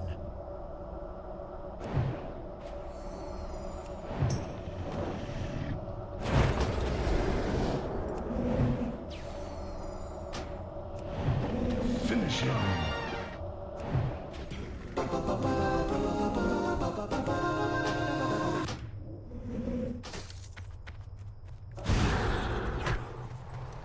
Not enough mana.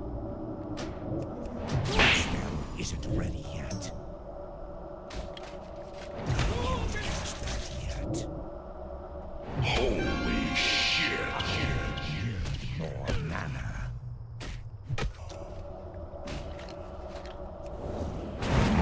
Monster kill.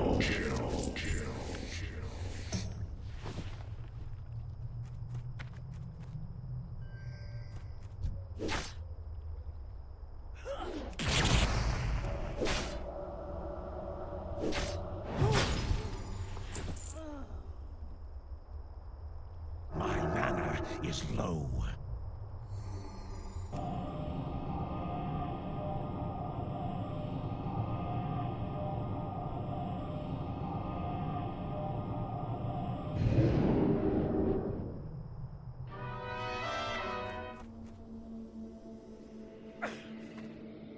What will you require?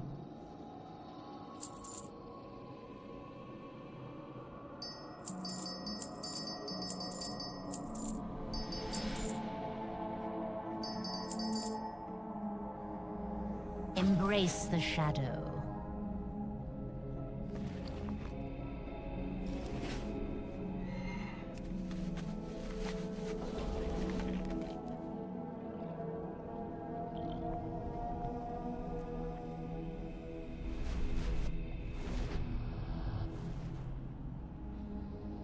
I have exactly what you need.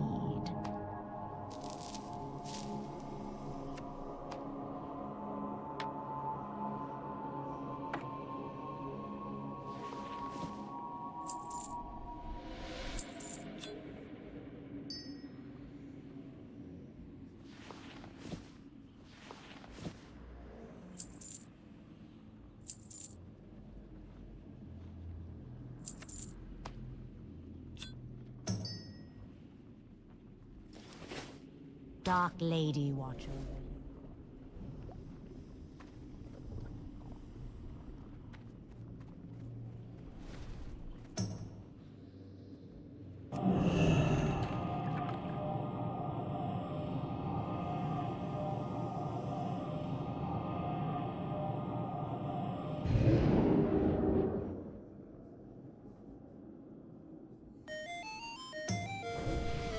Citizens of Dalaran, raise your eyes to the skies and observe. Today our world's destruction has been averted in defiance of our very makers. Algalon the Observer, Herald of the Titans, has been defeated by our brave comrades in the depths of the Titan city of Ulduar.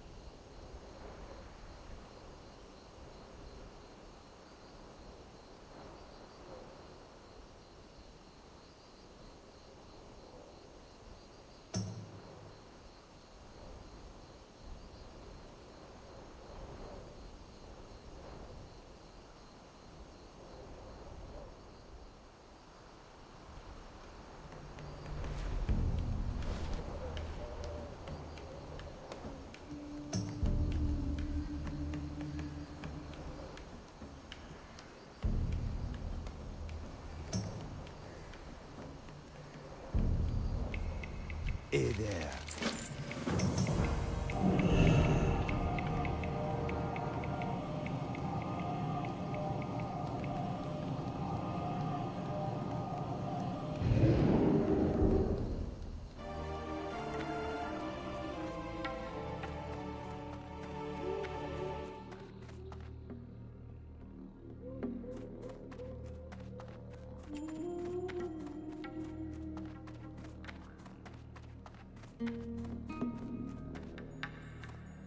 Mukra!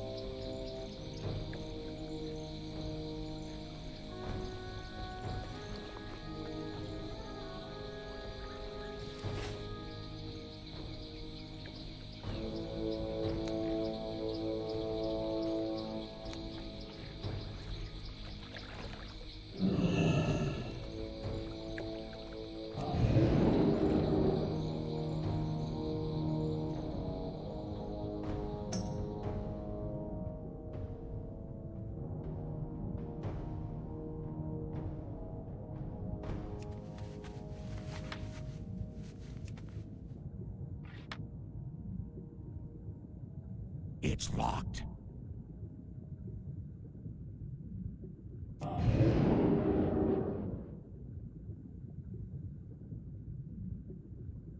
That spell isn't ready yet.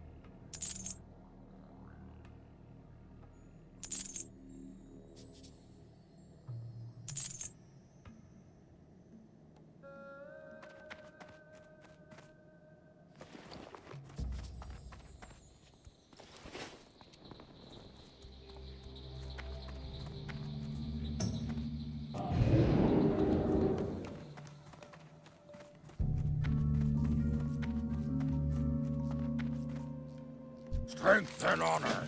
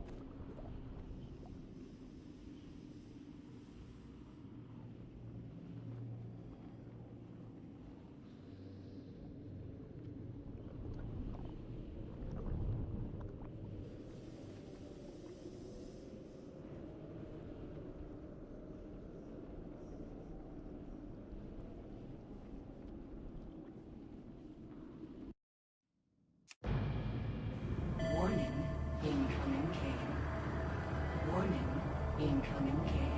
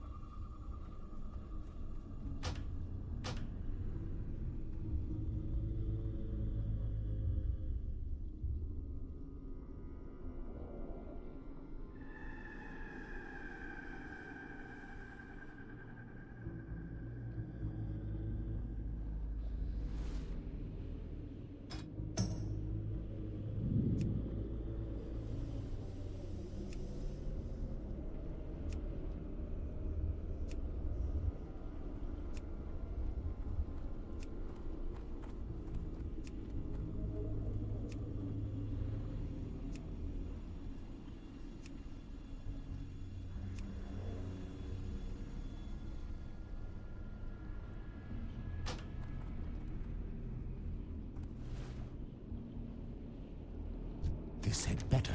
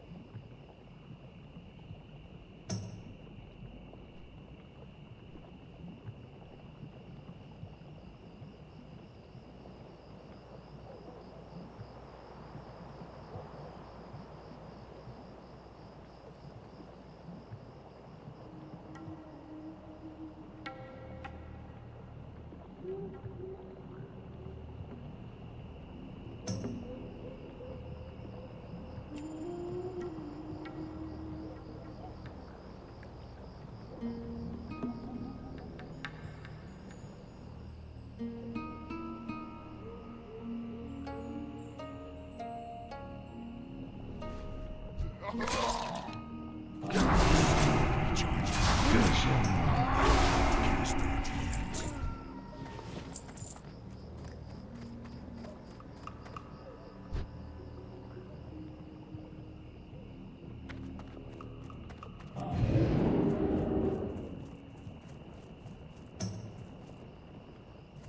spell isn't ready yet.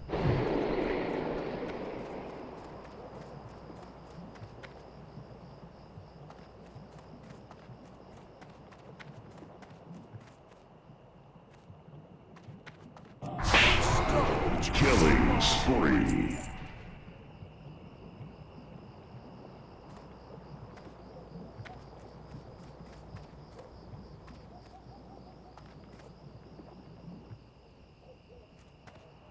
Who you be? Relax.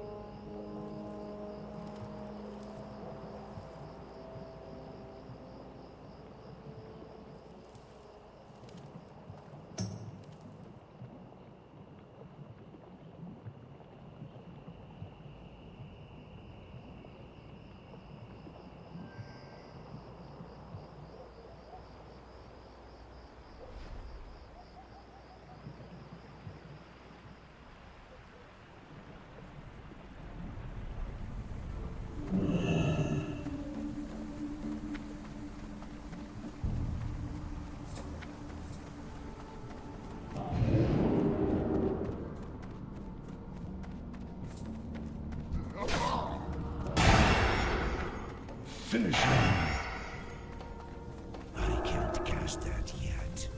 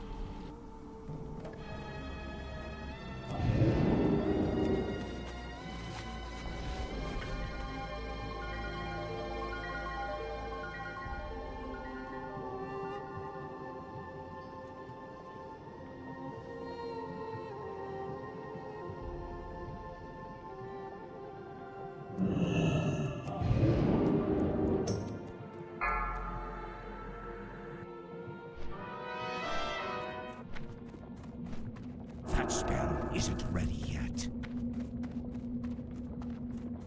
I need to target something first.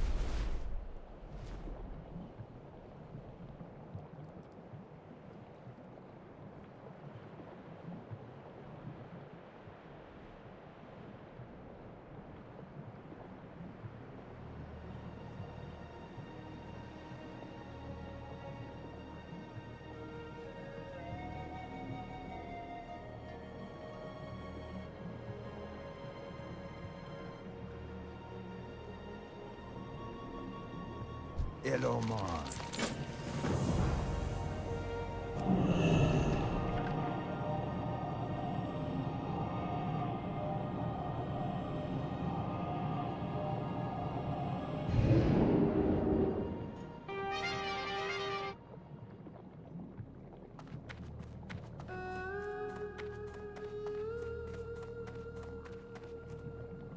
Speak.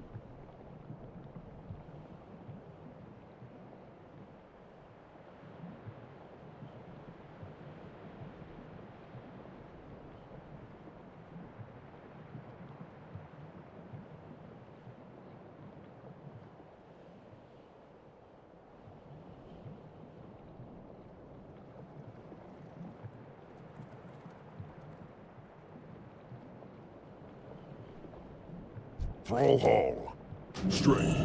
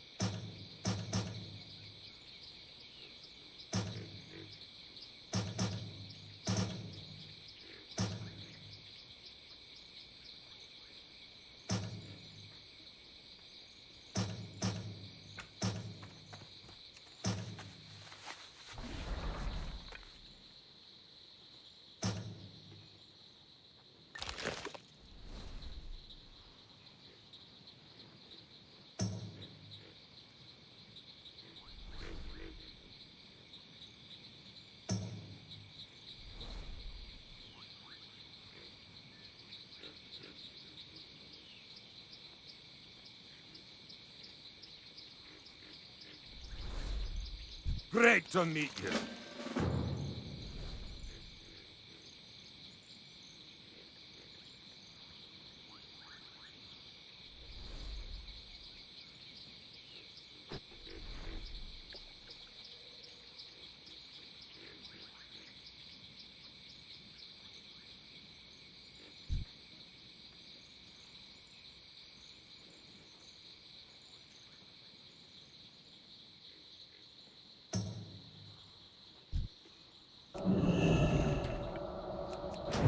Finish him.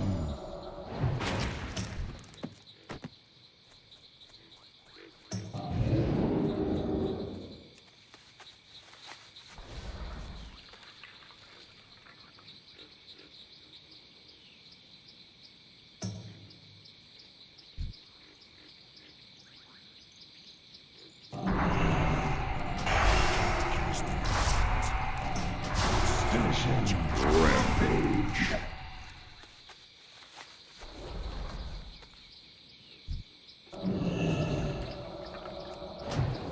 Finish him. Finish him. I can't carry any more of those.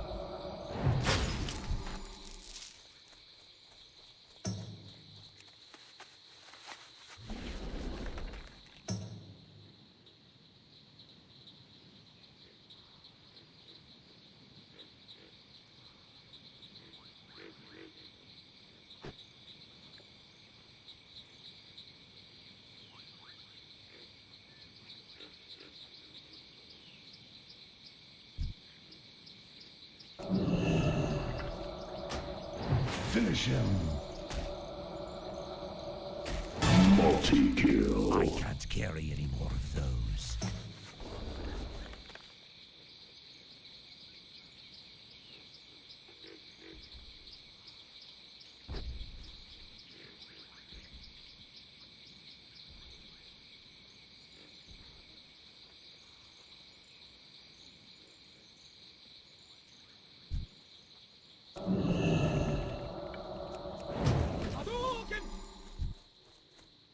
I can't carry any more of those.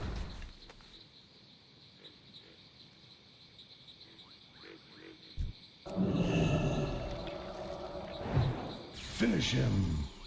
Unstoppable.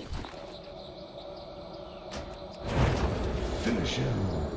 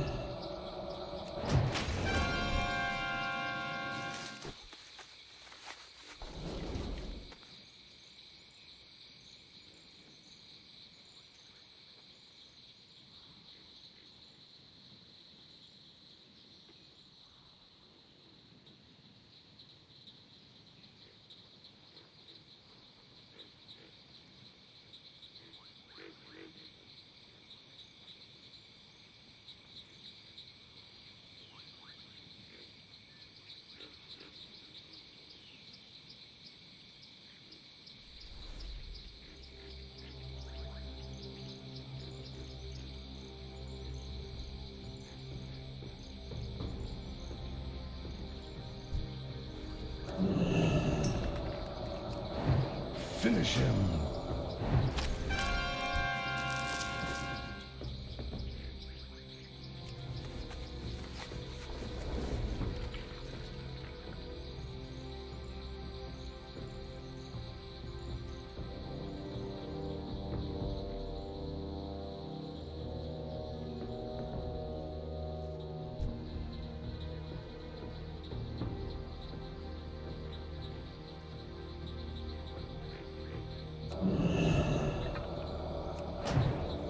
Finish him. I can't carry any more of those.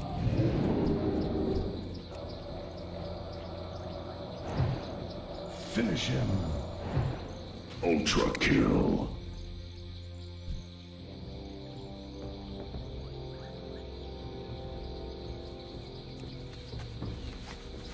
Too far away. Finish him.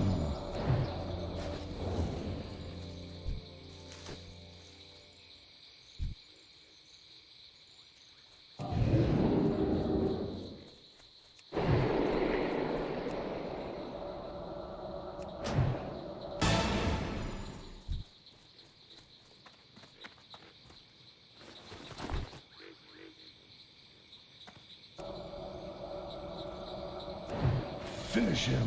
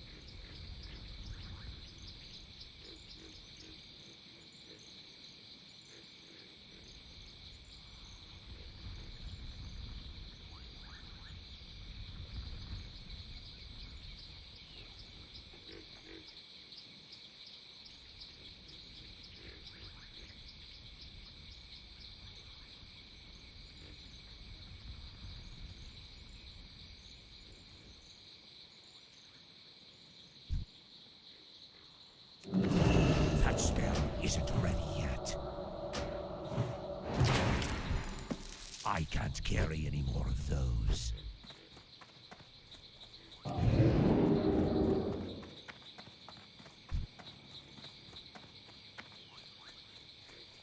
I can't cast that yet. I'm out of range. That's still recharging. Dominating! I can't carry any more of those.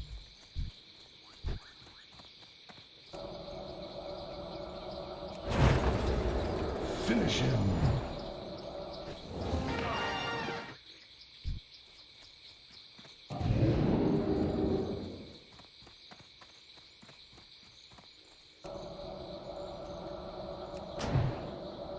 Finish him.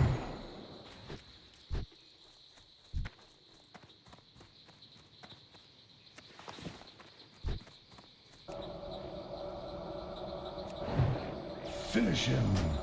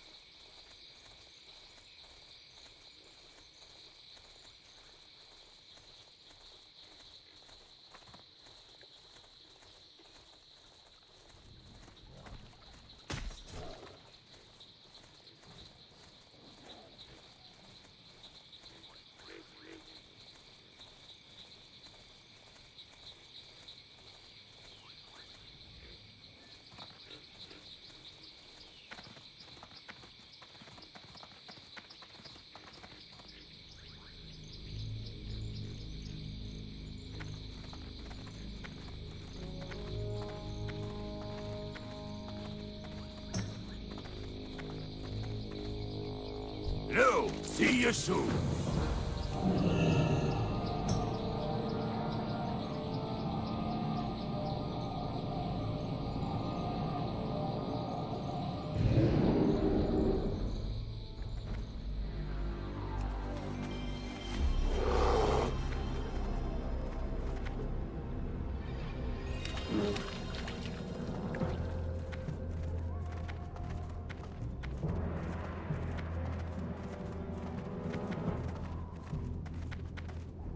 Loktar.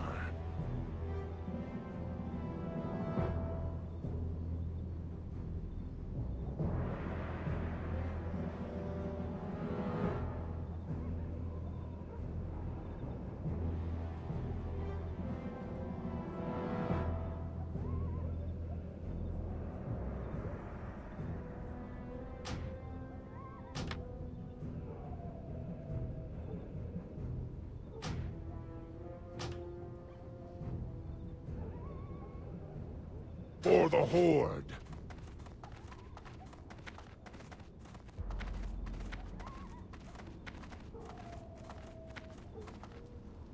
What are you looking for? Go with honor. Warning, incoming cave. Warning, incoming cave.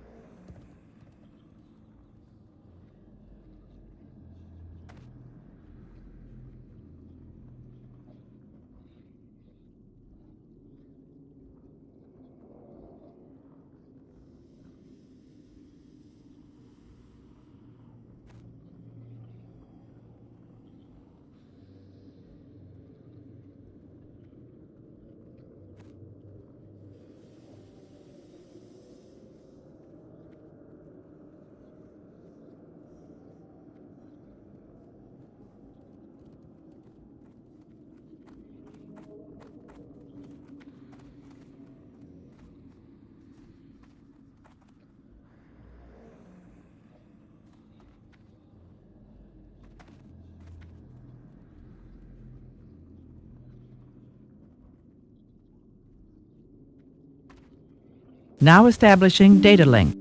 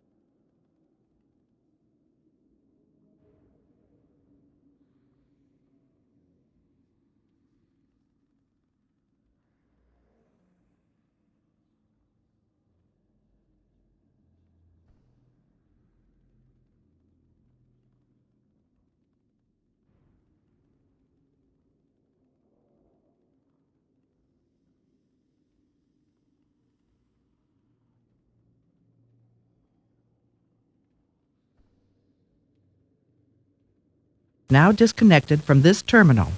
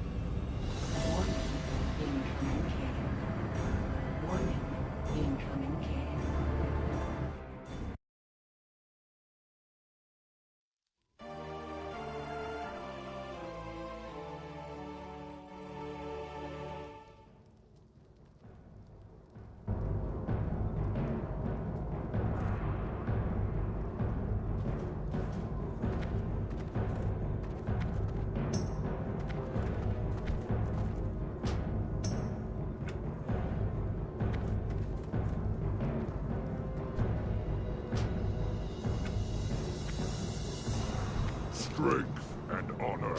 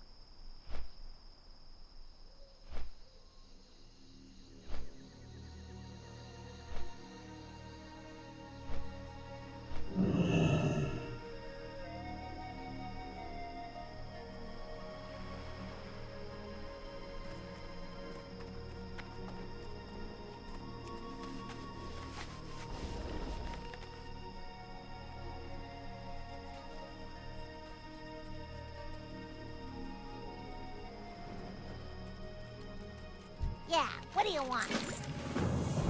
Glad I could help.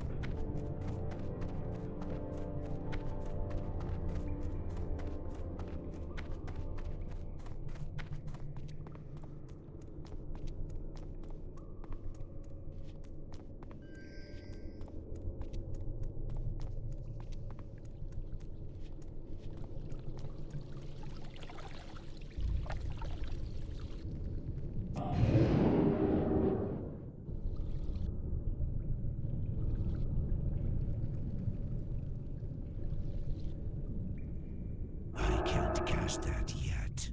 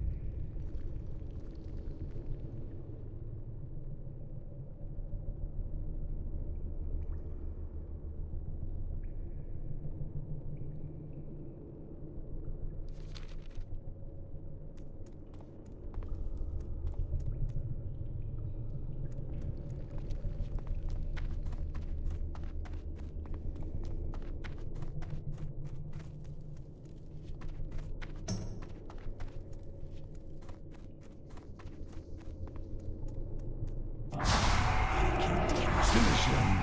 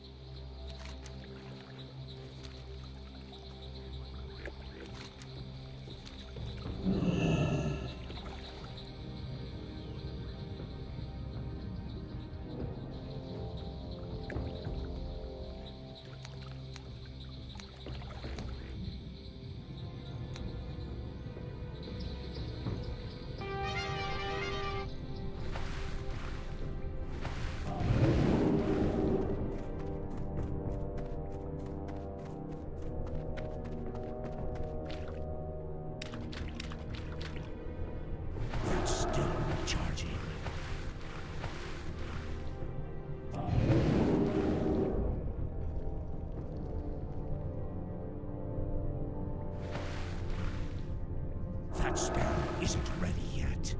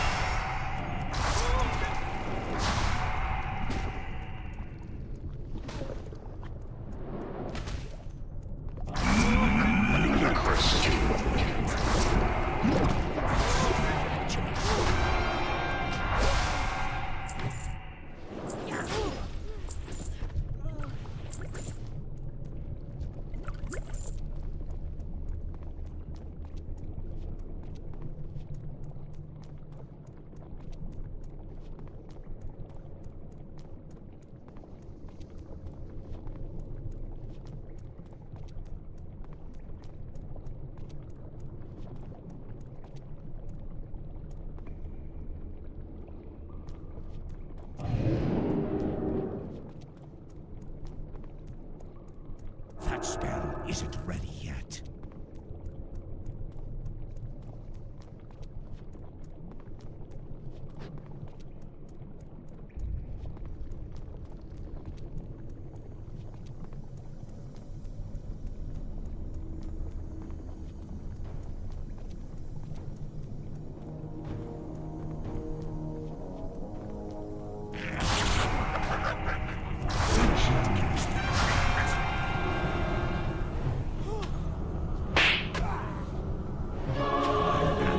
Is low.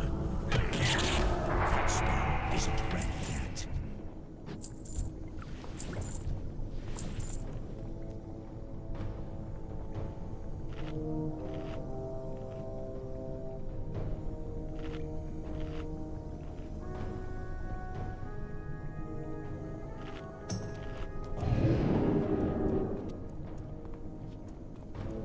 That's still recharging.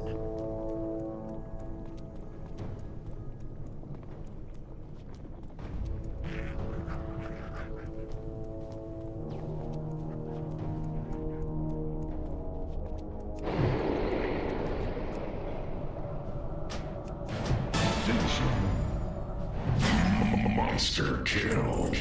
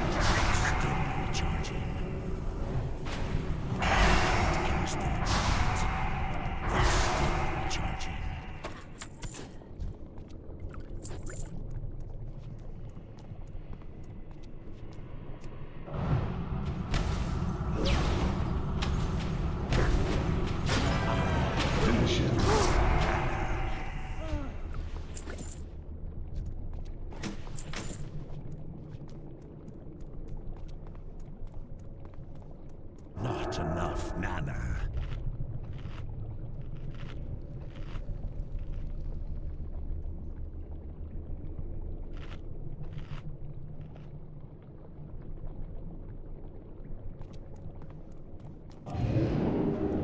That spell isn't ready yet.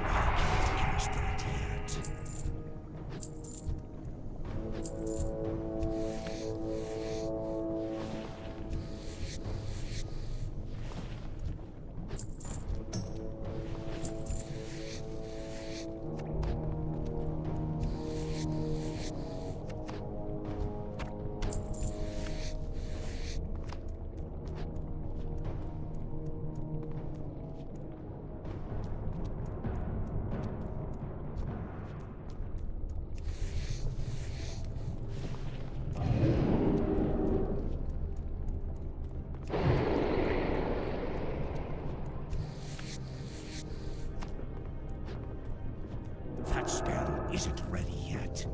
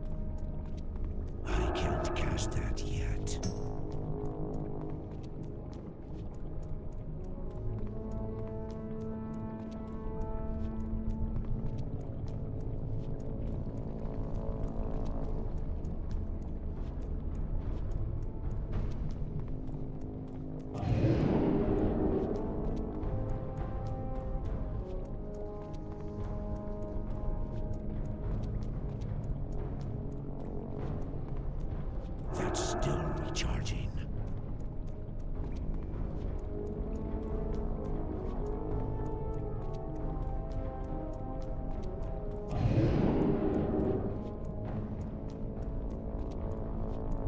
That spell isn't ready yet.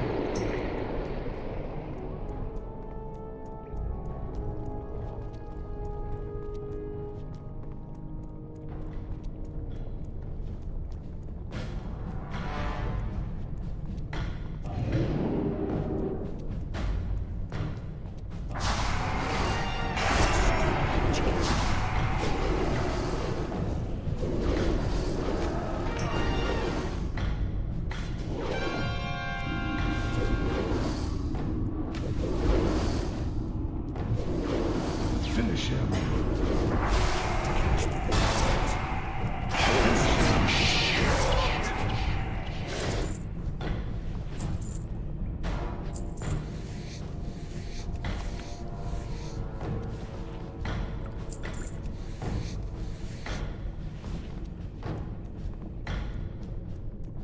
Too far away.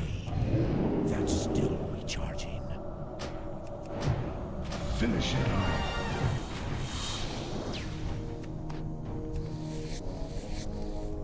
I can't cast that yet.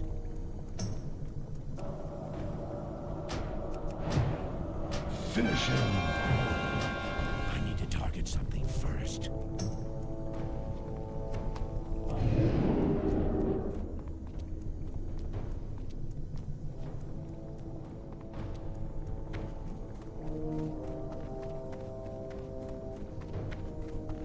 That spell isn't ready yet.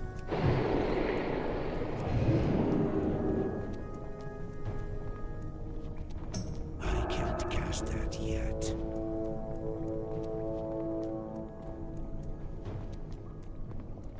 That spell isn't ready yet.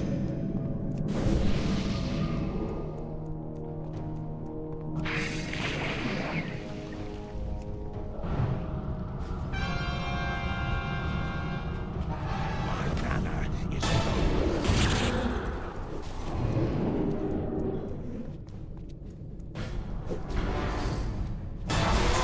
Recharging.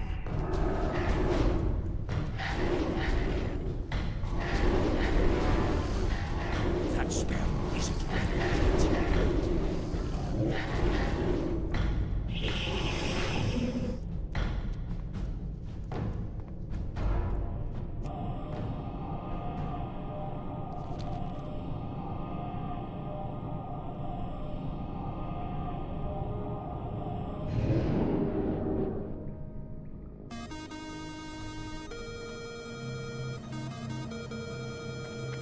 I have exactly what you need.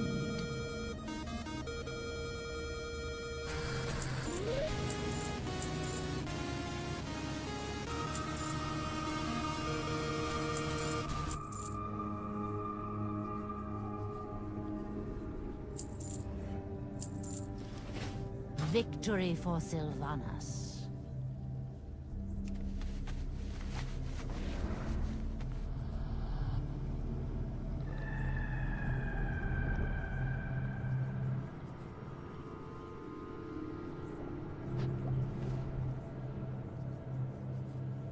What is it?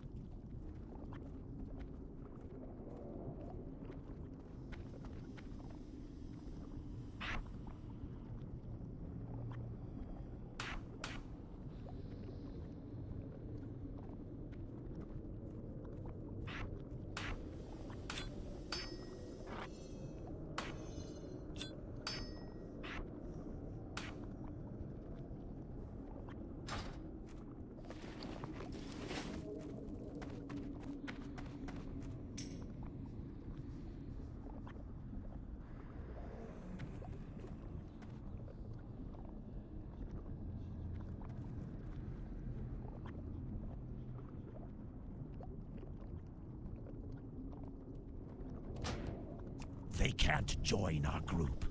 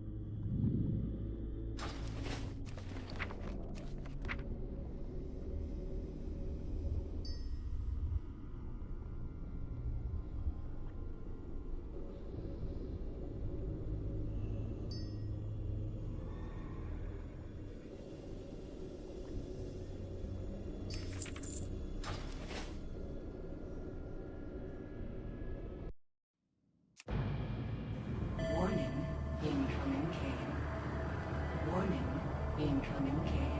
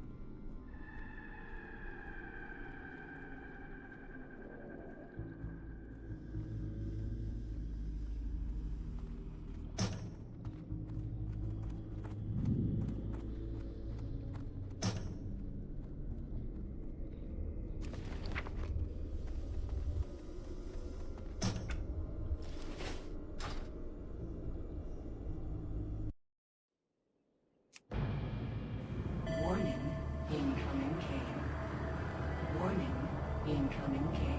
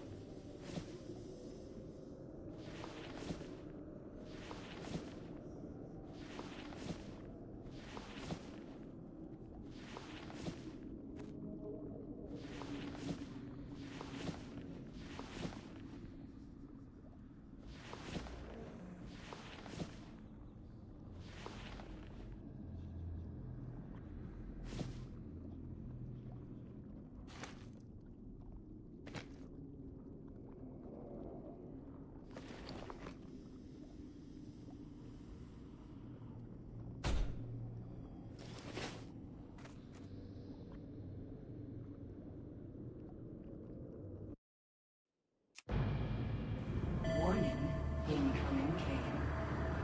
Warning, incoming Kane.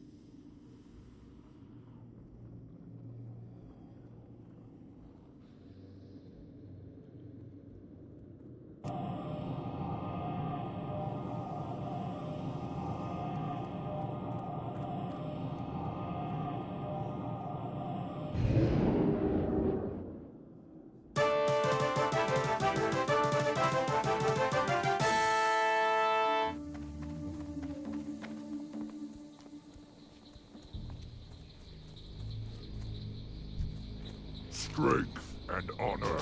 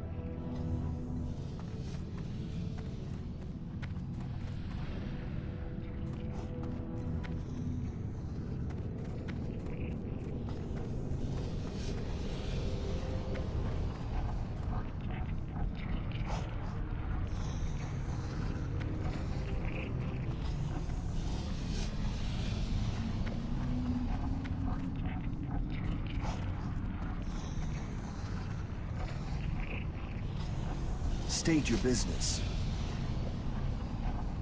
Remember the Sunwell. The reckoning is at hand.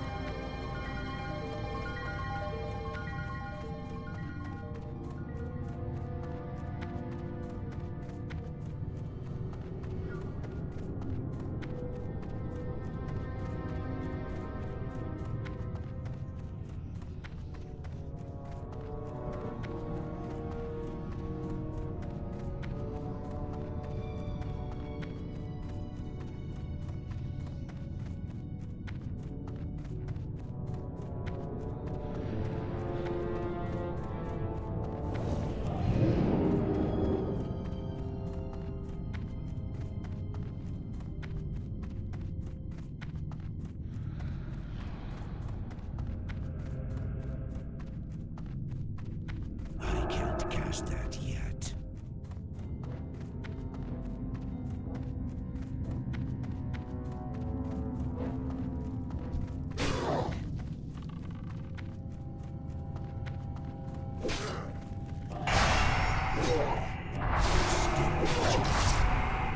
Killing spree. Finish him. Still charging.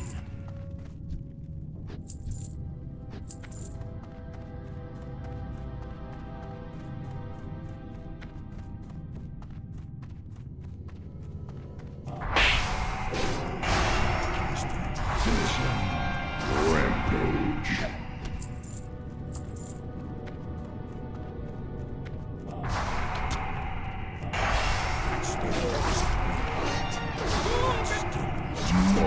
kill.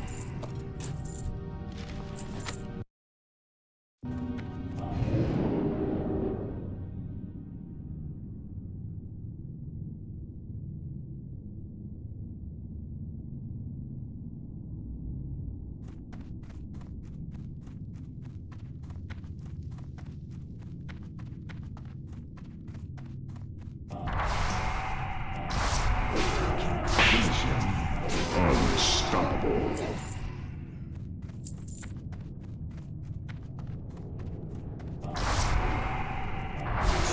Isn't right. Still recharging.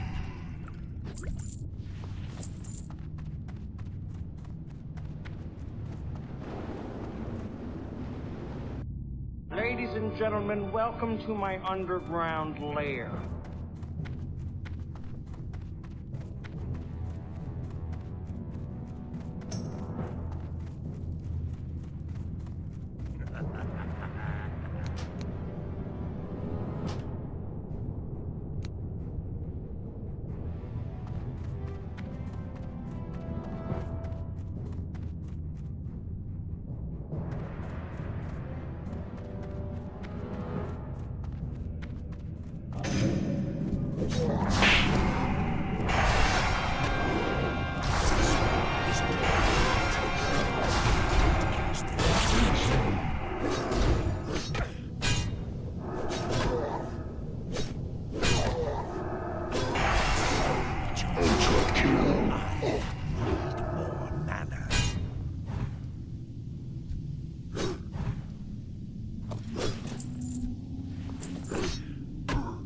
Not enough mana. Finish him.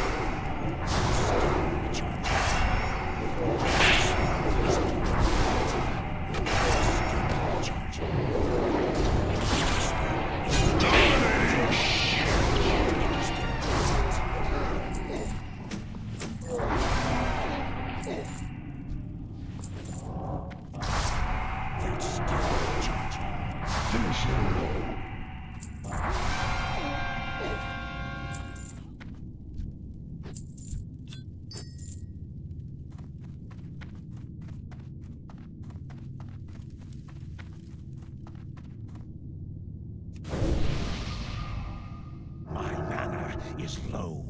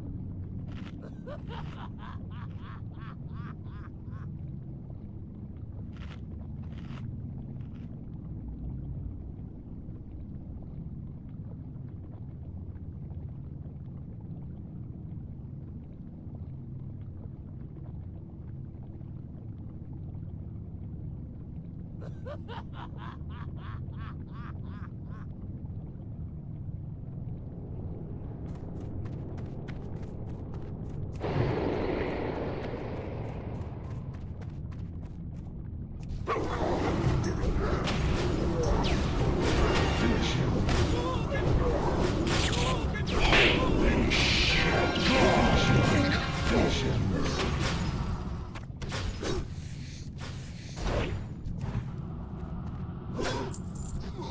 need a target.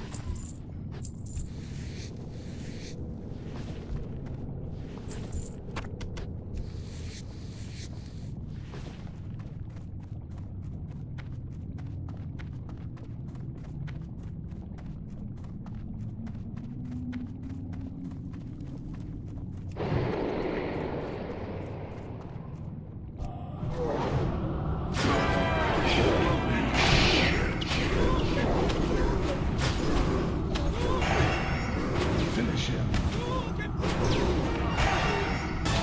Target.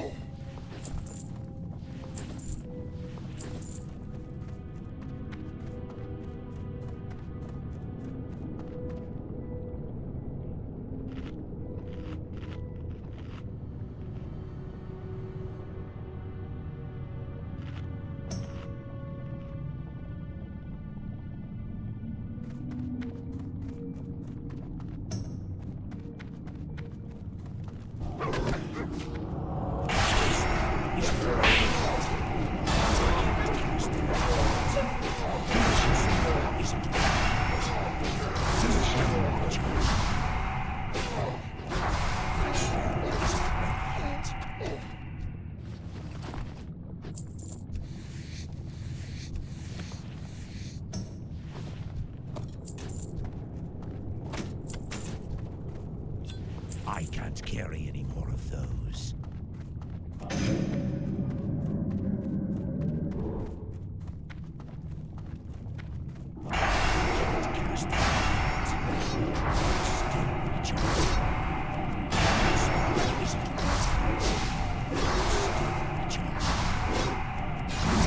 Monster kill.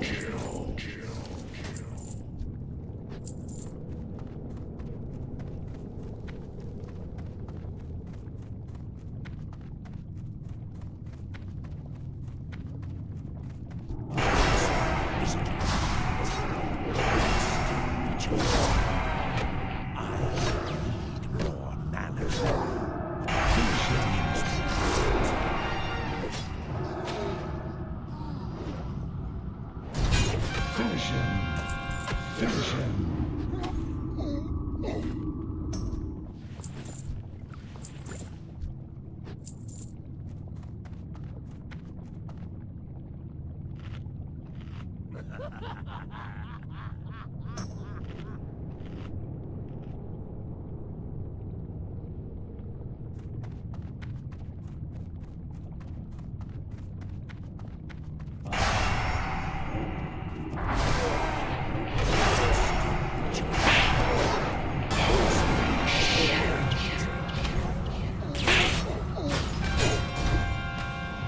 I can't cast that yet.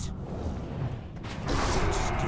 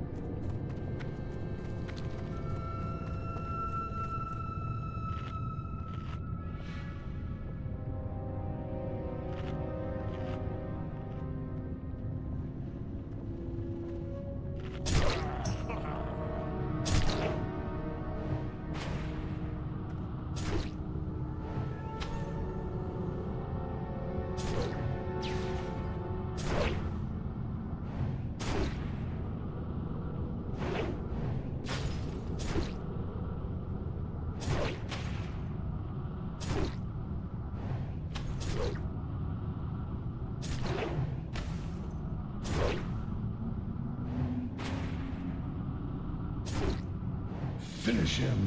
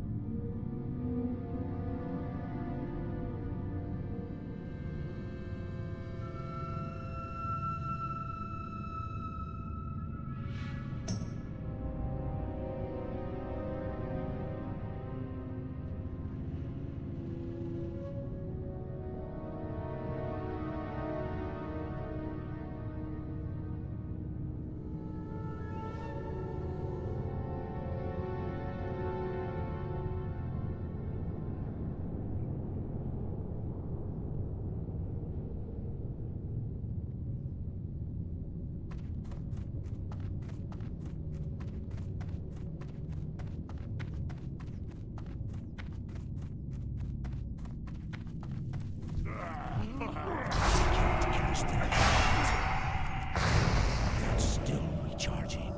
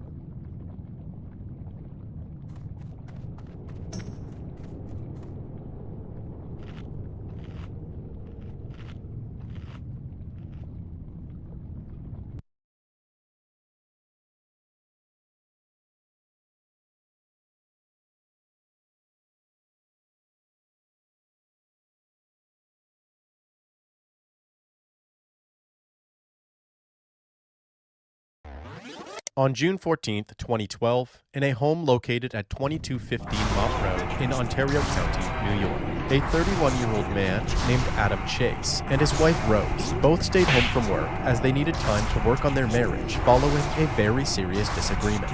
During that evening, Adam stopped replying to texts and phone calls from his friends and family. His lack of response continues into the following day, and his mother becomes increasingly concerned. Adam's mother then calls Rose and asks if she knows where Adam is. Rose replies that she and Adam had gotten into an argument, which started to get physical. Adam had accused her of cheating on him, and then stormed out of the house on foot. He didn't take his phone, wallet, or vehicle with him, and said to Rose on his way out that she will never see him again. Rose also explained that she had felt that Adam was bluffing, and that he would obviously come back later that evening, since the two have a 4-year-old son together named Tristan. Adam's mom, Sylvia, found this narrative quite strange and immediately called the police to report Adam missing. She tells the police that in the week before Adam went missing, she was sent a picture of Rose cheating on Adam with another man.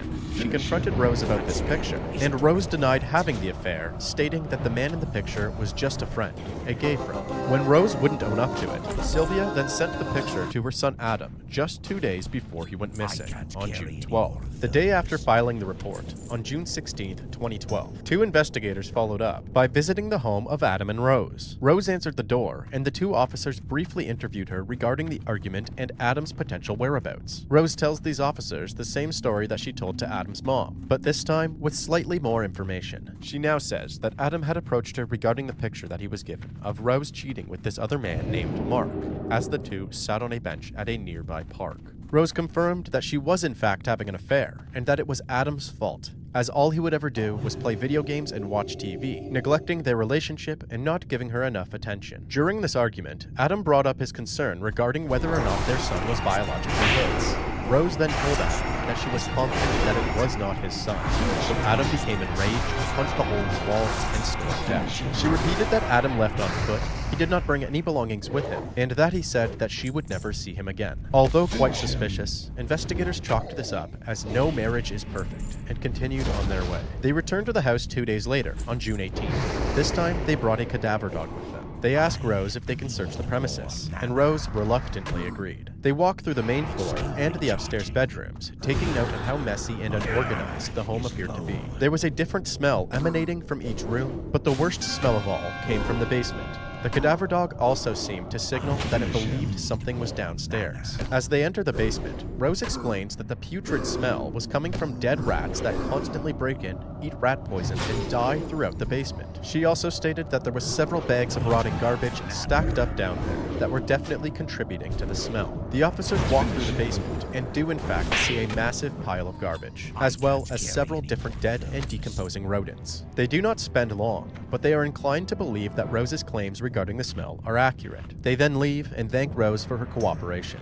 The next day, on June 19, 2012, Adam's mother and father both received the same identical text message from Adam. Chase's sisters say there were 2 texts on June 19th, one to each of their parents. It said, staying with a friend in Canandaigua, need time to think. After receiving these messages, Sylvia immediately places a call to Adam's phone, which is quickly forwarded to voicemail. They both felt that this message was strange and not sent by Adam. Investigators quickly determined that these messages were sent from the city of Canandaigua, but when police responded to the area where the messages came from, Adam was nowhere in sight. Over the following 5 months, search efforts ramped up, and Adam's family continued to contact police stations with the hopes of locating their missing son. Ontario County Sheriff's deputies are asking for your help tonight finding a missing man. They say 31-year-old Adam Chase went missing on June 14th. Adam, if you can hear this, you have a place to come home to. Call me, email me, whichever. Just come home. That's it. Rose would attend these news interviews and press conferences with the rest of the family. However, she always appeared uninterested or just plain over it. It was also around the time of this particular press conference that Rose stated that the man that she was seen kissing in the photograph was now her new full-time boyfriend. He had even moved into the house where Rose and Adam had lived. This did not go unnoticed, and Adam's family became even more determined to link his disappearance to Rose, as they all felt that she had become distant and was not putting any energy into helping locate him. So in November of 2012, they went on to hire a family friend and private investigator named Rodney G. Miller to help with the case. Rodney's first course of action was to speak directly with Rose. So in mid-November, he visits Rose at home and introduces himself. He asks if she has any information that could possibly help him, and she seemed withdrawn while replying that she told investigators everything that she knows. Rodney then asks if he can walk through the house. Rose agrees, and Rodney walks through the entire home, also noticing how filthy it really was. In the basement, he also notices the distinct odor of decomposition. Rose tells him the exact same story about the dead rats and old garbage. Rodney reluctantly believes her story and then leaves the house. On his way out of the house, he walked past a living room where a TV was turned on. He sees that Rose's boyfriend was relaxing on the couch and watching TV, seemingly very comfortable. Rodney then warns Rose that if Adam were to ever return home to that man living in his house, he won't be very happy, and it could even lead to violence between the two men. Rose then replies that she was done with Adam. She did not want him back, even if he did come home, and she was sick of him. Rodney found this response quite strange, but continued on his way out of the house. As he returned to his car, he felt certain that Rose was far more involved in Adam's disappearance than she has been saying she is. He contacts Adam's parents and tells them that he's fairly confident that this should not be a missing persons case. Instead, that he believes that a homicide has taken place. Over the following weeks, Rodney hatches a plan. He was determined to corner Rose into admitting that more had happened to Adam than she was leading on. So he locates Rose's usual babysitter named Sandy and asks her to help him out.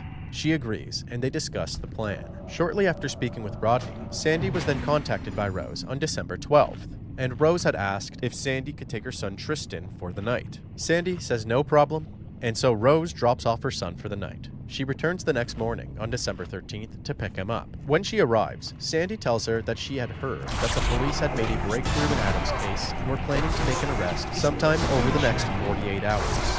Apparently, Rose immediately started to shake and her skin turned extremely pale. She then said that she needed to go. As soon as Rose drove off, Sandy called Rodney and told him, "This is the time, go now." So Rodney drove straight to Rose's home and approached her as she was entering the house. He informed her that he had built a strong enough case against her that he believed that she will be charged with murder over the next 48 hours. He says that he may be able to help her as long as she tells him where she buried Adam's body. He also stated that he knows that she had the body in the house based on the way it smelt when he walked through it. Rose replied, "I didn't bury it. I burned it." She then explained that Adam's body had been in her basement for several weeks and had heavily decomposed. She then loaded him into the car piece by piece, apprehended and transported back to the Ontario County Police Station, where work so this way we could work things out.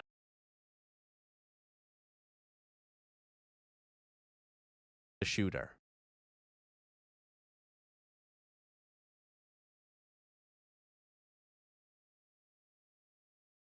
The case began at about 11 p.m. on January 24th, 2012, when a man named Bob Bashara called 911 from his Middlesex Road address, reporting that his wife, 56-year-old Jane Bashara, was missing. Police and fire. My name is Bob Bashara. My wife is not around and is not answering her cell phone, and her car and her purse and her are gone. And I'm just a little concerned. He told police that he had expected her to be home around 8 p.m. He said he thought she was running an errand. Jane's family said that she had left for work around 5:30 a.m. and arrived home in Grosse Pointe Park at around 6 p.m. Bob returned home just 2 hours after Jane, at approximately 8 p.m. When he doesn't hear back by the afternoon of the following day, he calls the police again. Yeah, hi, this is Bob Bashara calling back. Yes, sir. Okay, I still not heard from her, she's not shown up. I mean, this is way out of the norm for her, so I'm very concerned. Jane was found dead later that day, January 25th, 2012, in the back of her Mercedes-Benz SUV, which was spotted parked in an alleyway near Pinewood Avenue and Annott Street in Detroit's East Side, an area which is run down and considered to be one of the roughest locations in Detroit due to a higher crime rate and a large amount of unkept homes.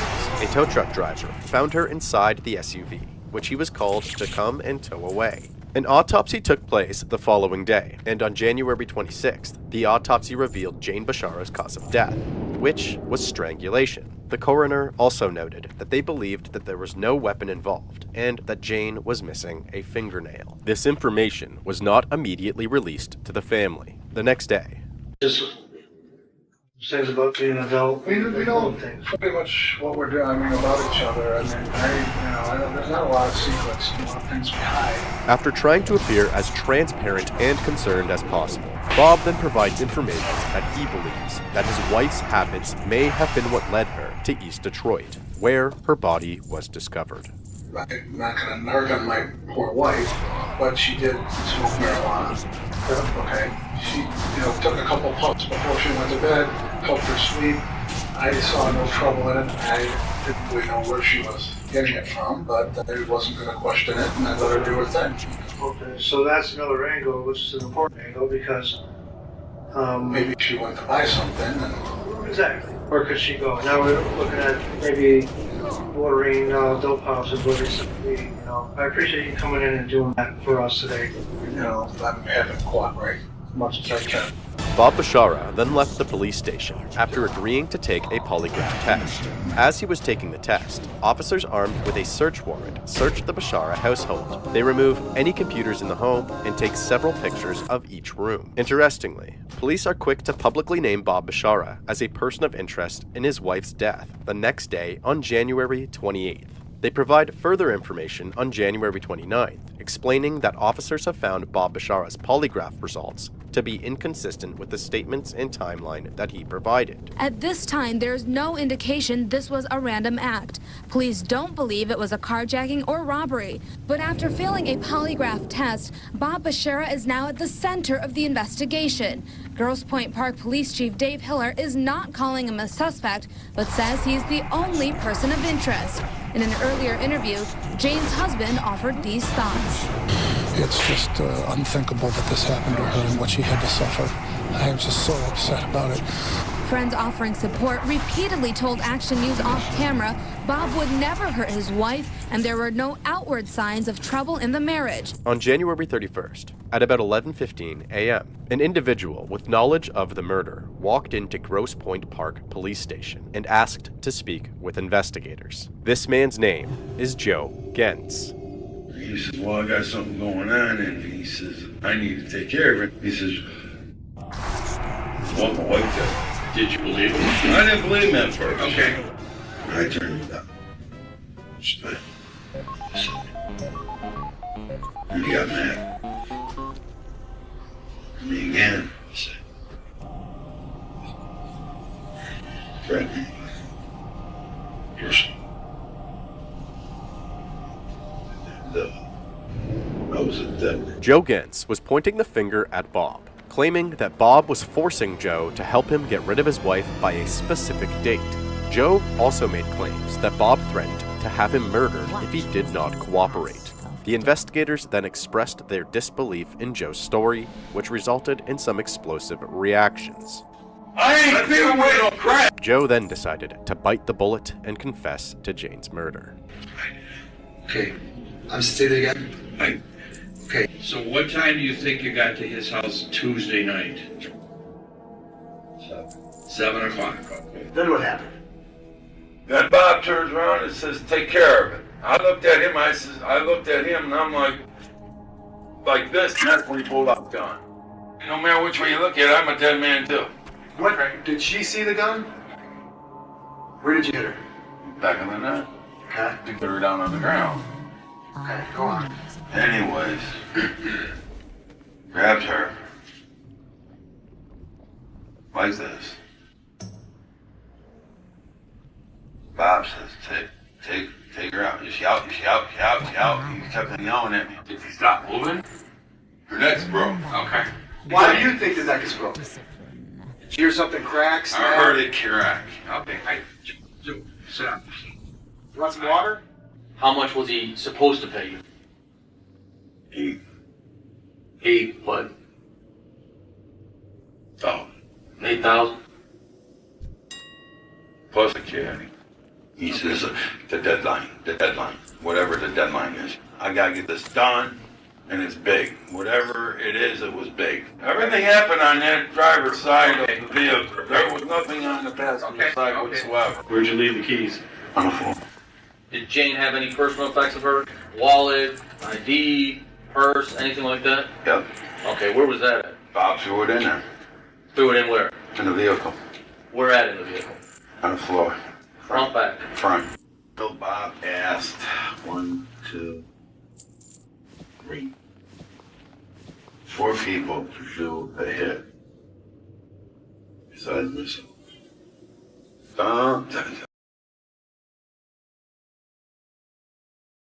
On the evening of October 12th, 2013, Mark, Taylor, Rahul, and Josh had been bar hopping throughout the popular downtown district known as DuPont Circle, located in Washington, D.C., as a way to celebrate Rahul's upcoming birthday. After hours of heavy drinking, Josh decided to head home on his own at around 1:30 a.m., so the remaining 3 went back to Rahul and Taylor's apartment. Apartment 1601 of the Blair East apartment complex in Silver Springs. Rahul, Taylor, and Mark were all caught on a security camera in the apartment lobby, heading toward the elevator. They then ride the elevator up to floor 16, where they can be seen exiting the elevator and headed for their room. Although the 3 appeared harmless and even acting somewhat silly at times, the culmination of events that take place once this elevator door is closed is what makes these final moments quite daunting. At 3:25 a.m., one of the most bizarre phone calls found within the True Crime Archive was received by the Montgomery County Police Department. Do you need police, fire, or medical? Police. What do you need the police for? My friend is, he's here and I need emergency right now. Okay, what is going on that you need the police? What is happening? I don't know. Okay, we need to know what assistance you need. What is happening with your friend? He's not breathing, okay? I don't know. Taylor, hello. Can somebody come back to the phone, please? Hello? Stop. Off of me! Don't touch me! I didn't do anything wrong. No! I didn't do anything wrong, okay? Stop. Taylor. Yeah, I'm here. Okay, I need you to talk to me because I don't know what's going on and all I hear is people saying to get off of me. Taylor, why did you call 911? What's going on? Nothing. This strange and ignorant behavior continued for approximately 9 minutes. So long, in fact, that another dispatcher took over the remainder of the call. Has anyone been drinking or using any drugs tonight? Yeah. Okay, who has? Everybody? Yeah. What have you been drinking? Just alcohol. Okay, what kind of alcohol has everybody been drinking? Just alcohol. I don't know. I just asking someone because here tonight, right now. Ma'am, they're coming right now, but the way that you've been answering questions, something's not right. You need to tell me I'm sorry. what is happening. I don't know. I just need someone here. There's blood Okay, everywhere. what do you mean there's blood everywhere? What happened?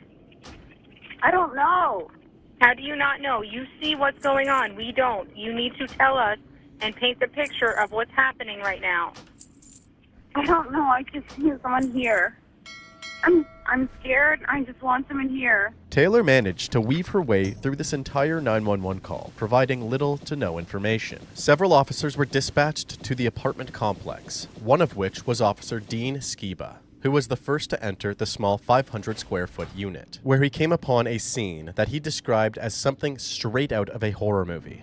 There was blood all over the room, on the walls, on the floors, and on the clothing of everybody inside. Both Mark and Rahul were discovered laying on the ground next to the bed unconscious, and were quickly tended to by first responders. Taylor had answered the door, and was quickly removed from the room and asked to sit on the floor in the hallway.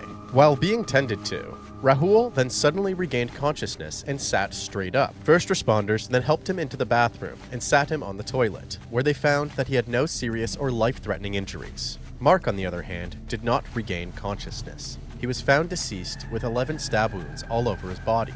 5 of these wounds appeared to be defensive wounds, while the other 6 were each potentially fatal on their own. When officers asked Taylor what happened, she continued with her bizarre and indirect answers, claiming that she had absolutely no idea. On the contrary, when officers asked a now partially alert and extremely intoxicated Rahul what had happened, he said, "I found my girlfriend cheating on me with Mark, so we got into a fight and I must have killed him." Both Rahul and Taylor were then arrested and escorted back to the police station, where the questioning continued. Though not on camera, during the drive back to the station, Rahul recanted his statements regarding the fight between himself and Mark. He stated that he was very, very drunk and also had smoked some marijuana before speaking to the officers, and that his initial statement was completely untrue. He insinuated that he only made this statement because he wanted to protect Taylor. Both Rahul and Taylor became closed off in the interrogation room, both denying any conscious involvement, stating that they don't know exactly what happened.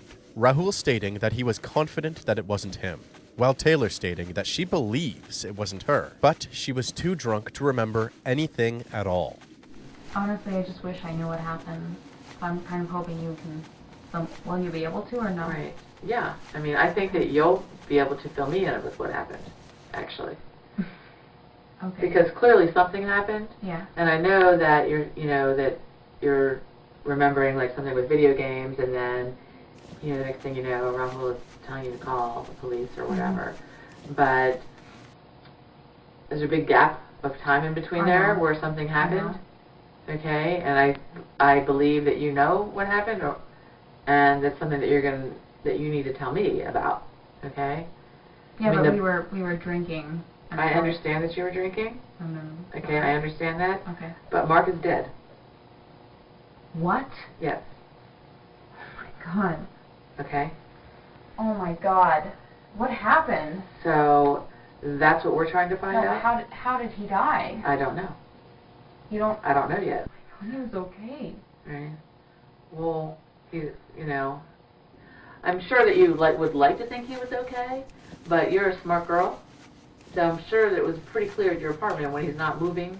No. And there's all this blood. We were drinking. I don't remember. All I remember is Rahul telling me to call 911. Right. Like, why would Rahul get so upset that he would do something to Mark?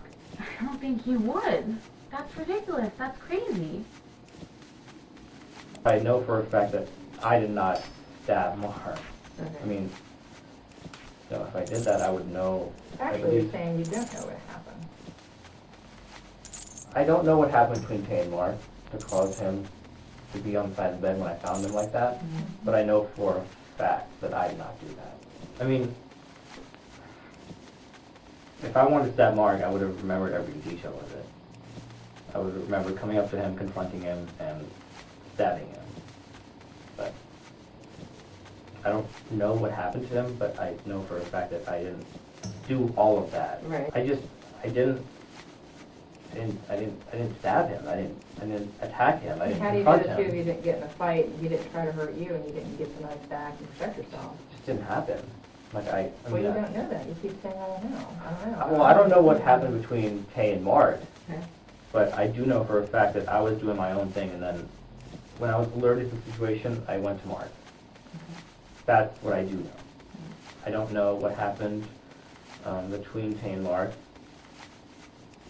except for the fact that she was definitely hesitating a little bit when I yelled at her to call the police or paramedics or whatever it was. So that's what I remember.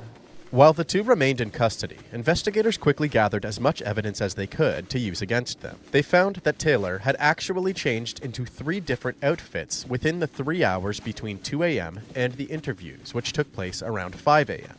All 3 of these outfits had Mark's blood all over them. They found Taylor's hair located in Mark's hand, some hair stuck to the blood on the wall next to Mark's body, and some stuck to Mark's shirt. They also found some of Taylor's hair on the knife which was located next to Mark's body. On the back pocket of Mark's jeans, they located a contact lens that belonged to Taylor, stuck to the side of a leather label. Despite Taylor's strange amount of wardrobe changes that night, as well as what seemed like she was close proximity to the victim, Rahul was still found to have a lot more blood on himself than all of Taylor's outfits combined. They also had Rahul's initial confession, which he had recanted. On top of all of that, investigators also found that Mark had sent a handful of strange text messages around 2 a.m. At 2:01, he said, "My night is becoming historically awkward."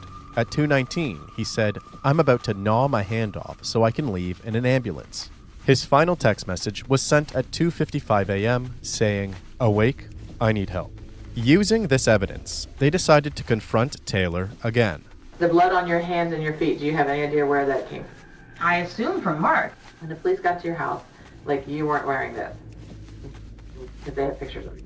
You had, like, a white t-shirt on and, like, pink underwear. I'm kind of surprised I wore that. You had the wherewithal to change your clothes, yet you can't remember how you got the blood on you. They found that red dress there, but it's got blood stains all over it. How did the blood get on the dress? I mean, maybe I was by Mark before Rahul, but I mean, I have no idea. You just can't explain it? I interacted with the body because I had blood on me. Right. I just don't know when it happened. Is there even a remote possibility that you did this to Mark and you don't remember?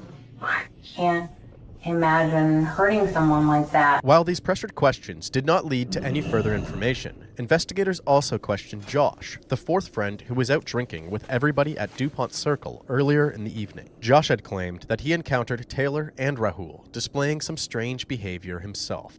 Apparently, Taylor had been flirting with both Josh and Mark all evening, causing the two to believe that Taylor might have been disloyal to Rahul. Both Josh and Mark went on to tell Rahul about this behavior, but Rahul told them that Taylor had actually perceived it as the opposite and said to him that Mark and Josh were both making her feel uncomfortable. Josh then told investigators that this conversation made things very awkward and was the main reason that he left the party alone that evening.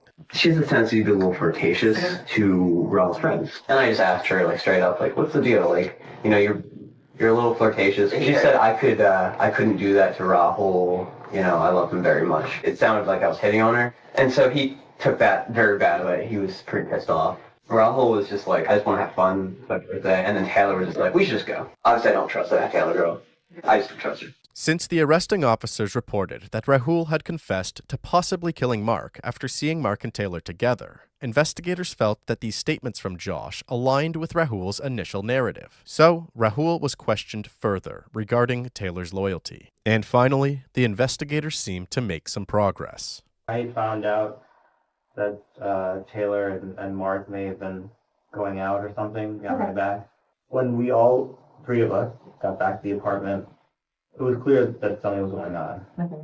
Like, did it be clear because did you see them kissing or touching? No, they just the way they acted? Yeah, the body language. Him and Tay just made it seem like they had a thing going on. And as soon as I found that out, I just started doing my own thing. And I sort of just looked the other way. I sat down and started doing my own thing. And at some point, Mark sustained the injury. And I didn't stab anyone, but as soon as I found out that Mark had been sort of punctured here, I tried to stop the bleeding. Mm-hmm. I tried to give him CPR. I kept telling Tay to call the police, and he sort of, I don't say hesitated, but just looked at her. I'm going to be honest with you. Something happened between Tay and Mark, and then Mark was bleeding out, so I came to his sort of medical attention. I tried to stop the bleeding. I came to him, and then I put a lot of pressure here, and then I just sort of like hugged him. Did you ask her what happened? Like, No, any normal person would be like, what happened? Probably should have done that, yeah. So, again, I don't know. I didn't do it. If you didn't stab him, then who did? Okay? Yeah. Although somewhat indirectly, Rahul just threw Taylor under the proverbial bus. He says, you didn't do anything to him, therefore you must have got him. Oh my god. Rahul says that he felt like something was going on with you guys. What? You screamed, you started screaming, and that he turned around and that Mark was on the ground bleeding. I mean, what reason would you have to hurt Mark? You didn't wake up to, like, him trying to... I don't remember anything. At what point do you two well-educated people say, what happened? Like, why is this dude dead in my apartment? Like, how did he get hurt? Or what's wrong with him? I don't know. I'm telling you the truth. I can't myself imagine doing that. Right. So I'm just confused because, like, I'm not trying to put the blame on the wrong person. Throwing self-preservation out the window, Taylor refused to point the blame back at Rahul. So, investigators were forced to become more creative. They then made the unusual decision to place both suspects in the same room while they observed from another. Okay. Yeah. What happened? Hey. I don't know. What happened to Mark? I don't know. That's what I told them because I don't remember anything past confronting you about Josh and then you screaming at me to call 911. And that's what I told them. Where's our lawyers? I've been here all night. Do you want me to ask for them? Yeah. I want to get out of here. I want to poop. I want to eat. I'm hungry. Okay, I'm sorry. Look, they said that you thought that we were... Did you stab Mark or no? I don't think, like, I wouldn't do that. Why would I attack someone? Jay, why did you hesitate when I asked you to I call don't know, 911? because I was I guess in shock. I mean, all I remember is you yelling at me to, like, call someone. I want my lawyer, dude. I can't stay here. I'm hungry as I need to eat. Okay. I need to Mark. I did not stab him. I don't think I did either. I really don't think I did. Like, I don't think I did anything. Fine, dude. Just go out there and tell him that I want my lawyer and I want to get the fuck out of here. Okay, I just... Is it out of the question to even ask if you're okay? We're fine right now. I just need to get the fuck out of here, dude. Please, what happened? I don't know. I don't know. I'm freaking out, okay? I don't know. I don't think so.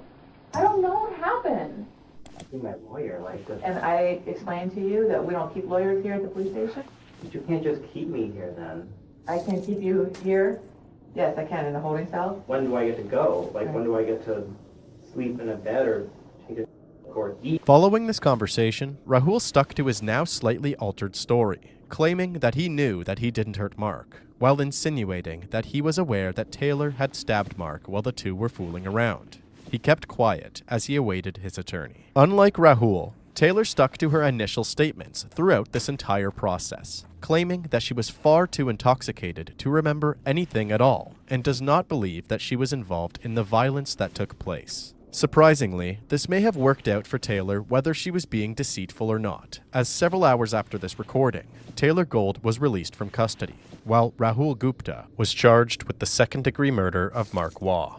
Grisly murder, a grad student charged with killing his best friend after a night of birthday partying. He told police his girlfriend was cheating with the victim. And ABC's Lindsay Davis is here with all the details. Good morning, Lindsay. Good morning, George. Incidentally, it's still unclear if, in fact, there was any cheating even going on. But it does appear 24-year-old Rahul Gupta's birthday celebration over the weekend has not only ended the life of his longtime friend, but potentially Gupta's life as he knows it. There were friends that were together in Washington, D.C., sharing a good time with Mr. Gupta celebrating his birthday. But that good time took a turn for the worse when three of them, Gupta, Wah, and Gupta's girlfriend, returned to her apartment. Arrest records indicate police were called just before 3:30 a.m. Sunday. According to the charging papers, Gupta told police, "My girl was cheating with my buddy. I walked in on them cheating, and I killed my buddy." He made an utterance statement that his girlfriend had been cheating on him and that the individual involved, that he had actually did it. Police say Gupta claims he was woken up by his girlfriend yelling, but she says it was Gupta who woke her up yelling and telling her to call 911. Gupta's attorney says the evidence will show he has a valid defense. But this morning, the honor student is being held on $2 million bail, charged with second-degree murder. Before the trial began, the charge against Rahul was upped to first-degree murder, as the district attorney felt that they now had enough evidence to prove that Rahul had the intent to murder Mark. During the trial of Rahul Gupta, Rahul stuck to a plea of not guilty. His defense attorneys would state that Taylor was the one who killed Mark that evening and that she acted alone. Her motive was to silence Mark after coming on to him. The first thing the defense would state is that Rahul's initial confession should be seen as a false confession, simply due to intoxication and adrenaline after trying to save his friend's life. Next, they would highlight the strange 911 call that took place less than 2 hours after the three arrived at room 1601, claiming that Rahul could be heard expressing his concern for Mark. Meanwhile, Taylor was completely uncooperative. They would point out the bizarre choice that Taylor made to change her outfit 3 times before being questioned. Meanwhile, Rahul hadn't even changed once. They would also display this photo to the jury of Taylor's right hand, which appeared to have a minor injury on the outside of her pinky finger knuckle, claiming that this injury came from the edge of the blade of the knife when Taylor's hand would slide down the handle in the process of stabbing Mark. And finally, they would remind the jury to focus on the physical evidence that was found at the scene. Taylor's hair inside Mark's hand, on Mark's shirt, wrapped around the knife, and stuck to the blood on the wall next to Mark's body. The prosecution's case was quite different. They would state that Rahul was a jealous and angry boyfriend who was aware that his relationship was falling apart, and that his drunken rage caused him to attack Mark when he believed that Mark and Taylor were fooling around. They would claim that any of the physical evidence found in the apartment could not be trusted, since both Rahul and Taylor were living there. This means that their hair and DNA would be found all over the room regardless of any involvement in the attack. They would state that the bruise on Taylor's knuckle could be completely dismissed, as one of the 6 fatal stab wounds had gone 7 inches deep and actually chipped a bone on the way through. This meant that there was no way that Taylor could have been strong enough to inflict this injury. They would also present a clip from a phone call between Rahul and his father, where they believe that Rahul slipped up and almost confessed to the murder. I have a free call from Rahul Gupta. Where are you? I'm in jail. What happened? Mark and I got into a fight, and he tried to get a knife, and then I grabbed the knife. Who did you get into a fight with? Mark. After playing this recording, the prosecution moved on to their final argument, which focused on the interrogations of both Taylor and Rahul. They stated that Taylor was the only person that had any credibility, simply because she was able to admit that her memory was so affected that night that she very well could have been the one that murdered Mark. Meanwhile, Rahul had enough memory to claim that he knew that he didn't do it, but not enough memory to tell the investigators exactly what happened. What happened? I don't know. I don't know. I'm freaking out, okay? I don't know.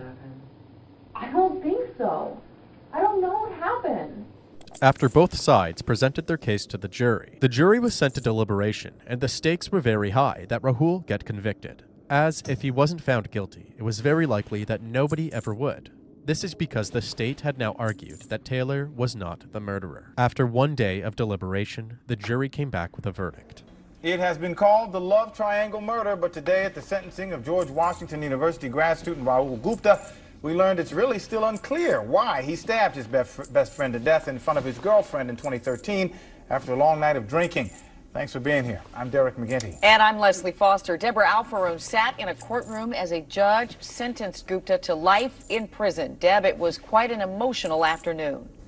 Absolutely, Leslie and Derek, and perhaps the most emotional part was when Mark Wah's father got up there and spoke, and he said not only is Mark the victim, But his mother's a victim, his brother's a victim, and he's a victim because there is not a day that goes by that they're ever on parole from waking up without Mark. Mark was a gift from God, and his death is a tragedy that we must carry for the rest of our lives. Prosecutors say Gupta lied under oath and tried to frame Gould for Waugh's murder. But the judge said today both he and the jury did not believe him. He showed no recognition of his own culpability, his own accountability, did not apologize to these family members, did not accept responsibility for what he had done. And witnesses say Gupta had a problem with rage, that he was jealous, abusive, and controlling. Gupta and Waugh had known each other from high school, actually. And Waugh was a first-year law student at Georgetown University at the time that his best friend killed him. Rahul Gupta was found guilty of the first-degree murder of Mark Waugh and was sentenced to life in prison. As of March 24th, 2017, Rahul's latest appeal was denied.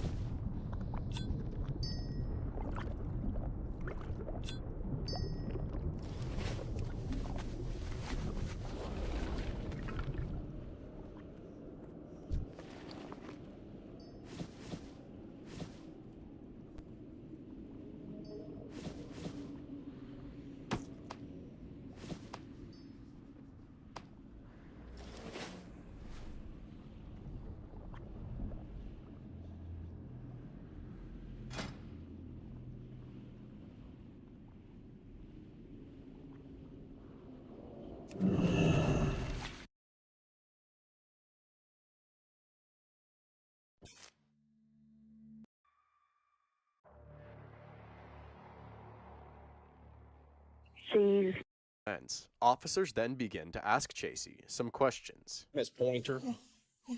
You okay? Yeah. Okay. I keep seeing his face in my Right. head. We've been having problems, and I was coming to meet him at the Jack in the Box so we could talk. Uh-huh. We used to stop and get tacos at Jack in the Box when he'd come home late from work. When I went off the road, that's when I called him and I said, I need you to come help me. And he said, where are you? And I told him, I said, I'm on a dirt road. That's all I know. I don't know the numbers. And so I told him. Breathe for me, Miss Pointer. I'm Calm trying. down and breathe Trying. for me, okay? I got some questions. I'm trying to fill in some holes, okay? Okay. Have you ever been out here before? No. I've never been out here before. Only tonight, right now? Yes. Right now, And tonight? Yes. Have you ever driven down this road before? No. Not by yourself or with anyone? Let me ask you this, okay? And I need to be honest with me, okay? Were you out here with anyone else other than... No.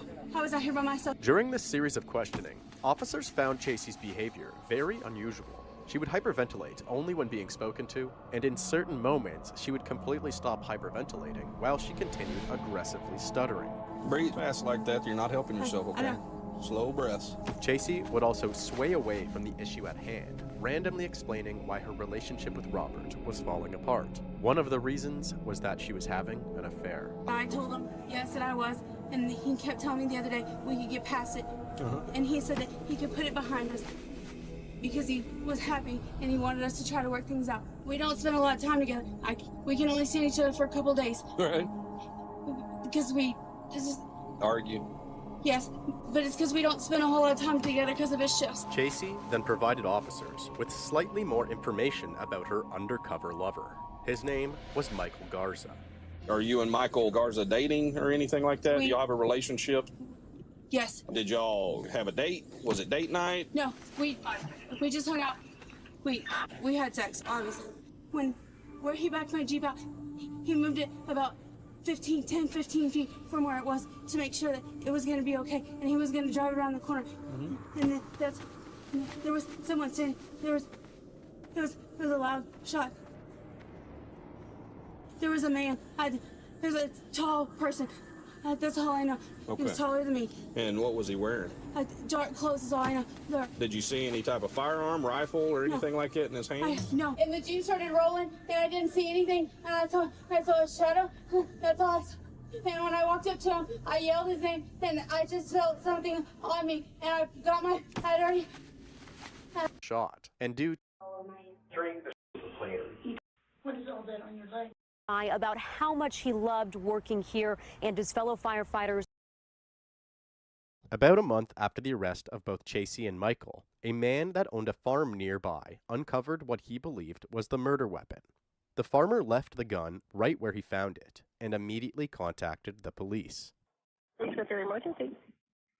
I believe I found the shotgun. Officers then arrive on the scene with their body cams recording. They dig the weapon out from the dirt in the field and quickly recognize it as a camo shotgun. The exact same camo shotgun that Michael can be seen posing with in the same picture of him that I first presented in this video. This gun turned out to be registered to Michael Garza's brother, and so investigators now had another missing piece to the puzzle. The ongoing theory at this point was that Michael Garza became excessively infatuated with Chasey during the short few months that they were seeing each other, causing Michael to become dangerously possessive, spawning a sudden desire to assassinate Chasey's husband. During his plan, he forced Chasey to lure Robert to the murder location by claiming her vehicle was stuck while he finished the job. But this is absolutely not what happened.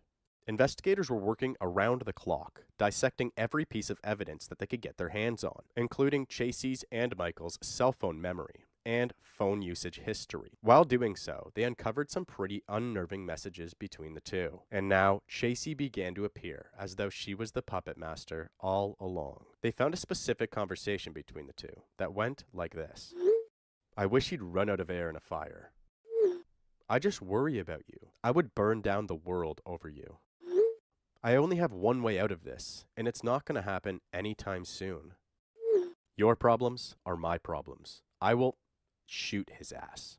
I rock an orange jumpsuit. And this is only the beginning. During the search of Chasey's phone, they also discovered several other deleted conversations between Chasey and 3 other men, not including Michael. As it turns out, Chasey was cheating on Robert with all 4 of these men. And as she did so, she constantly reminded them that her husband was extremely abusive to her. She would then attempt to manipulate these men into helping her do something about it. This eventually led to one of these secret lovers trying to take matters into his own hands and approached the Pointer household a few weeks before the murder. He would ring the doorbell, hoping to confront Robert. However, Chasey would run to the door and escort him away. That same lover was eventually asked to attend the police station for an interview. She would be at my house every around.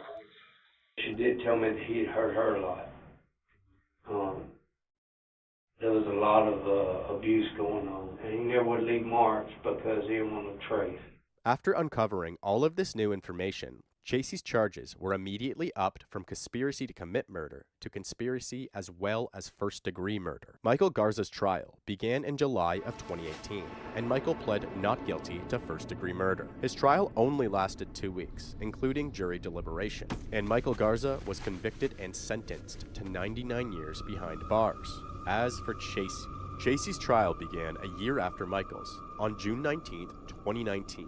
The prosecution laid out the cold hard facts. Chasey was neither abused nor was she a victim of circumstance. Chasey begged and pleaded with several different men while she also balanced a sexual relationship with all 4 of them. She sent 140 messages per day, collectively, from mid-June to the date of the murder, to all of these men, reminding them that something needs to happen so she no longer suffers at the hands of her husband. However, Chasey was absolutely not being abused in any way.